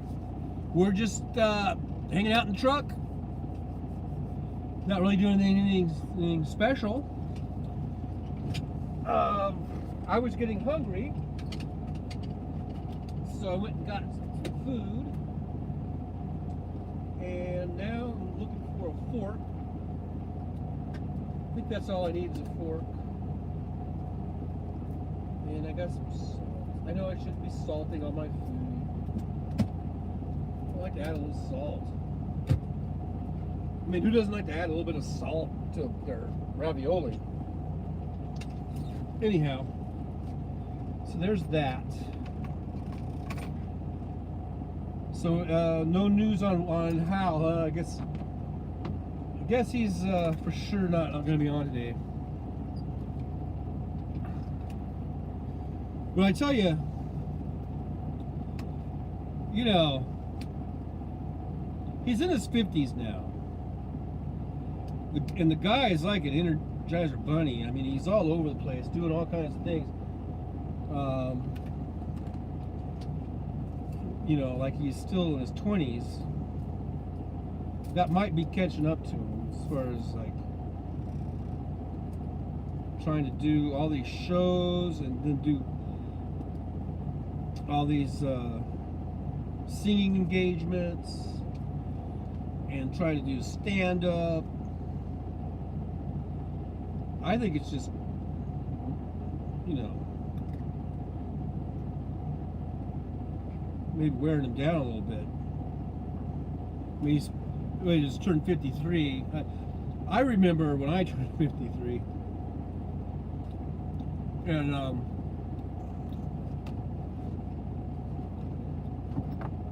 let me tell you, when you turn 50, or at least like when I turned 50, I think like for me it was like, no, 50. What's the big deal about 50? You know? Well, because you know your body and everything. It's not like exactly 50. This is, you know, it takes a couple of years before things really start to change. I think so. For me, yeah, 50 was just like 49 or 48 or whatever. This ravioli is pretty good, actually.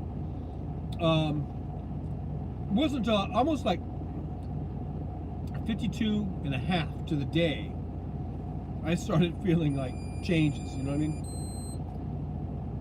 So now I think Hal is 53 now. So when he was 50 and 51 and 52, he probably thought, oh, I'm still kicking ass, man. I'm still running around. I'm still doing all this shit, you know, and I'm fine.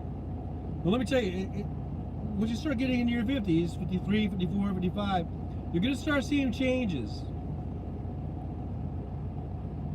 in not just your physical appearance, whatever, but I think internally, you know, it just gets harder and harder and harder to do the stuff that you did in your 20s and 30s and 40s. Well, we'll see. I mean, I think he's okay, but I think he's wearing himself down, doing as much as he does. He does a lot of stuff. Joey says he's fine. Just a lot of shit going around, and our immune systems are low from 2 years of quarantine and masks. Got to build our immune system again. That means catching everything again. I thought I was falling apart at 30. Started with severe arthritis, really. I looked good, but I was also taking legal steroids.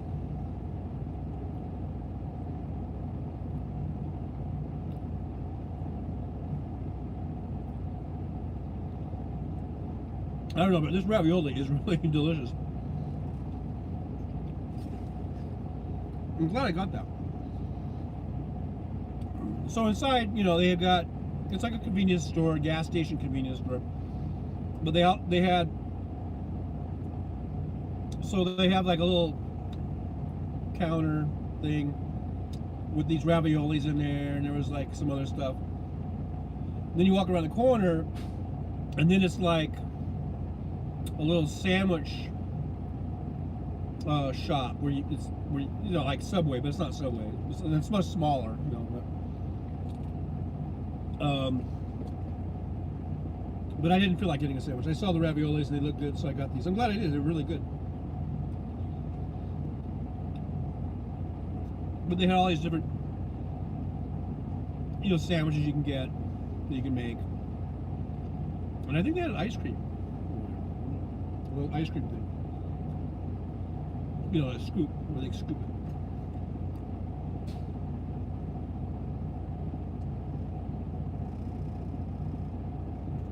Well, he's probably going to start filling in. A truck just pulled in next to me. And there is a truck on the other side of me, but he's parked kind of back, so I can just see him in my mirror, like his truck and stuff.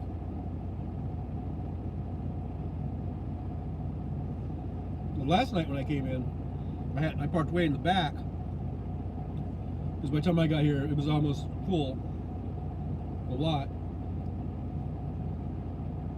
And then this morning when I woke up, this front line here was pretty empty, so that's why I parked over here. You know, just be closer to the restaurant and stuff.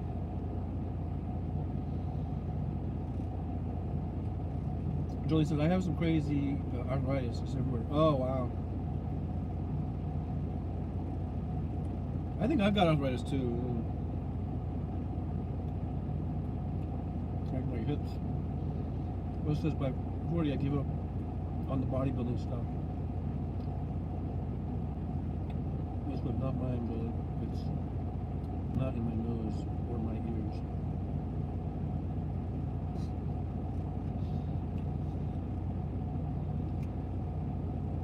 It's funny, Wes.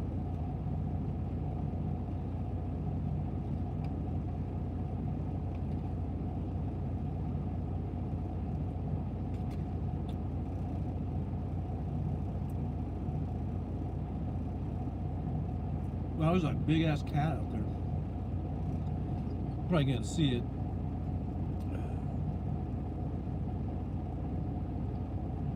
Let's see if the cat is gonna come over here. Where'd that cat go? So there's how those bushes I saw a cat.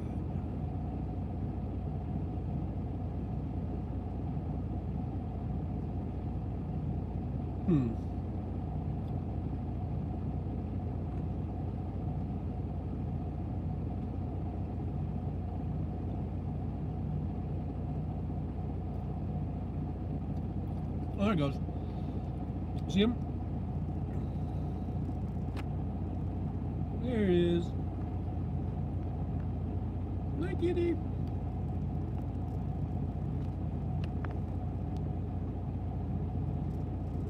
Is that a cat? Where the hell is that?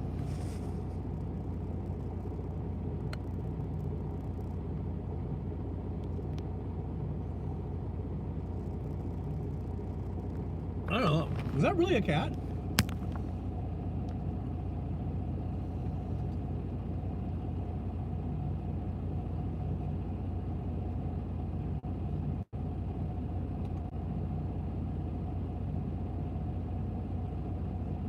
Whatever it is, if it comes over here, I got some bologna for it.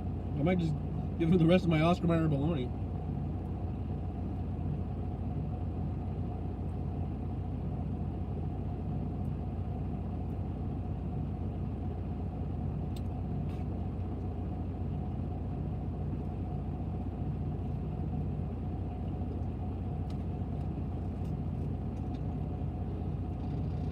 I didn't see him come out the other side of that tank over there.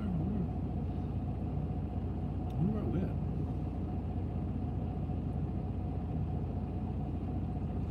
I'm trying to figure out what that animal was.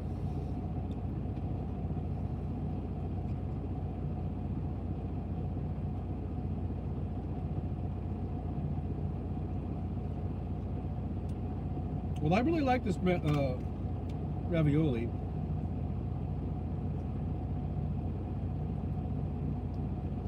Pretty good.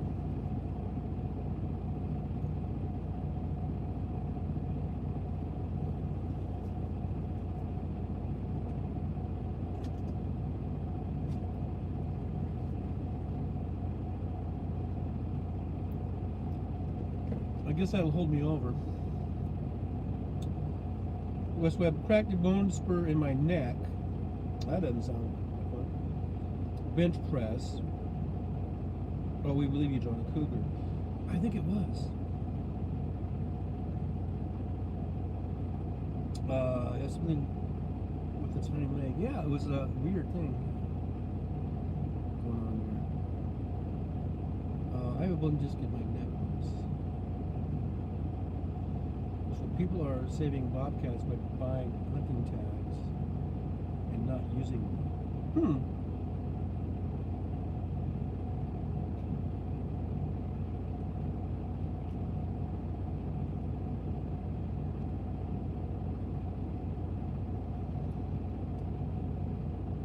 I'm still wondering, you know, it walked by that truck and then out of sight. And I was waiting for it to come out on the other end, on the other side, but I haven't seen it.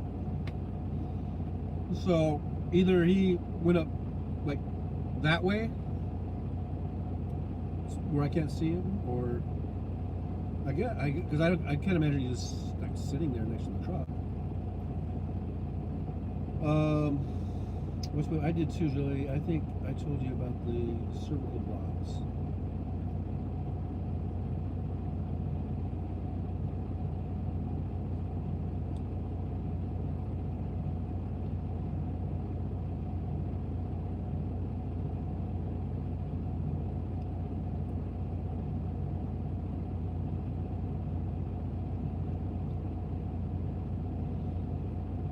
I'm still just looking, trying to see. Where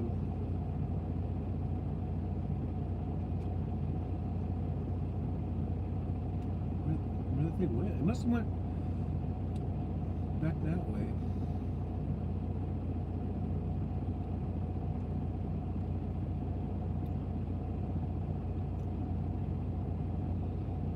I don't know where it went. I wanted to see if it was just a cat, or was it something else? Something from the unknown. Something mysterious.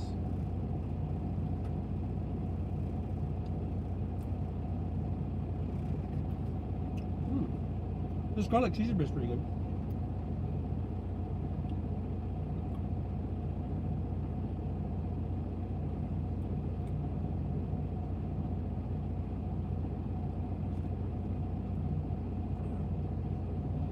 They gave me a spinal block and injected my neck with steroids. Wow. This was pretty intense, Wes.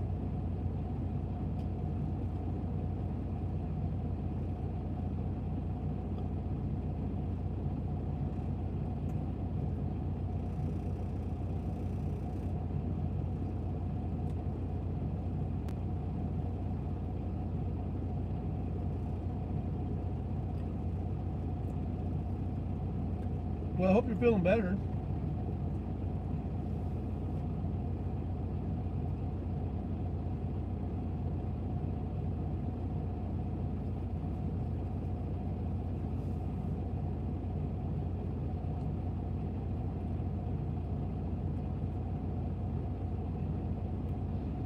Sometimes I feel better. It's weird, like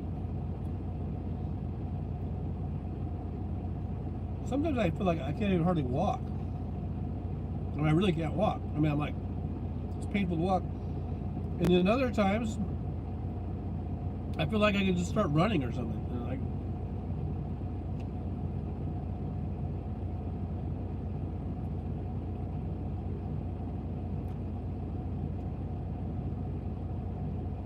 oh, okay, I'm glad you're better. Okay, not better, but getting used to it. Yeah, I guess that's kind of what we do too. We adapt, you know. I guess I'll shut that off for a while.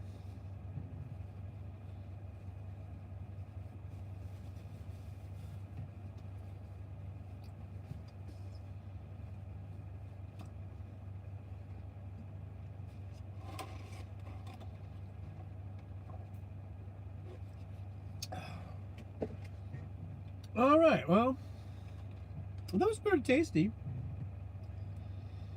I mean, it's just, you know, kind of like fast food junk, but the raviolis were good. I guess it'd be like comfort food. Comfort food. Hey, I've got 10 likes. I'm gonna do like Michael Malloy. I'm like, all right, 10 likes. Come on, people. Come on, let's get to 15. Let's get to 15. That's funny. He does that. Like, how does he keep getting these likes? It'll be like, it'll be up to like 90, you know. Like, all right, let's get to 100. Let's get to 100. Like, where do these new people all of a sudden come from? Come on, let's get to 100. No, he'll get to it.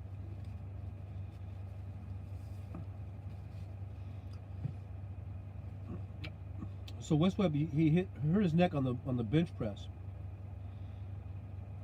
Wow. You shouldn't run when you were heavy. Okay, I didn't say I was running. I said I feel like I could run. Yeah, this boy ain't running. But I'm just saying, like that little walk I just did, fine, felt fine. Didn't feel any pain whatsoever. But there are other days where, I mean, every step would be painful. And I would it'd be hard for me just to even get there and back. So I don't know what's going on with that. But today it felt completely fine, no pain.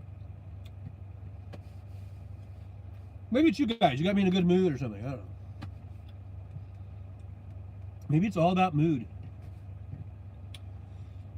Jelly said, I had a steroid injection in my middle of the back where I have multiple collapsed discs. Oh my gosh. They didn't give me anything except a numbing shot in my skin. I felt the needle going to my spine. Oh yeah. I remember that, something like that. I had to get a spinal tap when I was like, I guess they call it spinal tap, when I was in high school, because I got meningitis.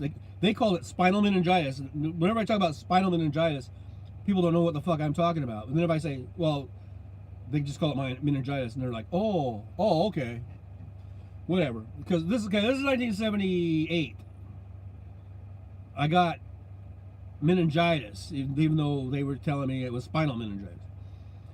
And I remember they did a spinal tap thing, and it hurt. And it was the sickest I've ever been in my life. I got this meningitis. I mean, I'm convinced that I came within, a hair of dying. I'm convinced of it. Even though to everyone else, my parents included, I mean, they know I was really sick and I was in bed. They just sent me home, the doctors. They didn't even hospitalize me. They just sent me home and prescribed a bunch of antibiotics or whatever. But I pretty much became bedridden. I couldn't eat anything. I couldn't keep anything down. Everything, my mom tried to feed me, or just like soup or anything, or water, or I would just throw it right up. I ended up losing 30 pounds in like 3 weeks. And the only relief I could get was if I could get to sleep. Because it was like, the way I describe it, it felt like someone was hitting my head with a sledgehammer. And and then the pain would just go all the way down my body. And it was just constant throbbing, but the throbbing was like being hit with a sledgehammer. And the only way I could get any relief was just to go to sleep. And the only way I go to sleep is I'd have to lay flat and not move. I had to be like I was dead. I had to just not move, because if I just twitched my pinky or my toe, it would just set off that pain all over again, from head to toe. And I'd be this kind of like agonizing pain. But I knew if I could get back to sleep, I would get out of it. So, and I just conditioned myself just to lay as still as possible and just ride out the pain. Don't wince, don't cry, don't do anything, don't moan. I just became like this comatose person. And then I would fall asleep. And sometimes I would wake up again 20 minutes later. Sometimes I might get a few hours, And this went on for like 3 weeks. And then finally, I started feeling better. It was weird, and because it came on really quick, and then almost just as quickly as it came on, it went away. When I started feeling better, it was like within like a day, I started feeling better.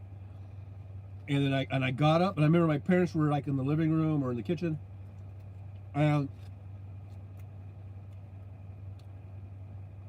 it was really the first time I had gotten up. I wasn't using a bedpan, so I remember I think all I was doing was peeing. I don't even think I would poop or anything, because I don't think I had any poop for that time. But so I would make it to the bathroom. That was the only time I got out of bed during this probably close to 3 week period. And then all of a sudden I started feeling better, and I got up, I walked out of my room, walked into the kitchen. My parents were in the kitchen, and they were just like, whoa, like, he lives, And then the first thing I said was, I'm starving. As I was starving, my dad said, okay, we know he's better now, his appetite's back. He took me, got in the car, drove me to Wendy's, and I think I got a triple cheeseburger, which I never, triple was even big, even, for me. I get doubles. But this time I got the triple. That's how starving I was. Hey, Sinbad 333. Awesome that you're here. I just got my first live on your channel. Awesome.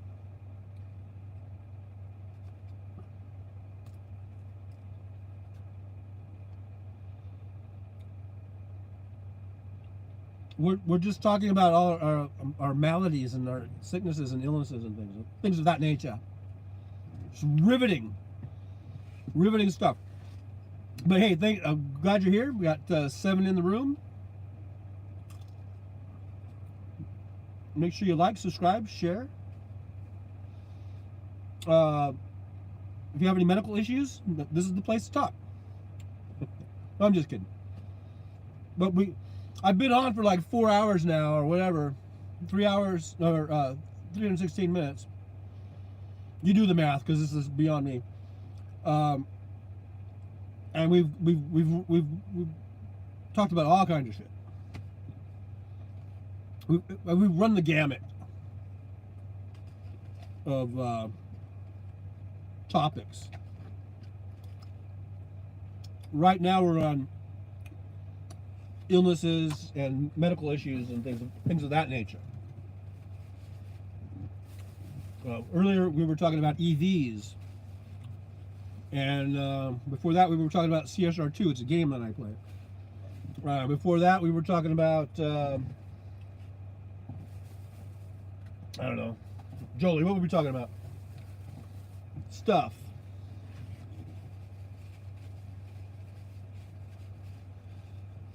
Sinbad 333, bad knees, COP from COVID. Oh boy, freaking just old now. Yeah, well, what are you gonna do? We get old. This is, you try to do the best you can. Try to,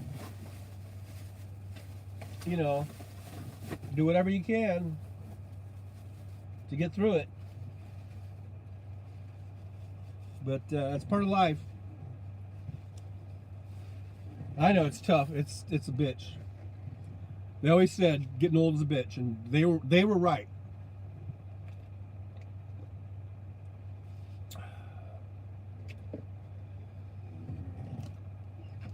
And now for dessert, the blackberry pie. I normally don't get blackberry pie, but it says made with real fruit, so I needed to get some fruit in my diet. It's lightly glazed. It's ready to eat, it says right here. Oh my God. Why do I do this to myself? But anyhow, Kikashi says my left knee is perfect. Laughing out loud. My right knee is wrecked. Yeah, the knees, the hips. Yep. Sinbad 330 says, "Well, I have White Claw to self-medicate. John can't do that. Your CDL would be toast." That's right. I can't do cannabis. I can't do edibles. I can't do none of that shit. So I self-medicate with blackberry pie.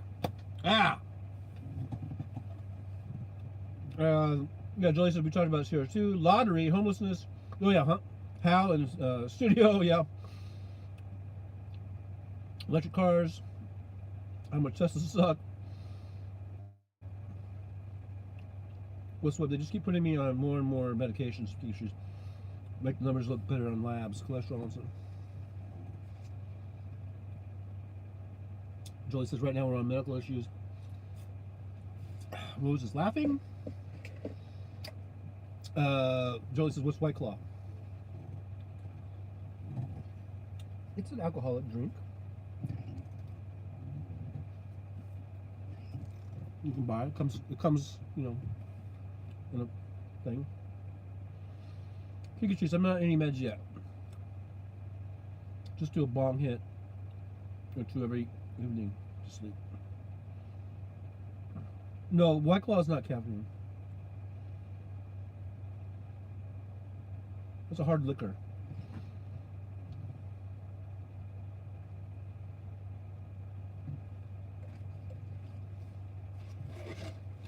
I believe.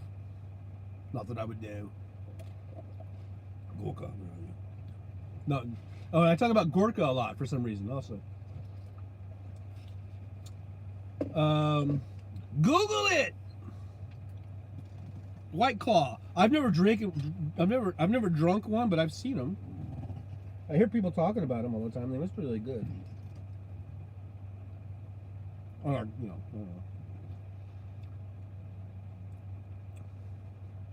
Sinbad 333. I love blackberry cobbler. This is a pretty good little blackberry pie for being, a thing that's in a box. Made the way my Virginia and West Virginia folk make it. A little whiskey added to sauce. White Claw is 5% hard seltzer flavor. Futures, I eat pretty healthy, not overweight. Salad and fruit daily. I know, and I said I was going to start doing that, and I obviously haven't. I know. Yeah, West Web. I said White Web. I meant West Web. White Claw hard seltzer. Julie, if we just Google everything, we don't have much reason to talk. Google it! No more Googling. We'll work it out. We'll talk amongst ourselves the old-fashioned way. Well, we will learn from one another. No, you're right, Julie. I should have said that. What's up? Some of my fans thought my name was Russ. Russ Webb. If your name is Russ, then your last name should start with an R also. Like Russ Rob. Oh, Russ Reb. Yeah. Fuck Google, we'll just guess. White Claw. What is the White Claw? The White Claw. Who's your fan, Scooby-Doo? That's funny. Giga Street says, weed is good, but I seem to get used to it after a while.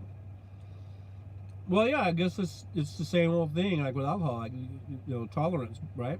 Your body builds up a tolerance. So, there's that to think about. Maybe. As far as getting high,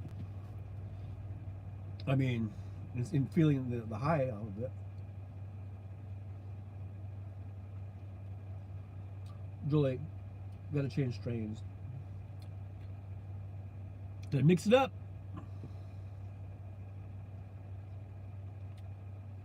Really, I had to do that. West Web, I think so too. King Streets, these carts are very potent. So.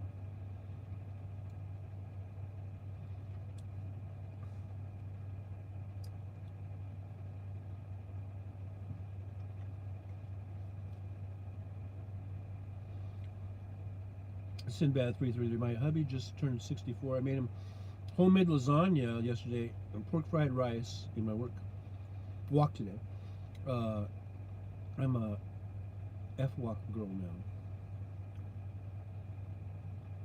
In my Uncle Roger voice. You're a effing walk girl, right? I love homemade lasagna. My mom used to make me lasagna. It was usually like my little. She knew I loved it so much. That was like my.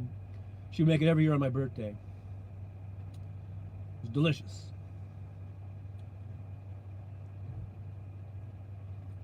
King Streets. I have Mohawk weed from the reservation.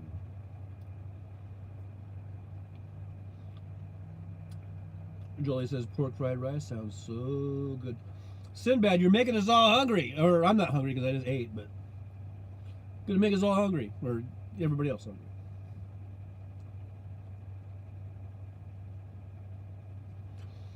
I actually, believe it or not, I was a vegetarian for about 8 years. When I was from about age 28, 29, something like that, to like 35, I guess, 36. And I learned how to make vegetarian lasagna. And I actually made a pretty good vegetarian lasagna.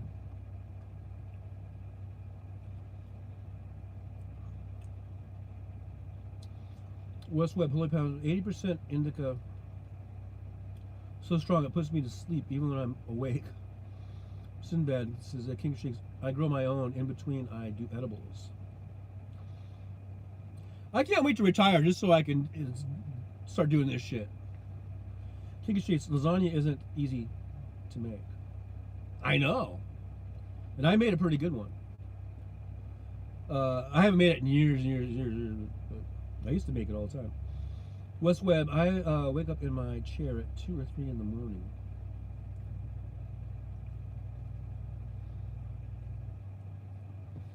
So you just pass out in your chair. You take a hit there of your weed, and then you pass out in your chair. King Trees, I know how to grow my own weed. I just get lazy. Westwood, doing a green OG hybrid right now doesn't put me to sleep. Man, you guys are like experts in all this shit. I haven't smoked weed since 90s, mid 90s, probably. And the only reason I did, because I really wasn't, I wasn't really into the scene. Because when I smoked pot in high school and in my 20s, it was all about partying. It wasn't like, it had nothing to do with,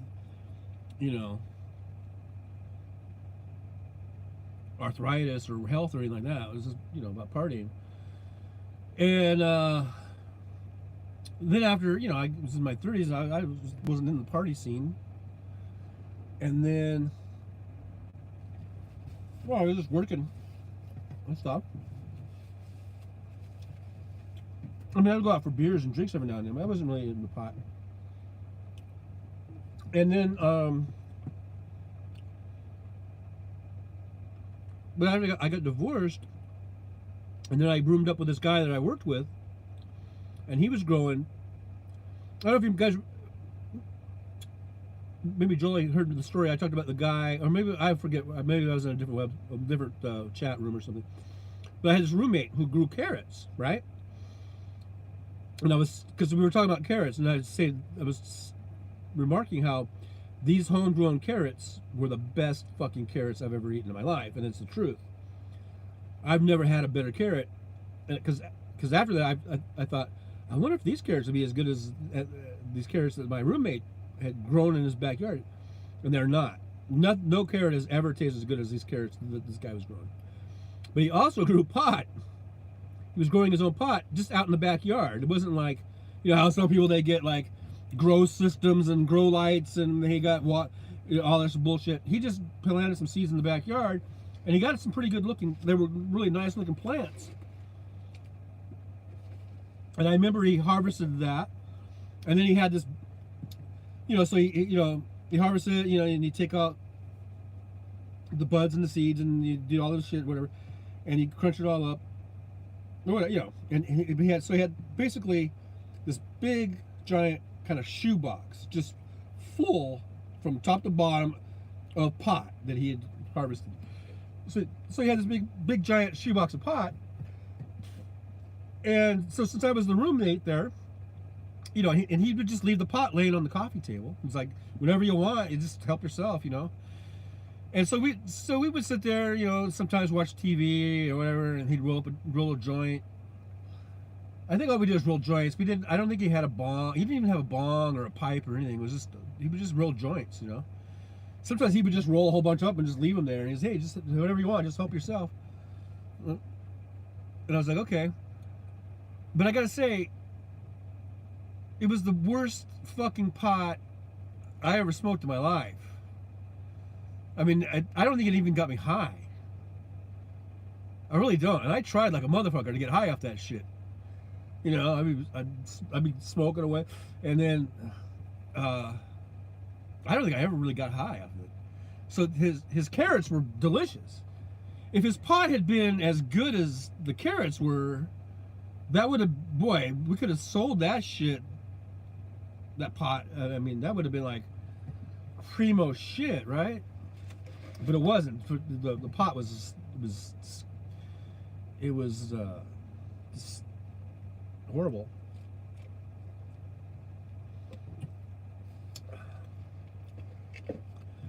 So anyhow, that was the last pot that I smoked, and I'm not even sure if I should even count that, because I don't think I ever got high out of it. And then so previous to that, I don't think I really smoked any pot because that was probably like 93, 94. And then I don't even remember smoking pot until like the late 80s, 88, 89 probably. So probably the last time I actually really got high was probably in 88 or 89. Somebody says, when you get through Appomattox again, let me know and I'll make you a batch of lasagna. Oh. Now I want carrot cake. I will let you know. Sounds good. Westbrook, if we meet each other, we'll be cancel one. If we meet each other, did I miss something?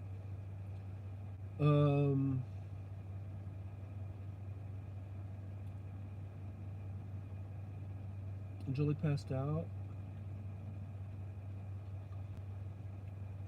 I was just talking and I wasn't really paying attention to the chat. Sorry, guys. Anywho, I grow great seedless weed when I'm much lazy. It must have been sativa. It'll knock you out cold. Oh wow. Must have been. Edibles can throw you for a loop. I use gummies half at a time, but same as any indica, they put me in a trance. Wow. Yeah, and I've heard that the weed today is nothing like the weed from when I was, like the 70s and 80s. That it's so much stronger now and everything. So if I was to, do any, I would probably get so fucked up.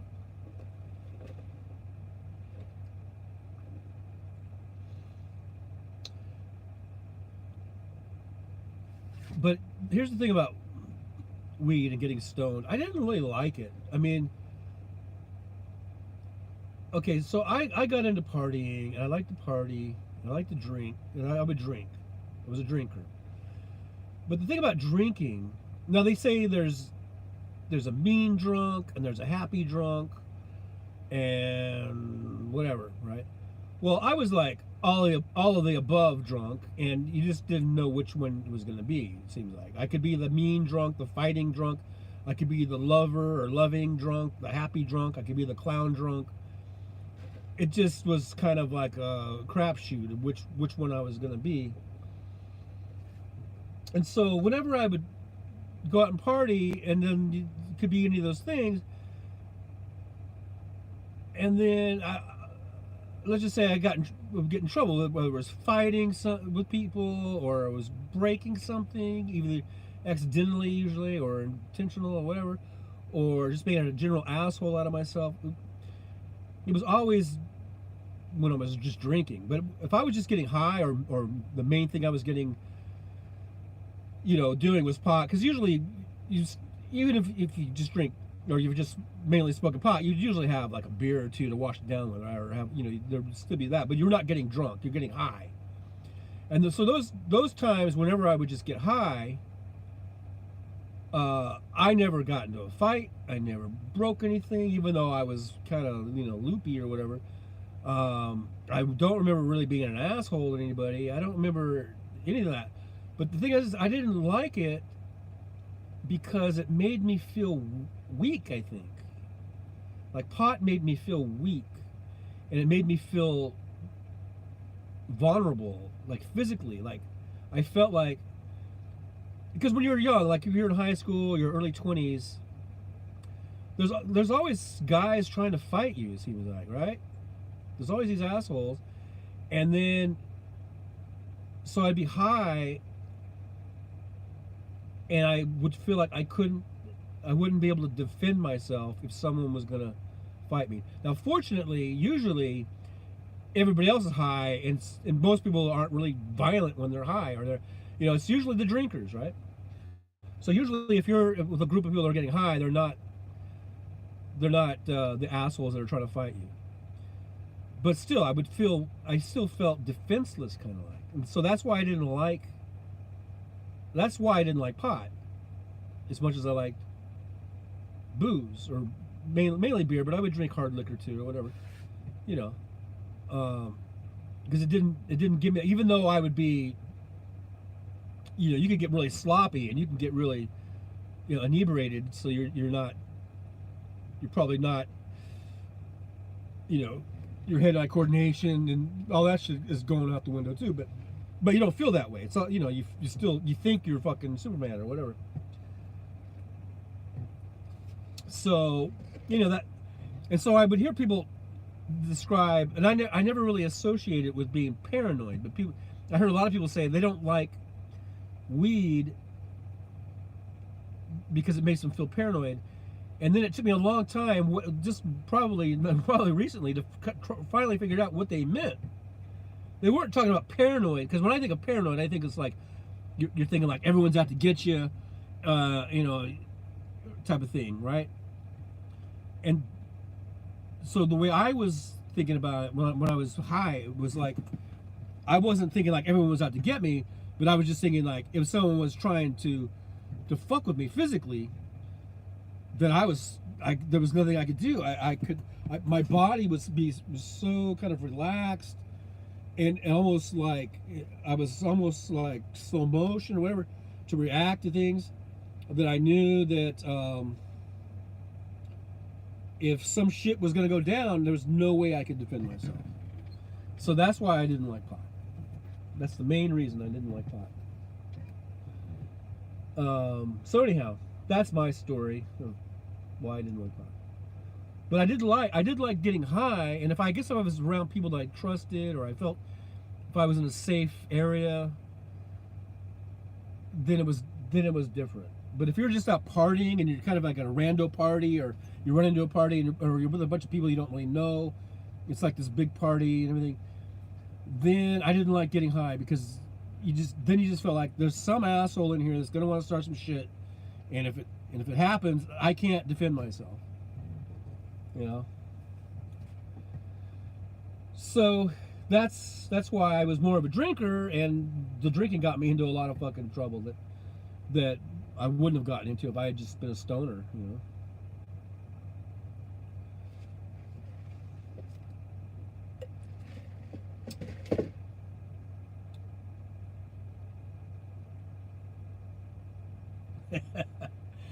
All right, Jolie. It might not be for 5 or 6 more years. I don't know.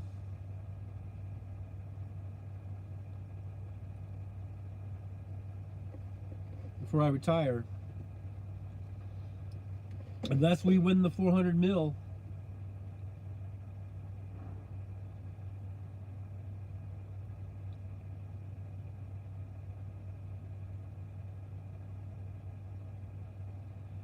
But the one thing that I've sort of gathered is that almost everyone in my chat are a bunch of stoners.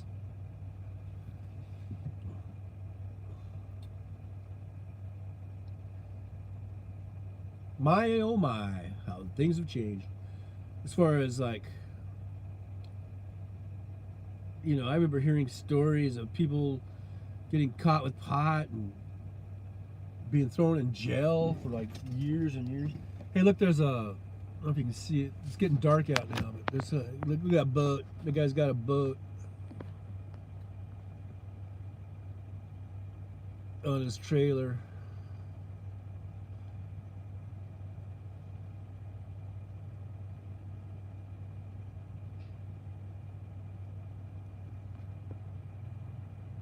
I wonder if it's seaworthy.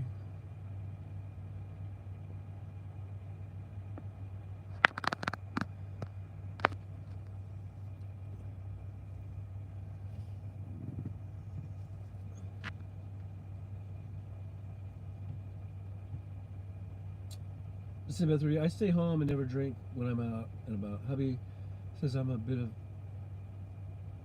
Says I'm a. Oh, okay. I see what you did there. A bitch after a few drinks. And Jolie says same. I don't drink. Didn't drink for 20 years until my kids were both over 21. Now all bets are off. King Streets, you got a place to stay in Vermont, all of you. Oh, cool. I will living there by the end of. I'll be living there by the end of spring, 2023 in Vermont. I've driven through there a little bit. It's been a long time though, like 10 years ago. West Webb, I don't like to drink by myself. No, me neither. Well, no, I do. Like if I'm just sitting and watching a football game or something, I'll crack open a beer. King Street's, me and the West. But I know, but when you're talking about drinking by yourself, that usually means like getting fucked up, right? And getting drunk. And I don't like to get drunk by myself. I want to get drunk with a pal, with a buddy. Anyhow, enough of that boat. There we go. It should be on me. But yeah, I get your point. Just call me West, then we won't be alone. Let's see. Here's Julie, same here. I didn't drink until my 40s. In 1995, kids were in high school. It was needed. Yeah, I can see that. What's Webb? You're luscious like me, Jolie. Why would I call you? We've already been in bed together. Jolie, I would love it if we all showed up on Kiki Street's doorstep together.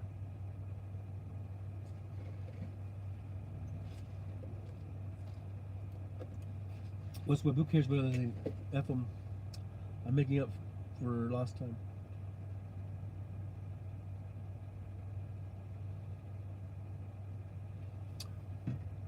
Yeah, fuck them if they can't take a joke. That's what I always say. F them if they can't take a joke. I just clean it up a little bit. Come on, come on. We're gonna be there. Kiki Streets. Let us in. Let us in. We want some of that Vermont cheese.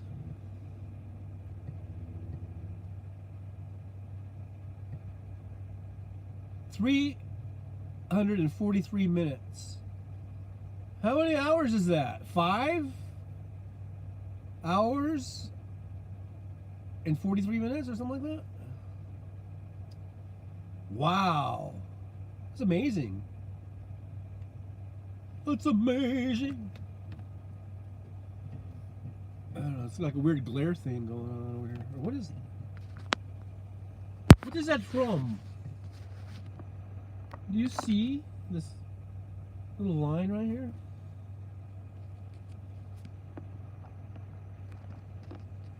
I don't know what that's from. It's like a beam of light. I get maybe that's the YouTube thing. It's starting to get dark in here. Let's see what does this do? Oh yes, beautiful lighting. Gorka! Where'd Gorka go? Anyhow, I probably should we end it? I don't know. I might go get a room instead of staying in my truck tonight. Just for the hell of it. Agree, Samantha 33. And if you are my sister and an old girlfriend, God bless you. If you are not, God bless you. Left it out loud. So John, I think you're in Ohio. Where is everyone else from? I'm in Apple, Virginia. I'm in Oregon. Wes is high. Oh, here we go, Wes.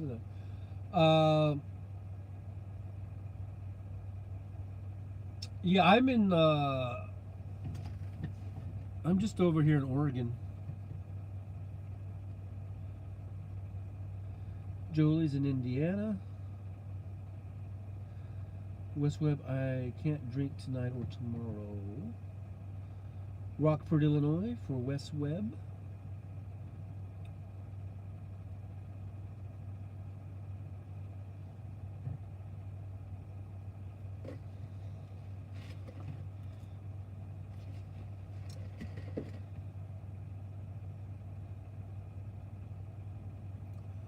I'm starting to get kind of tired. Uh-oh. What just happened to my tablet?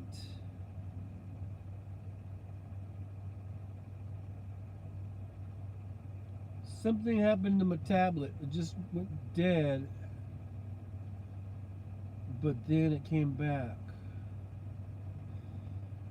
I guess that's what he was talking about. Maybe it was going to reset or something. Because it is...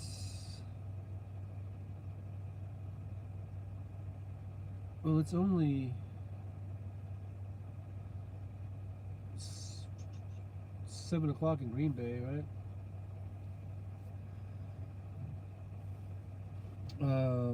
Wow, so how you feel about Portland these days?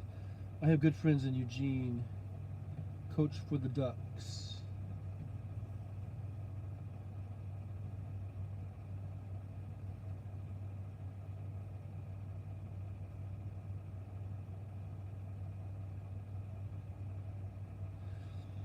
Well, I am just passing through Oregon. I do come through here a lot. It's almost like I live here, but I just pass through. West Webb, 16 drinks a week and at least 2 nights a week without drinking. I might be drinking from Wednesday on if I am forced.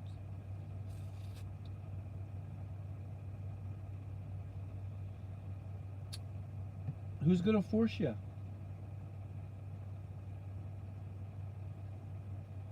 Let me check out this thing here real quick. What's going on? Oh.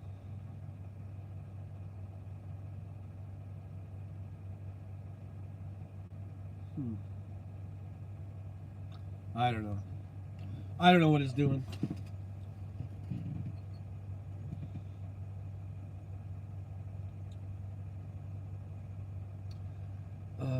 Where's your home base on that? My home base is Las Vegas, Nevada. I am a West Coast person. I grew up in California, born and raised in California, and then I moved to Vegas about 3 years ago.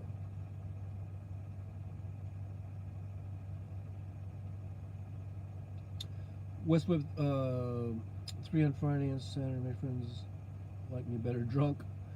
Westwood, I'm charming. Ask Jolie. Ask Penny Loco. Jolie, his imaginary girlfriend, thinks is in his bed. That's funny. Westwood, ask Natalie and Irene. I don't know who they are. I don't know who Natalie and Irene are.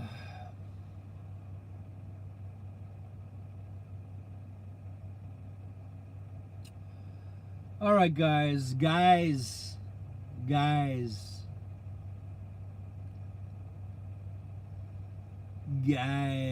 I think I'm burning out.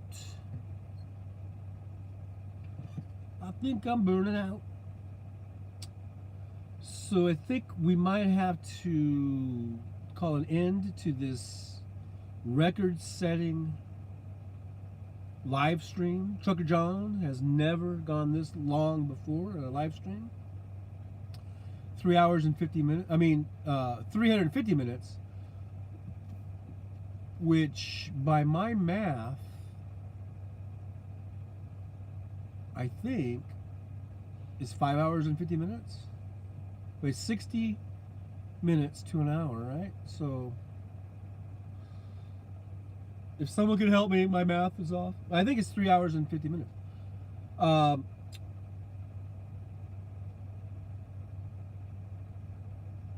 Sinbad33 says, ooh, love Vegas.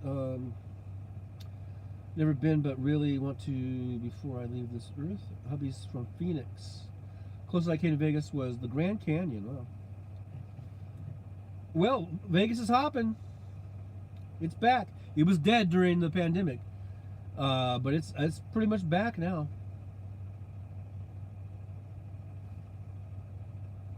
Looks like we love you, John. I love you guys too. What's up? The darkness is a good touch. May we see. Oh, you want to see the outside? You want to see? Oh, it's all kind of grainy now. Oh, I got it zoomed in. So that's better. That boat's still there, but that guy's taking a long time to fuel up. He must have went inside and get some food or something. But here's the Pioneer Villa. Yeah, Wes, seems like you don't get the good deals in Vegas like you used to. No, Julie, I thought I told you. Oh, the heater in it does not work. The Kobe Rose. Let's take a nap. Awesome. I was able to catch you. I am so glad you're here, Rose. Nice to have you here. Thanks for coming by. Yeah, Wes says I used to be able to fly to Vegas for almost nothing. There we go. See the kitty? Oh, I did not see the kitty. Where's the kitty, Wes? I missed the kitty. So I wonder why that guy backed out of that spot. I don't understand that. Those are pull-through full fuel bays. You can just pull straight through. And then maybe, I don't know. I did not get that unless there was something blocking. Maybe the cat was blocking his way. I don't know. No, that's weird. He backed out of that spot instead of just pulling straight, and he could go right exactly where he went by just going straight through. I don't get it. Not a kitty, a bobcat. They're all over the place. Not enough cougars. There's always kitties at truck stops. Yeah, I see a lot of them. I used to try to carry little snacks and stuff, you know, but I haven't had any snacks in a while. Like I would actually buy actual little things of cat food or whatever. I haven't done that in a while. Yeah, trucker if you said that. I think that makes them better humans. Well, you know, I'd like to think that. No, I only do it because I just like little kitties and they're so cute. I just want to feed them. Hubby and I are about to buy a bobcat. You can do that? You can buy a bob. Oh, I get it. God, I'm slow. Okay. Yeah, a bobcat. Like earth mover thing, like type of deal. Equipment. King Street's my local airport once had non-stop flights to Vegas on Allegiant Airlines. Didn't last long.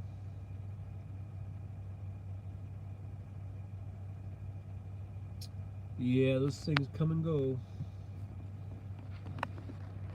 So yeah, there's the outside. It is dark now, as you can see.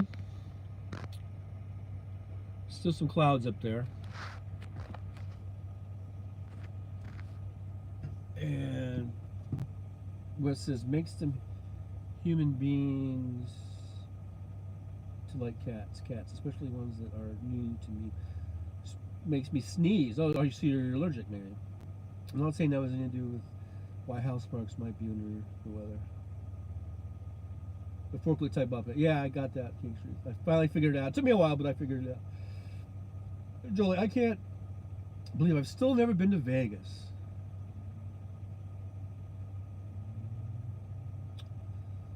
Well, you know what?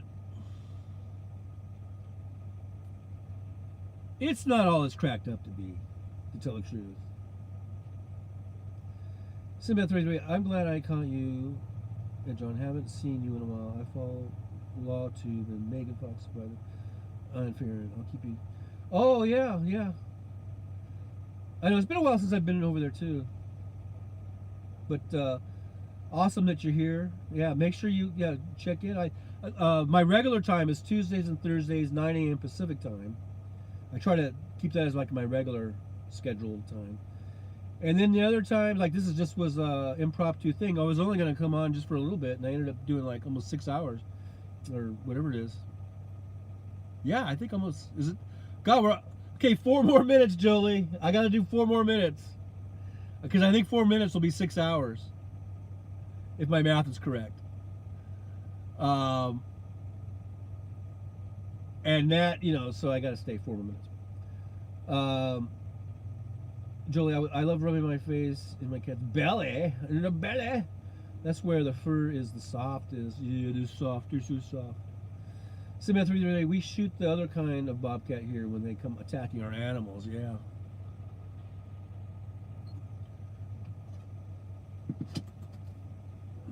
Yeah, you gotta watch out for them critters. Westweb makes whole face swell up except for some magical cats that don't bother me. So yeah, that's strange that you're not like allergic to all cats, Wes. What's that all about? I wonder. I don't know. Simba 33 at Julie. Heck yeah, my Kiki Mini solid black Maine Coon sleeps on my chest. Oh, that's your cat. That's the one, huh? In the profile pic. Cool. You have to buy a tag for bobcats in Illinois. They are still protected. When I lived out in California in Rosamond, well, I'm sure they were everywhere, Palmdale, Lancaster, but Rosamond was a little bit more kind of a remote, even more remote than Palmdale.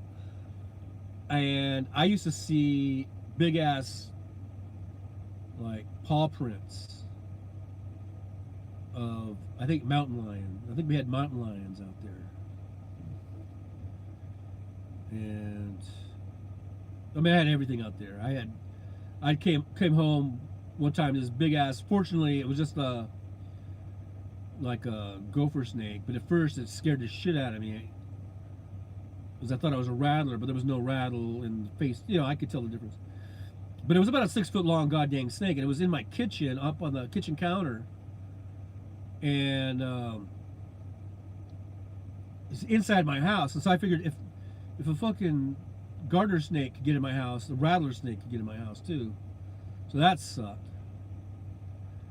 But I ended up opening the kitchen window right above the sink, and then I just was able to. I just sort of grabbed him by the neck, and I just tossed him out the window.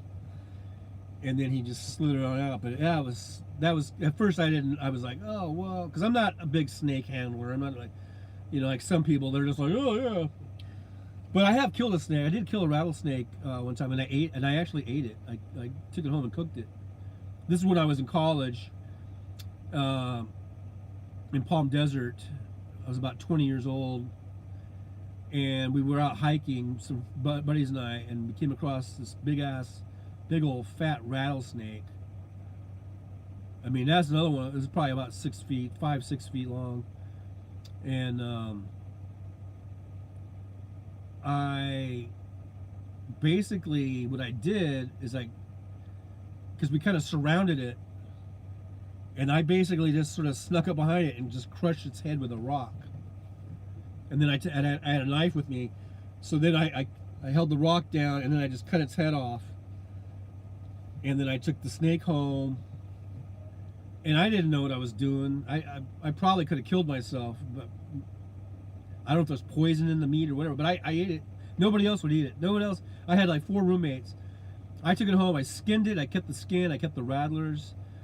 I sort of like deboned it or whatever. I remember I just put the meat,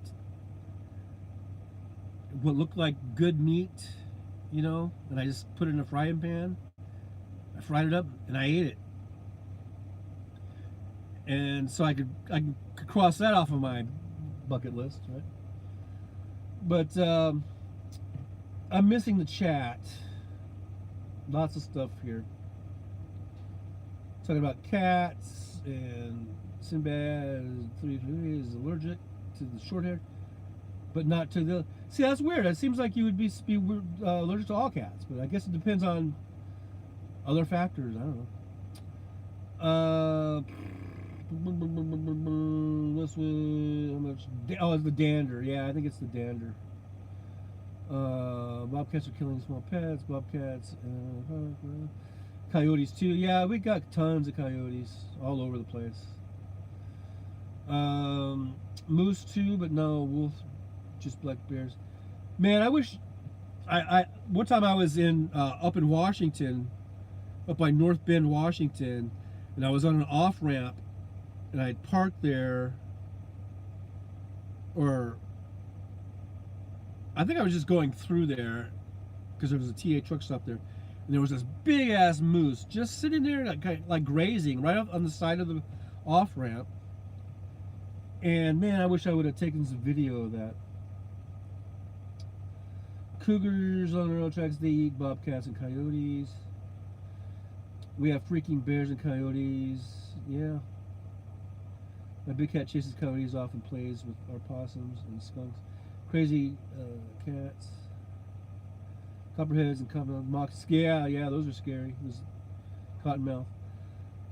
No, cats, but at least tested.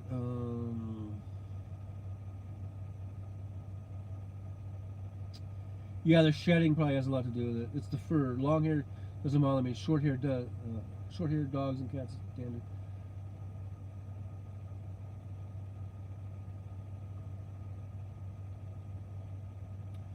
I'm bringing my cat over, Wes, and we'll test it.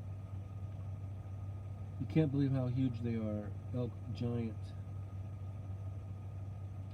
Yeah, this moose.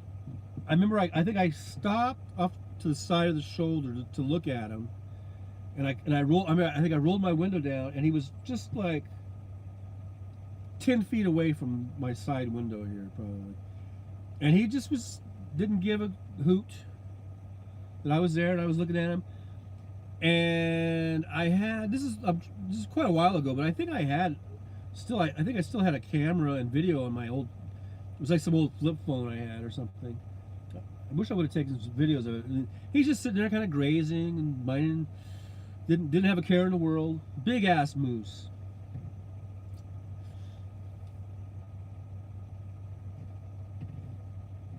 Giraffe, huge. Huge. They're huge, I tell you. The giraffes are huge. Huge. All right, so there we are. I believe, if my math is correct, 6 hours and 4 minutes. All right.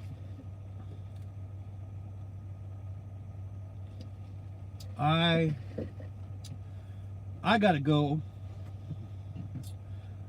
and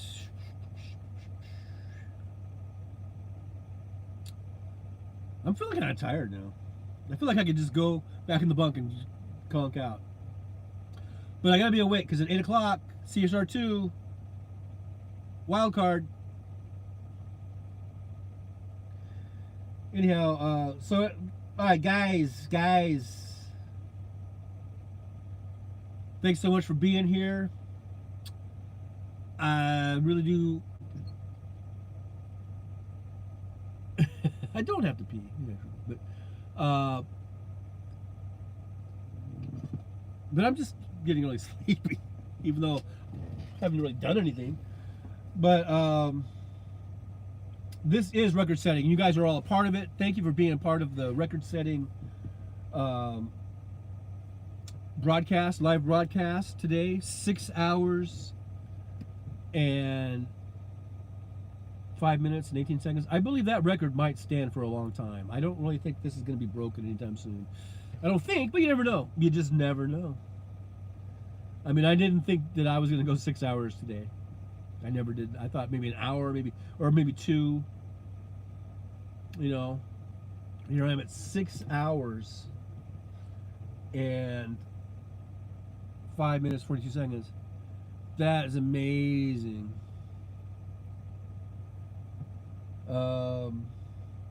Hey, Rose, you're still here.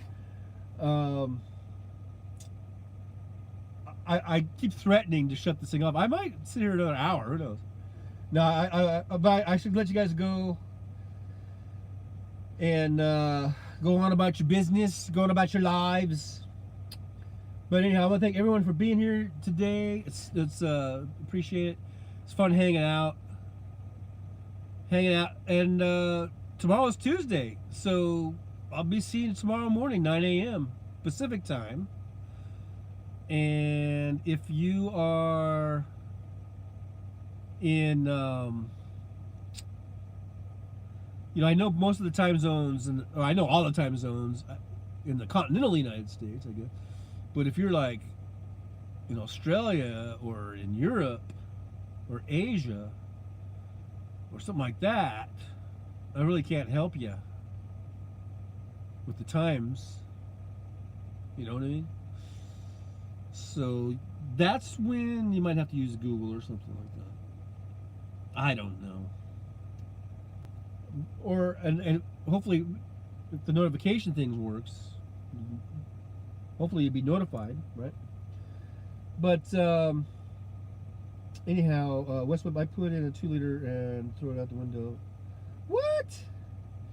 Jolie, me too. Kinky streets. I used to have a Jeep. I love driving it around in the snow. I like Jeeps. Sinbad 333. My brother-in-law lives in Vermont. And Kinky Street says nice. All right, guys. So I'm gonna go ahead and start my outro music because it's just what I do. You know? It's just how I roll.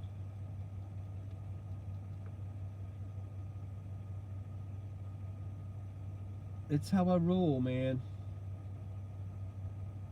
SoundCloud has a stupid thing on the thing. Please get it out of my way. Oh well. All right. We'll turn the camera around. connected to. Proof is fed.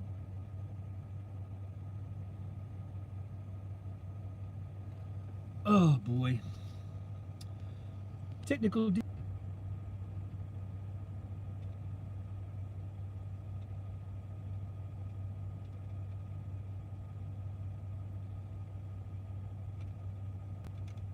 Alrighty.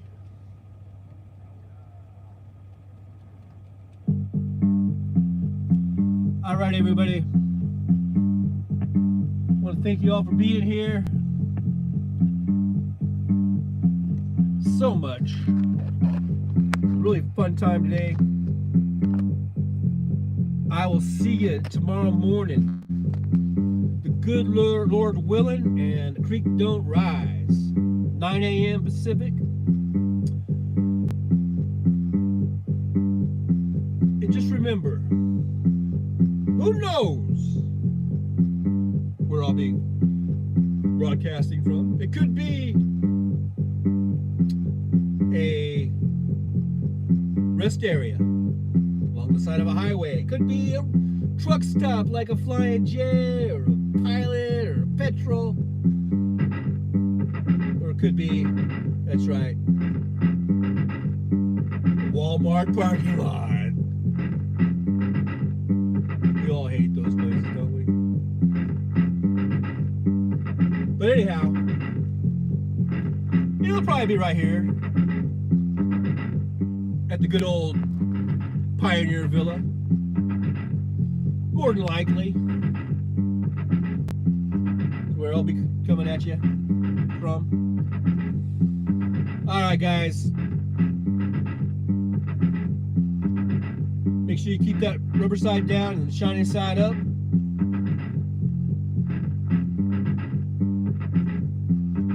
And I'll see you tomorrow morning, 9 a.m. Pacific time.